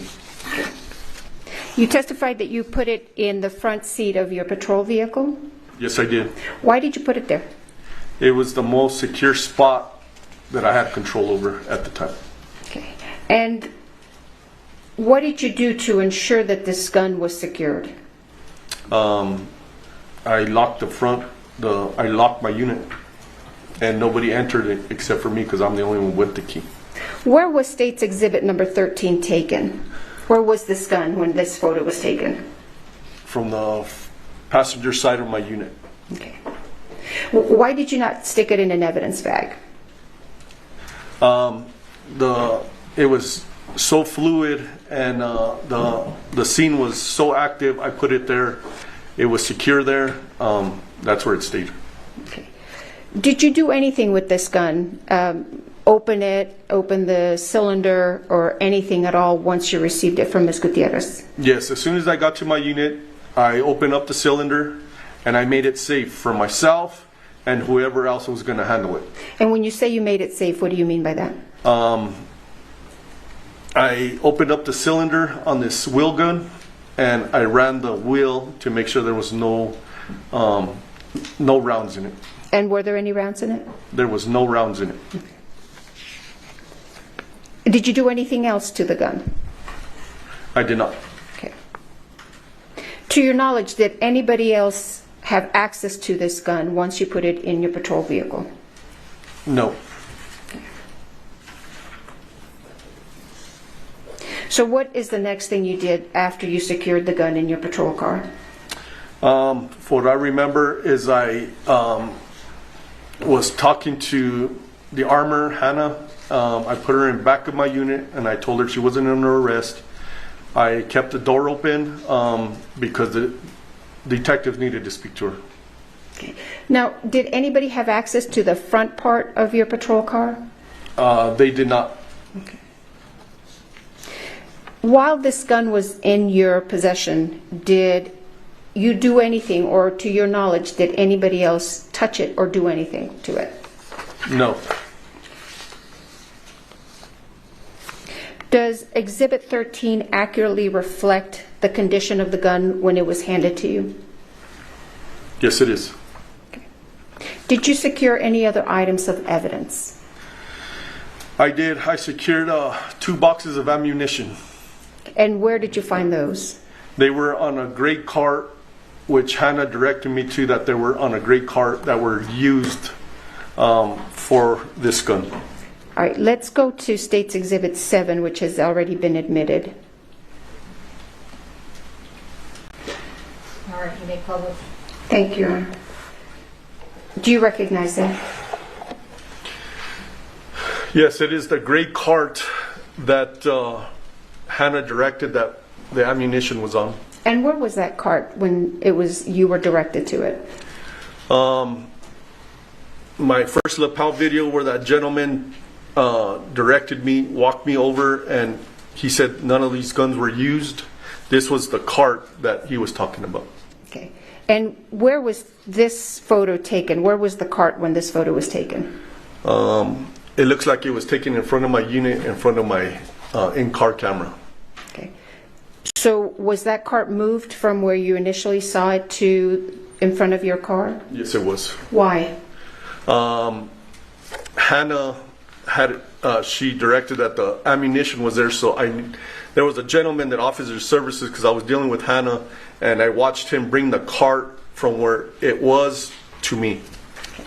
Does State's Exhibit 7 accurately represent the cart in the condition that you saw it when you first were directed to it? Yes, it is. And why did you move it to the front of your patrol car? It was evidence. Hannah said that ammunition was on it, used in the church. Is there another reason why you moved it to the front of your patrol car? To keep an eye on it, to make sure nothing was taken, nothing was put in. Was anything capturing what would happen if anybody got close to this cart? To where it is right now, they would have captured from my in-car camera. So do you have a dash camera? Yes, a dash camera, yes. So was the dash camera running and filming this cart as it's sitting there in front of your patrol car? Yes, it was. To your knowledge, did anybody come over to this cart and remove any items? No, not when it was sitting there, no. Okay. Why not collect the items instead of moving, or why not collect the items before you moved it? I'm in a patrol car. I'm not in a van or anything that would fit the whole cart in a hole to secure it. I'm going to show you State's Exhibit 8, which has already been admitted. May I publish, Your Honor? Yes. Okay. Is that a close-up of the cart? Yes, it is. What are we looking at? What was on the cart? What did you observe? Loose ammunition, gun belts, a gun, various other items. I'm going to show you what's been marked as State's Exhibit 9. Counsel, did you want to see it?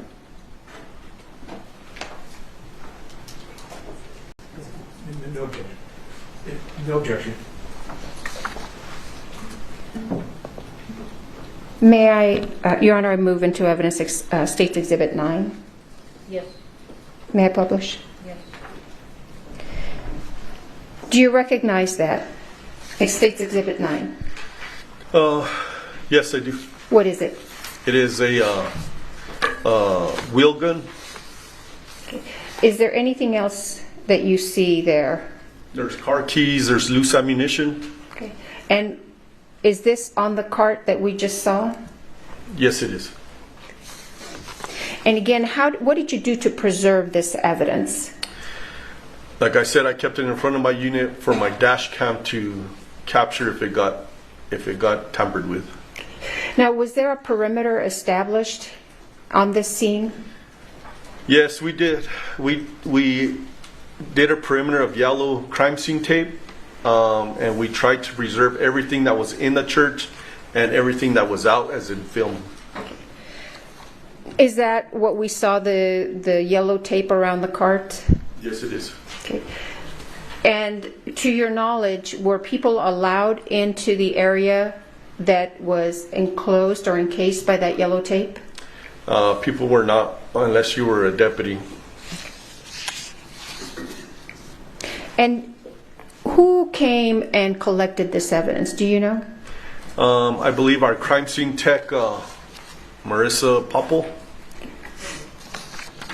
You testified that you observed some rounds. I'm going to show you what's been marked as State's Exhibit 10. No objection, Your Honor. May I publish, Your Honor? Yes. I move into evidence State's Exhibit 10. Yes, you may publish. Do you recognize those two rounds that we see there? Yes, How do you recognize them? they were on the cart. Did you touch them in any way or remove them from the cart? I did not. Now, you told us you also seized some boxes of ammunition. Yes, I did. And where did you take those from? I took those physically from the cart. I'm going to show you what's been marked as State's Exhibits 11 and 12. No objection. Your Honor, the State would move into evidence State's Exhibits 11 and 12. Admitted, you may publish. Thank you. What are we seeing here on State's Exhibit 11? That is the front driver's seat of my marked sheriff's unit, and there are two white boxes on my seat. And where did you get those boxes from? I physically took them from the cart, from the gray cart. Why did you take those from the gray cart? Those were the two boxes that Hannah Gutierrez, the armor, told me that were used. Did you see what was inside those boxes? I assume there were bullets. Why remove just those boxes and not the other stuff on the cart? The armor, Hannah, she pointed those out, and those were the ammunition used for the gun.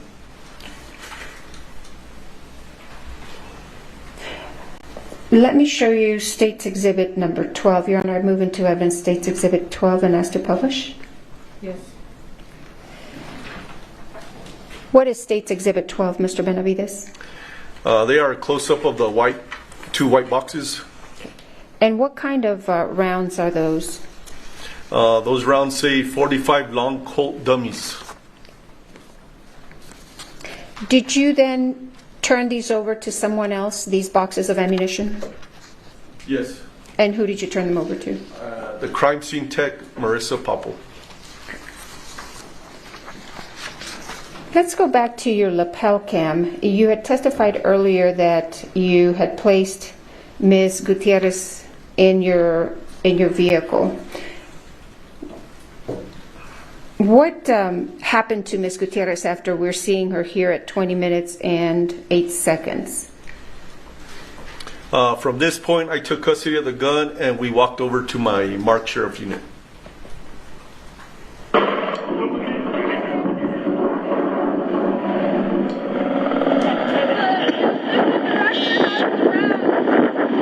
I'm sorry, let me pause it there. This was the wrong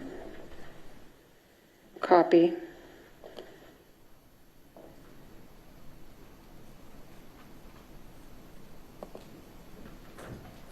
Sorry, Major. So what's going on?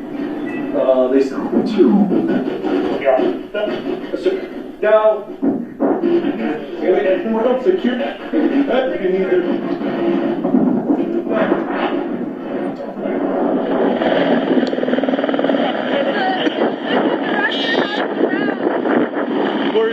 Where are they at?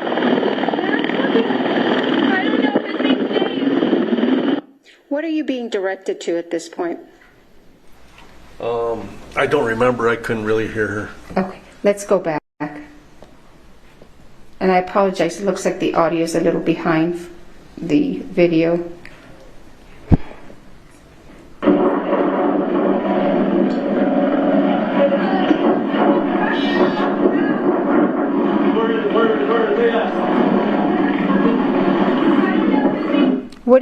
What were you referring to when you said, where are they at? She was telling me about the rounds. And where are you headed at this point, at 20 minutes and 16 seconds? That is my unit that I'm looking at right in front of me.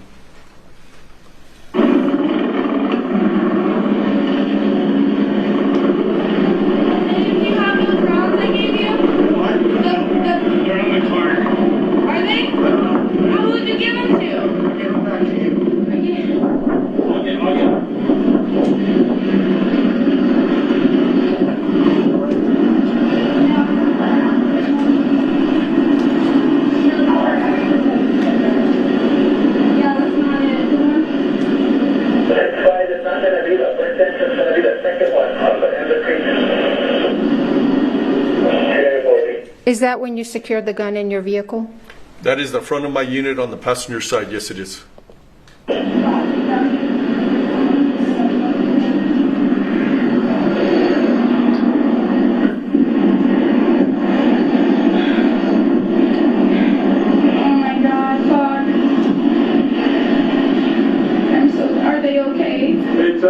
We need more units out here. And have been sighted out. Oh my God.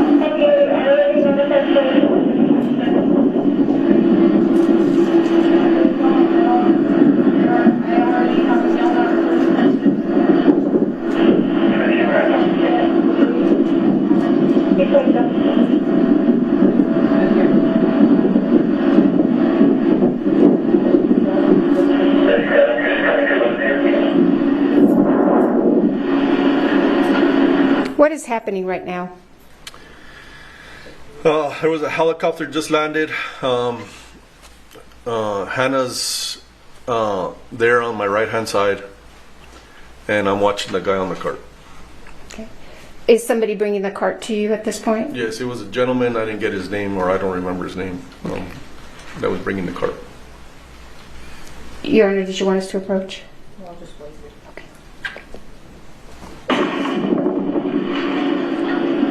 Are these the rounds here? Okay, You have rounds here. okay, now, so, this is the one I'm pretty sure I remember. That's the one, and okay, sorry. You're okay. Just relax. Just relax. So scared. You're no, just relax. But here's the box that I got about it. Okay, leave him right there. Leave him right there, okay? Relax. I just need you to, What's happening right here? Hannah, as you could see, she's upset, visibly upset, and she's showing me where the rounds are that were used. And was it the same rounds that you put in your vehicle? Yes, it is. just relax, okay? I just need you to relax. Just please relax, okay? Just take deep breaths and relax. Can somebody get water for her?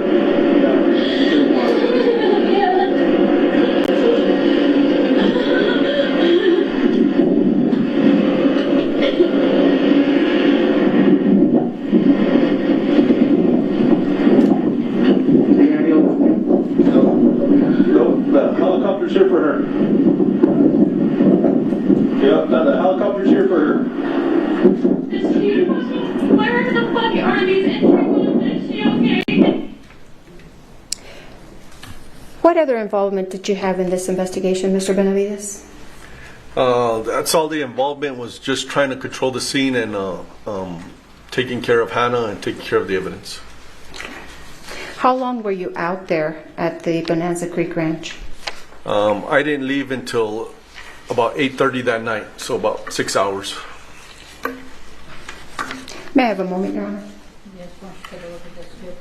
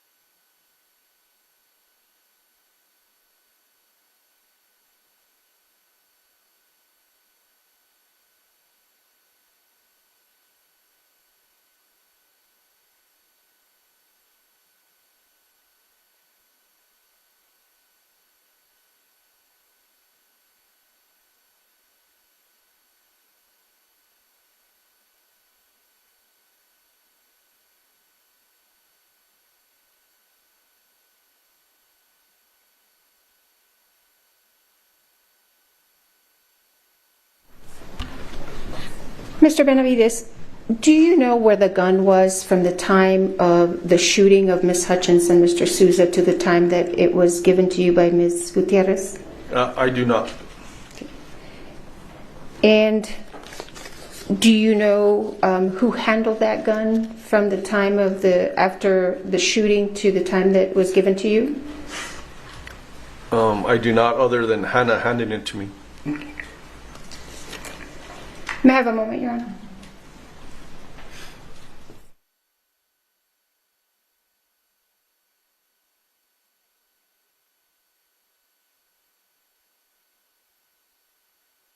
Thank you, Mr. Benavides, and you can take those gloves off unless you want to keep them on.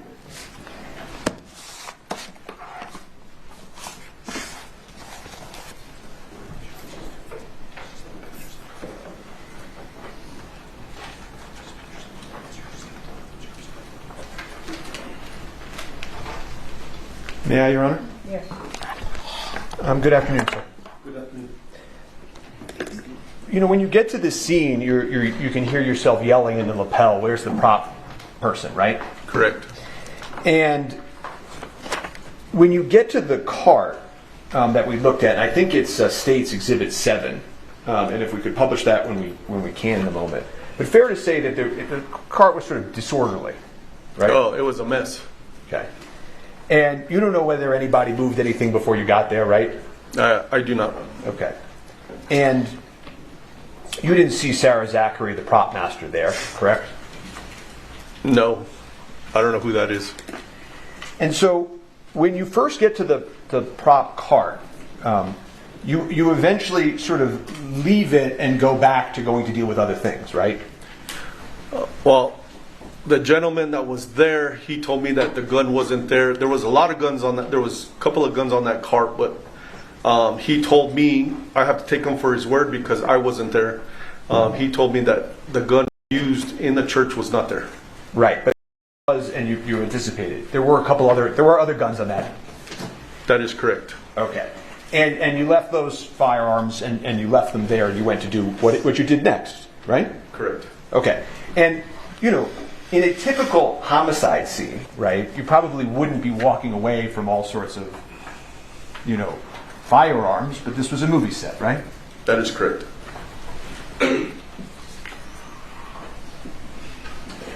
And an empty prop gun without live ammunition isn't going to hurt anybody, fair? I do not know, but... Objection mischaracterizes the evidence. I mean, other than if you drop the empty gun on your toe or something, an empty gun, a completely empty gun, isn't going to hurt anybody, true? A complete, yeah, of course. Right, so, I think you fixed it. Sustained and you fixed it. You know, and then you go back to the armorer, and she hands you the firearm, right? Yes, they direct me to the armorer because I didn't know who the armorer was, and they directed me to her, and I asked her, "Is this the gun?" And she said yes. And I can see you're wearing gloves as you're taking out the exhibit today, right? You've got purple gloves on. Yes, sir. Okay. I don't think you have to keep them on, by the way, if you don't want to keep them on. I didn't know if you wanted to see the gun or not. No, okay. I don't have to see it right now. But the reason I'm asking this is, and I don't think you talked about this in direct, but the day you took the gun, you weren't wearing gloves, right? That is correct. Okay. And but you were sort of careful when you took it, and you sort of you took it without touching the trigger. So if somebody wanted to swab the trigger for DNA, they still could. Fair? The way I handled it was trying to be as safe as possible because I didn't have a holster for it. So I was trying to hold it so I didn't pull the trigger because I didn't know if it was empty or loaded or not. And because you handled it that way, also somebody could have swabbed the trigger for DNA, right? I guess so, yes. Okay. Do you know if law enforcement ever swabbed the trigger for DNA? I have no idea. So there was a question posed to you about, you know, the prop gun, when you got it, was empty, fair? Yes, when I cleared it at my unit, it was empty. But you don't know what happened exactly to the ammo that was in it at the time of the incident, right? No, I do not. And somebody told you that Dave, the first assistant director, head of safety, had the rounds, right? Objection assumes facts not in evidence. He's asking him. Just a question. If you know, do you know that? I don't know who Dave is. I don't remember any of their names to this date, Okay. other than the victims. Well, do you remember somebody telling you that the rounds were back at the cart? I believe Hannah was talking to somebody, and they directed it to that they were on the cart. And was that a male? Yes, I believe so. Okay. And you don't know, as you sit here today, whether that was Dave Hall's head of safety at the set? Yeah, I don't remember. No. Okay. I don't know. I'm going to refresh you in a moment on that, but while I'm doing that, I'm just going to move on for a second, which is the next time you see the cart, right? It's being brought to you in a different location, right? The cart gets moved. Yes, yeah? from the first time I saw it, where that gentleman directed me to it, and he said that the gun used wasn't there until the gentleman brought it to me. Yes. And you've said that ideally that's not how it would have gone down, right? Not at all. But I was trying to improvise as much as I could. Okay.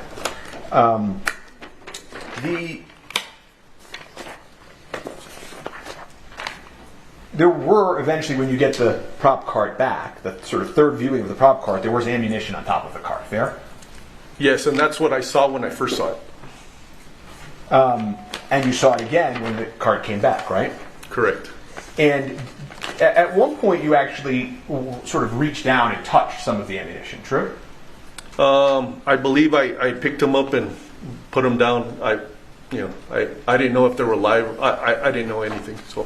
And another civilian came over and picked one up and showed you one was this and one was that, right? Yeah, he explained real quick, which it didn't register too much to me, but he was trying to instruct me what to look for, I guess. And if I could just show the witness, I assume no objection to States 26? Okay. If I could offer, I don't know how you want me to do this, if I could offer States 26, or should I make it a defense exhibit? Your Honor, we have no objection to admitting our own exhibit, so thank you. Great. So I'll admit States 26. States 22? 26, Your Honor. All right. Colors.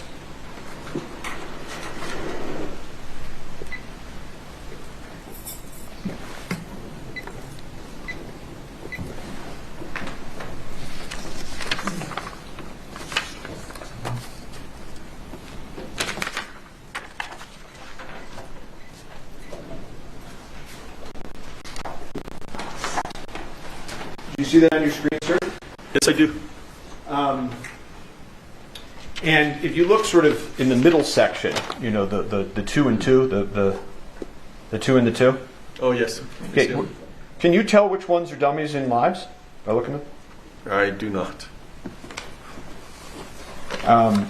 We can take that down. Where was the backup? You know, you're talking about a lot in direct about how, you know, this happens and that happens, and I'm just sort of curious, where was backup? Backup is in...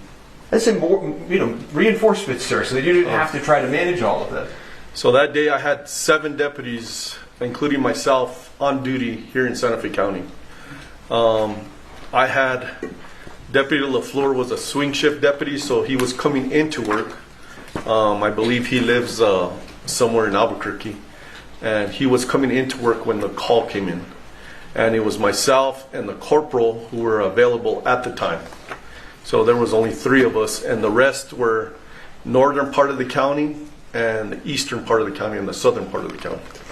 And you called backups for the state police, right? I did. And they, that request for backup was denied by supervisors, correct? As if I remember correctly, yes. Or they didn't have. I don't remember if they said they didn't have enough, or they didn't have availability, or the supervisor just said no. Didn't the supervisor say that they believed this would likely be unfounded and it was probably an accident? Objection, Your Honor. Hearsay and assumes facts not in evidence. It's a proper question, obviously, because I'm asking why the backup didn't come in if he knows that. Okay.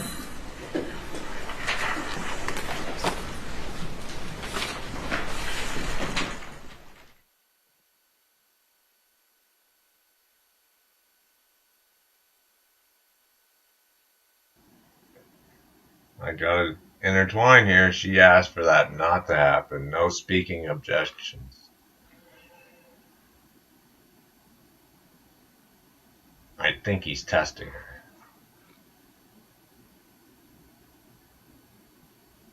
Because he doesn't like the procedure. We'll find out soon whether or not she'll bite. Welcome to Felix 420 Smokes Daily. Enjoy the stream.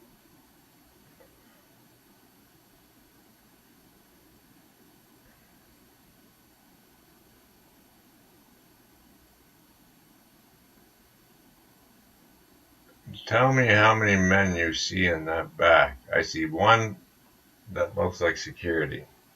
Pretty sure he's security. Alec Baldwin, security. It's a long-haired guy.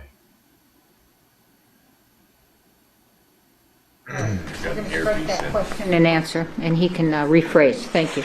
Sure. Thank you.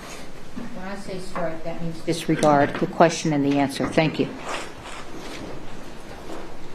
You called for the state police and they didn't come, right? Yes. And that would have been your supervisor's call, not yours, correct? My supervisor? No. Yeah, I'm asking. No. Whether or not that request went to the states? No. That wouldn't have been your supervisor's call? That wouldn't have been my supervisor's call, no. Did you make that call direct? I asked dispatch to talk to state police to see if they could send people to help me with the scene. Okay. The perimeter that you talked about did not include the prop truck, correct? Yeah, I didn't know what any of that was. I was just trying to take care of what happened in the church. Right. So, but just so that it's clear for the members of the jury, you later learned that that cart that we're looking at rolls up and goes into a prop truck that housed the rest of the firearms and ammunition. Objection, right? speculation. If he knows. Oh, yeah. I did not know that. I did not. No, I know you did. I know you're saying you didn't know that then. I'm saying you did become aware later that there was a prop truck, right? Objection, hearsay, and speculation.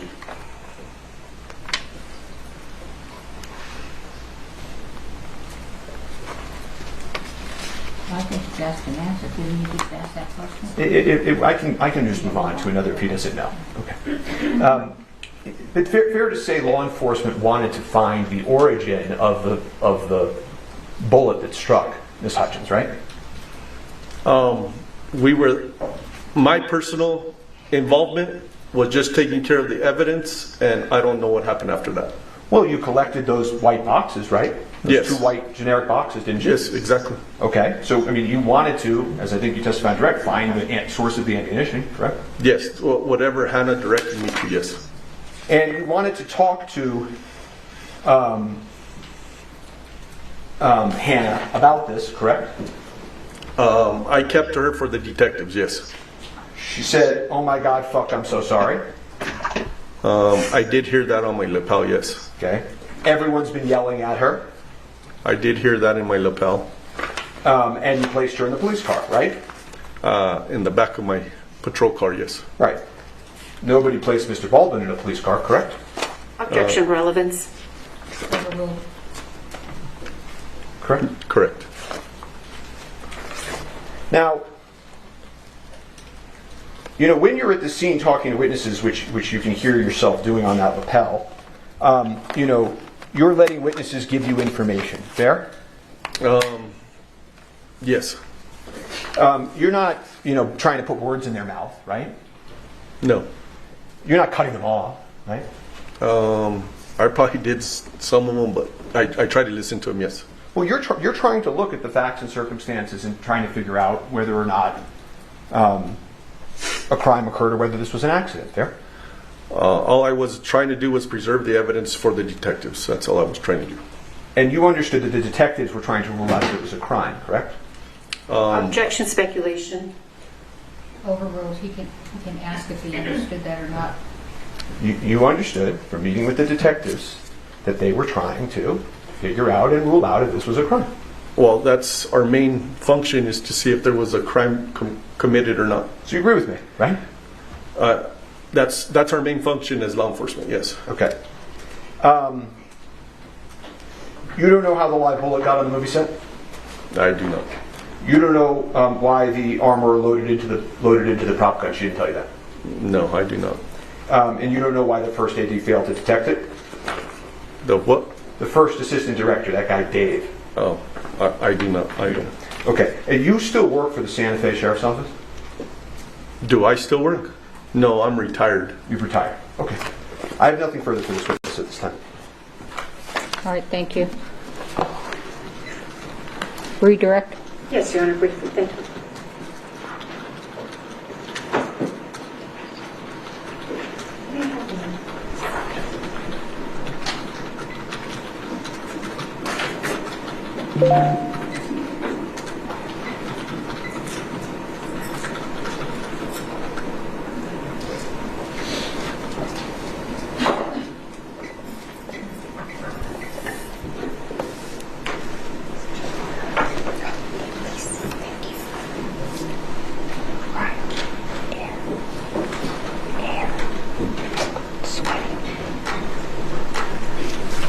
Mr. Benavides, you were shown State's Exhibit 26 on cross-examination. Do you know where those rounds that we see on 26 came from?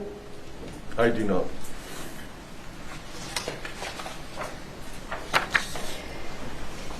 You testified on cross-examination that this cart was disorderly, I believe is what you said. It was a mess? Yeah, it was a mess. Was that cart in a place where it was visible to everybody who worked on that set? Objection. Also speculation. What was, if I'll rephrase, Your Honor, Was it in a visible place? Objection, vague, unclear. Well, why don't you describe where you saw it? I believe it was next to a tent, and there was people all around it. Now, you were asked a question about leaving the cart, this prop cart, unattended. Did you leave it unattended where anybody would come and be able to remove and take things off it? When I took custody, when I saw the gentleman bringing it to front of my unit, it stayed right there, and nobody messed with it, no. Now, you were shown photos of the, let me show you State's Exhibit number 7, if I may.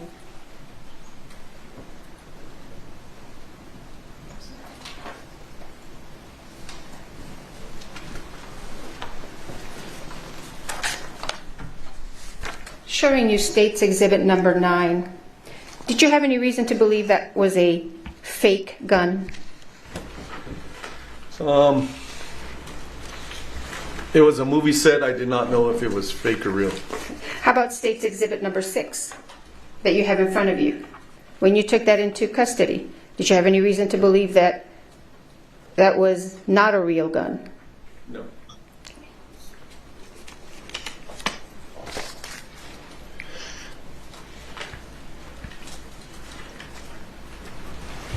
Did you have any involvement in this prop truck that you were asked about?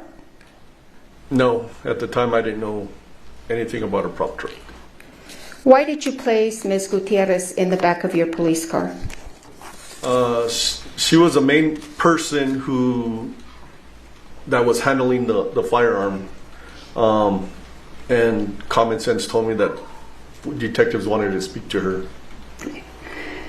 Were you asked about where to place Mr. Baldwin? No. I believe Deputy LaFleur asked me, but there was so many witnesses on his side. I just told him to keep him separated from everybody and everybody from each other as much as possible. Now, is the reason he was not placed in a police car because he wasn't a suspect? At the time, I don't remember if somebody told. At the time, I don't remember if somebody told me he was handling the gun. I don't remember. So no. So he wasn't placed in a police car just because there were other reasons? She has not asked the question yet. So I'll rephrase, Your Honor.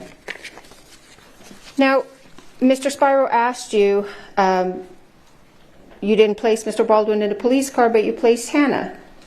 Is it because Mr. Baldwin was different from Hannah, or was it other reasons? It was other reasons. Like I said, Deputy LaFleur had a lot of people on his side of the movie set, so keeping one person in a police car, you got to watch them, and then you got to watch everybody else. So he was able to watch everybody all at once. May I have a moment, Your Honor?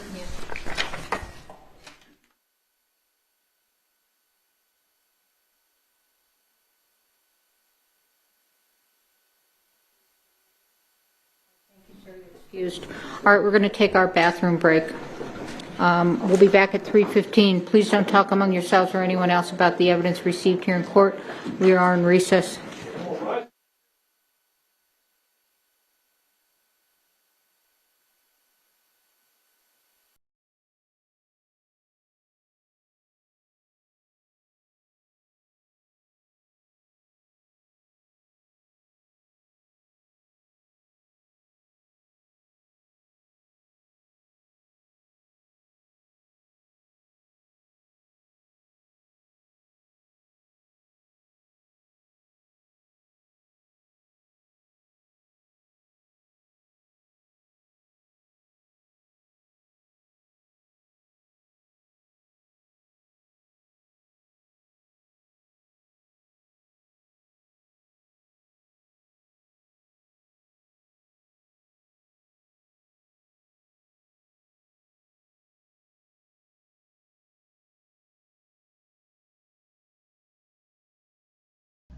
Looks to me like they're really taking their break, yes. Hey there, everybody. Thank you so much for tuning in to watch our coverage of the Alec Baldwin trial. Look, it's cases like this one that show you not only how scary the world can be, but also how unpredictable it can be. And truly, one of the scariest things that can happen to you, something that comes out of nowhere, is if you get injured, right? It's an incredibly traumatic and confusing experience, but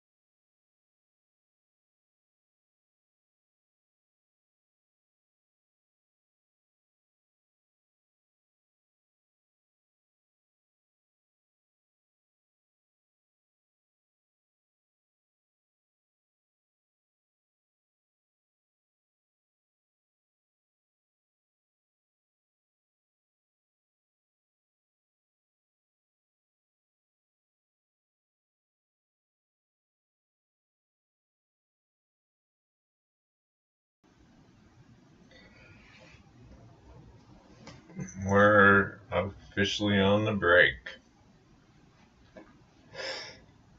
She said 15 minutes. Bets on how long? I have something to argue.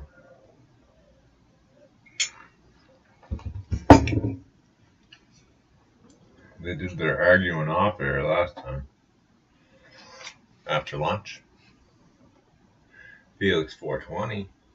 Smokes Daily. You're on the channel. Provides you fair use content. Section 107. Educating ourselves of the court.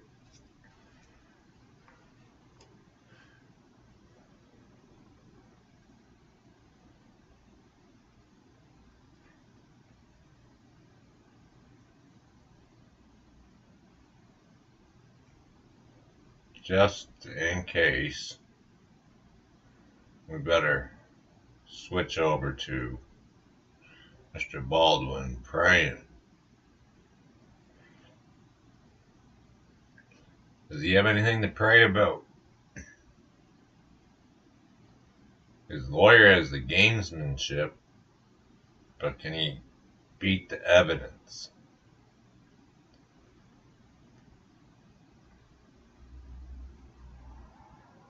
I'm just amazed at how many women are in the background. I'm sorry, maybe third time talking about this. They're all women, it seems. Picked up on the bodyguard yesterday.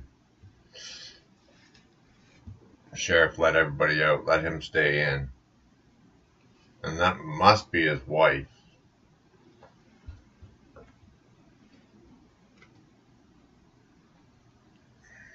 We could Google search it to find out.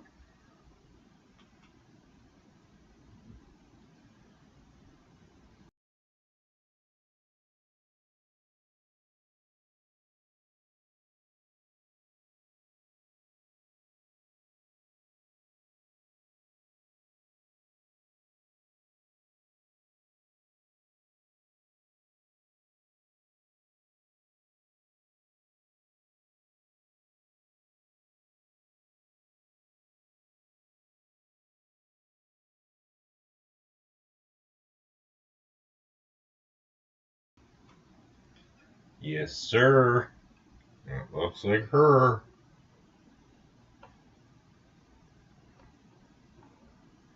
No, I'm not 100% on that, but yes, sir, that definitely does look like her.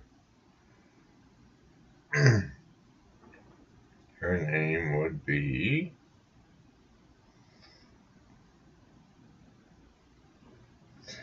Mrs. Baldwin, of course.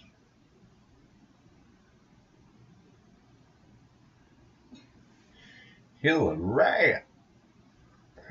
Hilaria. How old is she? 40. He is 66, a lot younger than I thought.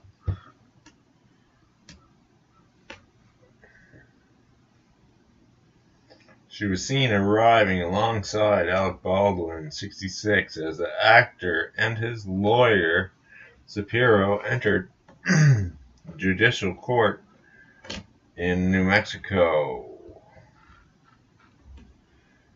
July 9th, jury selection. That was yesterday.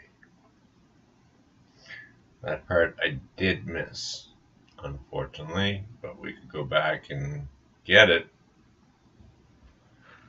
Perhaps I keep streaming tonight and fill in the gap, see who got on the jury, but you don't get to see them, so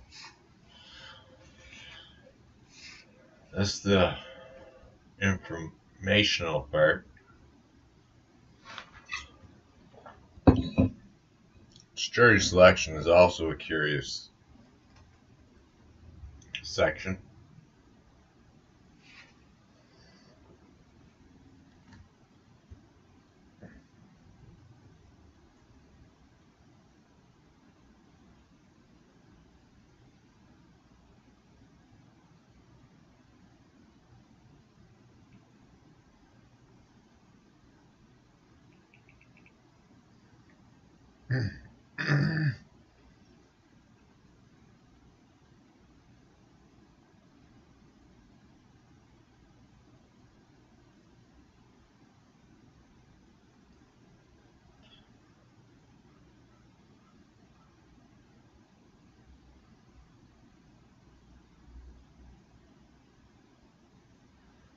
Okay, a little info on Mr. Baldwin, if you didn't know.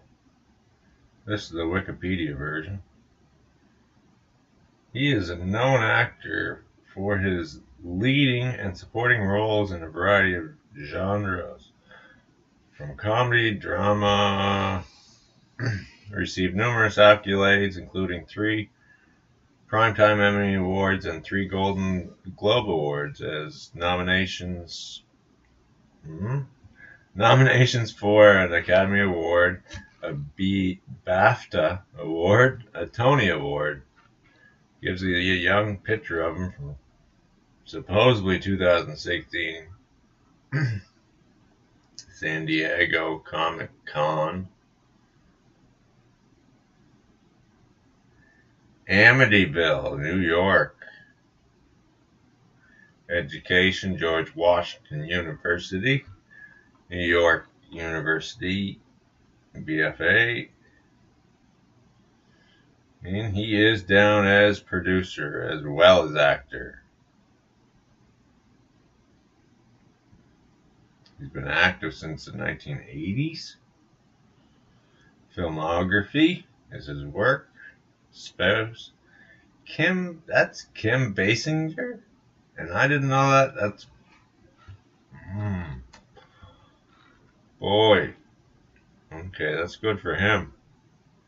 8 children. Ireland Baldwin. I like that name. I know somebody has a name. Like a daughter with that name. Very nice name.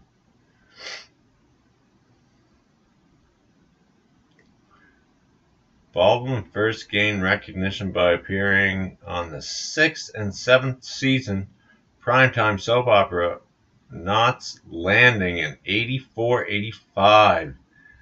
In the early part of his film career, he played both leading and supporting roles in Beetlejuice, Working Girl, Married to the Mob, Glengarry Glen Rose. Let me everything that's going on inside that courtroom.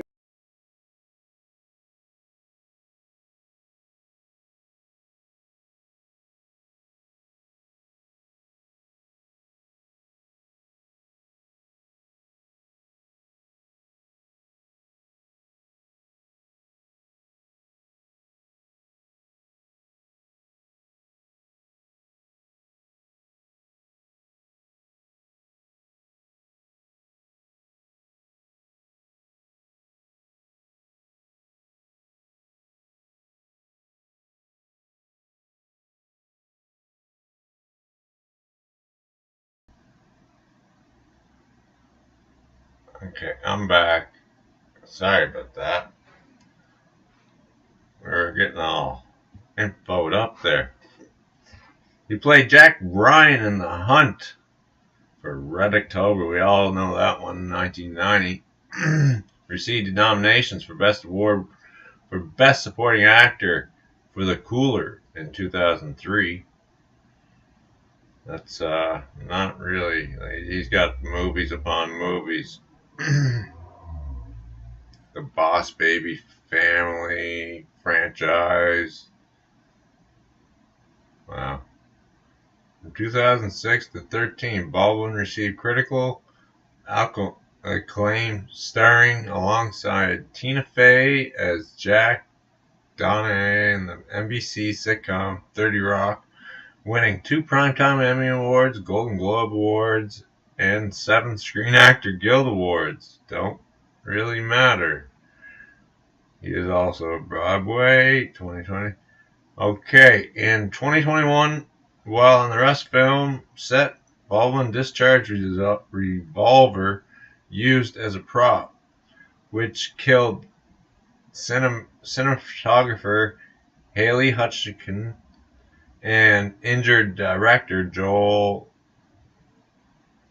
Baldwin was charged with 2 counts of involuntary manslaughter at the Santa Fe County, New Mexico in January 2023. But the charges were dropped in April 2023 pending further investigation. He was indicted again for the charge on January 19th, 2024. His trial has begun and we're into it.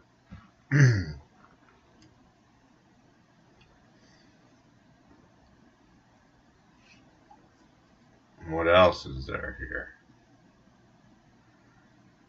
He was born the 3rd of 58 in Amityville, New York, raised in Nassau Shores neighborhood of nearby Massaquoi, the oldest son of Carol Newcomb. Born, I guess, her original name was Martiniu.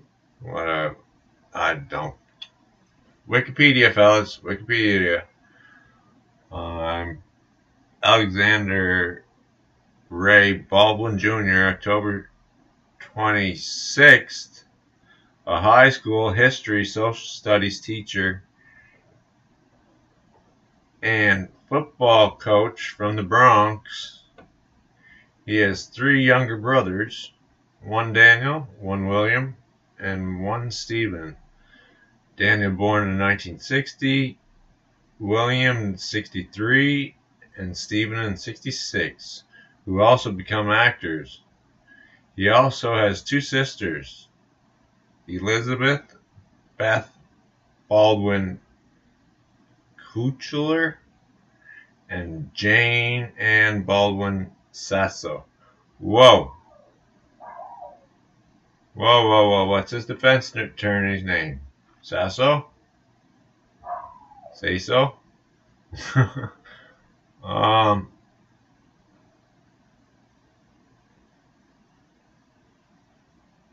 Trust and no. Souza versus, I don't even know where that went. Baldwin. Okay, hold on. SASSO. Alec and his siblings were raised as Roman Catholics. They are Irish, French, and English ancestors. Through his father, Baldwin is descendant from the Mayflower passenger John Howland, and therefore this line is the 13th generation of his family born in North America and the 14th generation to live in North America. Baldwin attended Alfred G. Burner High School in his state Massaquoi or and played football there under Coach Bob Resender in New York City. Baldwin worked as a busboy at the famed disco The Q Studio 54 from 76 to 79. He attended George Washington University. In 79, he lost the election for student body president and received a personal letter from the U.S. President Richard Nixon, with whom he had common friend, encouraging him to use the loss as a learning experience. Afterward, he transformed to the Tisch School of Arts of New York University, NYU, where he studied with others Jeffrey Holmes, Maria Rostedova, Lee Stashberg, Theater Institute. Later, he was accepted as a member of the Actors Studio. In 94, he completed his Bachelor of Fine Arts degree in NYU. Wow, why did I start doing this, right? Nice to know a little bit about what you're watching, right? His political views? Anybody? Can you guess what side he stands on? Baldwin is a Democrat and endorses, this is old, Barack Obama in his 2 presidential campaigns. Maybe it's not old, that's just how he was. He serves on the board of People of the American Way. He is an animal rights activist, a huge supporter of the PETA, for which he has done work, including video entitled Meat. Baldwin lent his support to the Save the Matinee Club by donating his time to record several public service announcements for the group, which he had contacted him following his role in the Bonfire of Matinees, an episode of The Simpsons in which he was the voice of the biologicalists working to save the endangered mammals. Mammals. I don't know. MAMMALS. Baldwin also gives his support for Farm Sanctuary Adopt a Turkey Project. Yeah. At least 46 million turkeys. Oh my goodness. Heartbreaking. It is. Killed each and every Thanksgiving they are. It's heartbreaking. It brings millions and millions of people together, I guess. That's the intention of it. I know there's a lot sitting in freezers. I've watched Dominion. That's interesting show right there if you want something. During his appearance on the comedian late night show Late Night on Conan O'Brien on December 11th, 98, 8 days before President Bill Clinton was to be impeached, Baldwin said, "If we were in another country, we would stone Henry Hyde to death, and we would go to their homes and kill their wives with their children. We would kill their families for what they're doing to this country." Baldwin later apologized for his remarks, and the network explained that it was meant as a joke and promised not to rerun it. Wow. Baldwin said in a 2006 interview, the New York Times, that if he did become involved in electoral politics, he would prefer to run for governor of New York. When asked if he was qualified for office, Baldwin responded that he considered himself more qualified than California Governor Arnold Schwarzenegger. On December 21st, 2000, 2011, Baldwin addressing speculation and said he was abandoning plans to run for mayor. This is old. In his role to continue for his role in Third Rock. That April, he suggested he might change his mind, saying, "Let's see what things are like in 2014. I would love to do it."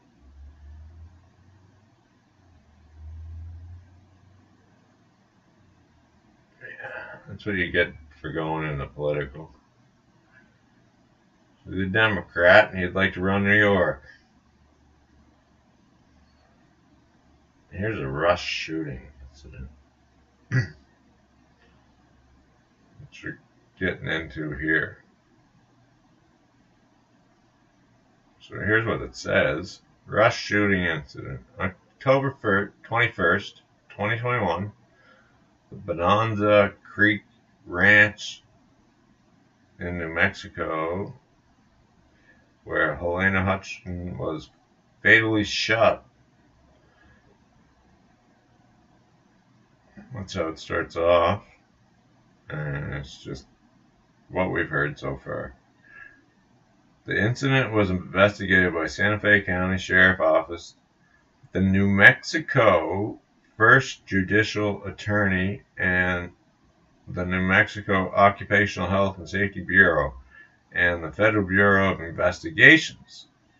In an affidavit, the Santa Fe County Sheriff Office stated that neither Baldwin nor First Assistant Director David Halls knew that the gun in question was loaded. 31st of 2023, Santa Fe District Attorney charged Baldwin and the armor Hannah Gutierrez Reed with 1 count each of involuntary manslaughter. Halls agreed to plead guilty. Halls agreed to plead guilty to the charges of the neglected use of deadly weapon on February 23rd, 2023. Baldwin pled not guilty on April 20th, 2023. This is a long 15 minutes. It was reported that the prosecutor had indicated that the charges against him were being dropped. Reed was later charged with tampering evidence. On the 6th of 2024, Reed was found guilty of involuntary manslaughter. Reed, R-E-E-D, not R-E-A-D, was then remanded into custody and sentenced to 18 months in prison.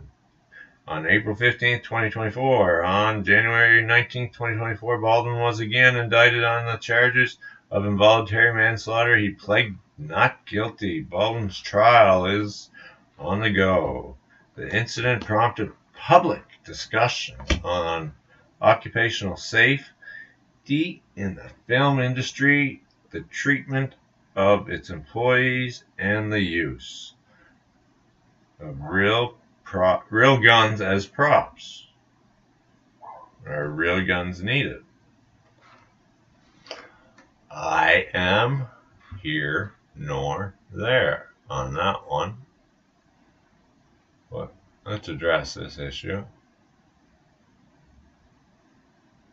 and pull it up so it looks the way it should. Wow. Didn't mean to do all that reading. Most likely lost everybody in the chat or viewing.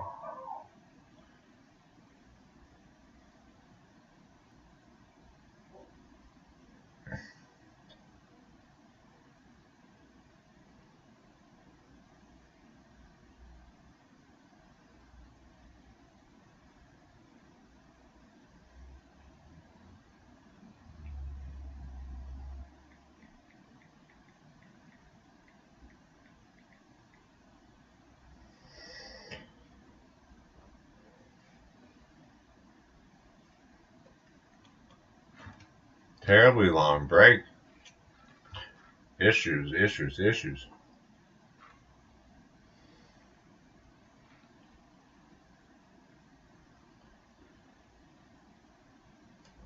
Was on my way to the chat and got lost. Yes. Because if I put the chat up here, I would most likely lose my pixelation.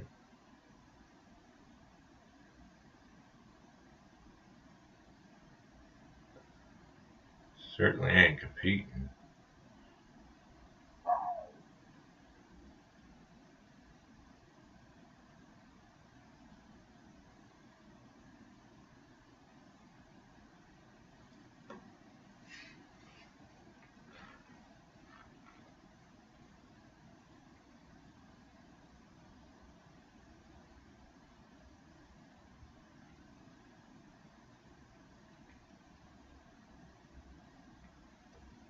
Investigation into a shooting that occurred at the Bonanza Creek Ranch? Yes, it was. And what role did you play in that investigation? Deputy or Sheriff's Office personnel had already been dispatched to the scene at the movie set. Lieutenant Benavides advised that one of the persons shot was being transported to the hospital and requested a deputy respond to the hospital as well. Which hospital? The St. Vincent's Hospital here in Santa Fe. Okay. And was that deputy you? Yes, ma'am. Do you recall approximately what time you were dispatched or you went to the hospital? It was a little bit after 2 o'clock. And once you arrived at the hospital, where did you go? I arrived to the emergency room. And why did you go to the emergency room? We had been notified, or I had been notified through dispatch that the ambulance was transporting that subject to the emergency room. Okay. And so once you were in the ER, did you go into a room or did you wait in the lobby? What did you do? I arrived at one of the trauma rooms that's there at the hospital. Okay. What did you observe when you walked into the trauma room? A gentleman sitting on or laying on like a gurney, hospital bed type thing, in the upright position. He had an approximate half-inch hole to, I believe it was the right side of his shoulder. Do you remember his name? Yes, it was Mr. Joel Souza. Okay. And what did you do next? I briefly made contact with Mr. Souza in an attempt to collect preliminary facts surrounding what had occurred. Okay. And we're not going to talk about what Mr. Souza told you, but after you spoke with Mr. Souza, what did you do? I observed medical doctors administer some sort of medication to him, and then they retrieved a projectile from his shoulder. Okay. Were you watching this as it was taking place? Yes, I was. So did you watch doctors retrieve that projectile from his shoulder? Yes, ma'am. Okay. And what happened to that projectile once it was taken out of Mr. Souza's shoulder? It was placed into a plastic container. It was handed to me and I kept possession of it. Okay. And where did you take it? It was in my possession until Santa Fe County Sheriff's Office investigators arrived, at which point I transferred it, I gave it to them. Do you recall who you gave it to? Yes, Miss Marissa Pop. I can't pronounce her last name. Yes, ma'am. And who is she? She is an evidence tech, crime scene tech with the Sheriff's Office. Okay. I'm going to show you what's been marked as State's Exhibit 14. May I approach you on it? Yeah. No objection, Your Honor.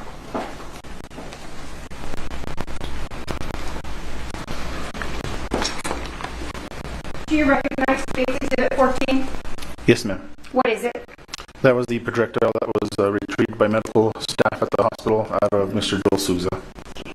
Does Exhibit 14 appear to be in the same condition it was in when it was given to you by doctors? Yes, ma'am. Your Honor, the state would move into evidence State's Exhibit 14. Yes, you may follow. Thank you. So after you provided this to the crime scene technician, did you have any other involvement in this investigation? Other than just writing a report, and that was it. May I have a moment, Your Honor? I have nothing further. Thank you, Deputy. Yes, ma'am.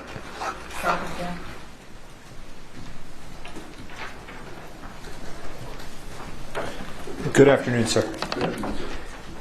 You were the first member of law enforcement to meet with Mr. Souza, the director of the film, afterwards, right? I believe so, at the hospital, yes, sir. Right. And I think you told the prosecutor you briefly made contact with him to get some preliminary facts? Yes, sir. And he was willing to speak to you, right? Yes, sir. And he never once mentioned Alec Baldwin, did he? Objection. Calls for hearsay. Not hearsay. Never once mentioned Alec Baldwin, correct? Objection. Hearsay. All right. I don't think that, no, I'm going to overrule. He never, in describing the preliminary facts to you, ever mentioned Alec Baldwin, correct? Correct. No further questions for this witness? Any redirect? No, Your Honor. All right. Thank you, sir. You're excused.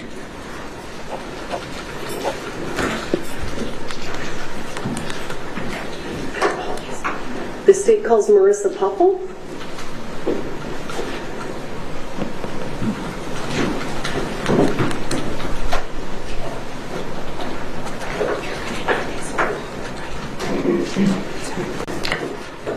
Yeah, but she took it. Okay.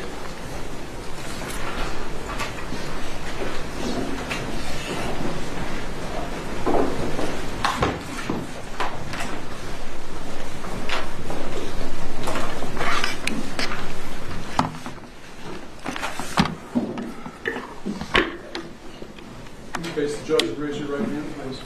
Do you swear affirm under penalty of law that the testimony you'll give in this case will be the truth, the whole truth, and nothing but the truth? Yes. All right. Thank you. Have a seat. Talk into the microphone.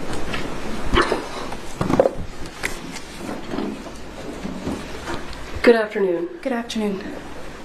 Please state your name for the record. Marissa Popple. Would you spell your last name? Poppell. How are you currently employed?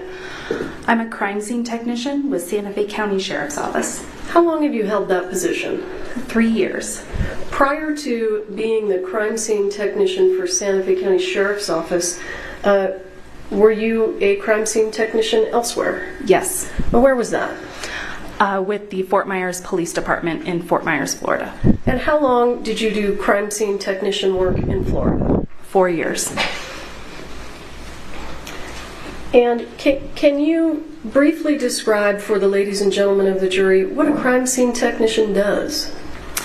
Yes, as a crime scene technician, I respond to all sorts of different scenes, whether they're death investigations, burglaries, robberies, whenever there's an abundance of evidence or an abundance of documentation that's needed. I take photographs of the scenes, of the evidence, I collect the evidence, and then I package it at our office. And do you ever send any of the evidence that you collect somewhere else for additional testing? Yes. And tell us, where would you send things, and give us an idea. Sometimes things are sent to our local state lab here in Santa Fe. Sometimes they are sent to private labs, or sometimes they are sent to the FBI if they're working with us. Why would you send things to any of those places? So our state lab is local, so it's nice to be able to have them in the backyard so that they can help us with more common day items. For independent labs, if we have something that needs done within a very quick time frame, we'll utilize them, but they require us to pay for the testing ourselves. Or if the FBI is assisting with us, sometimes they can do additional testing that maybe our local lab wouldn't be able to do. I want you to give the ladies and gentlemen of the jury an idea of what kind of testing you are requesting when you send items out. Yes, this could be latent print analysis, DNA analysis, firearms testing, things of that nature. And Ms. Popple,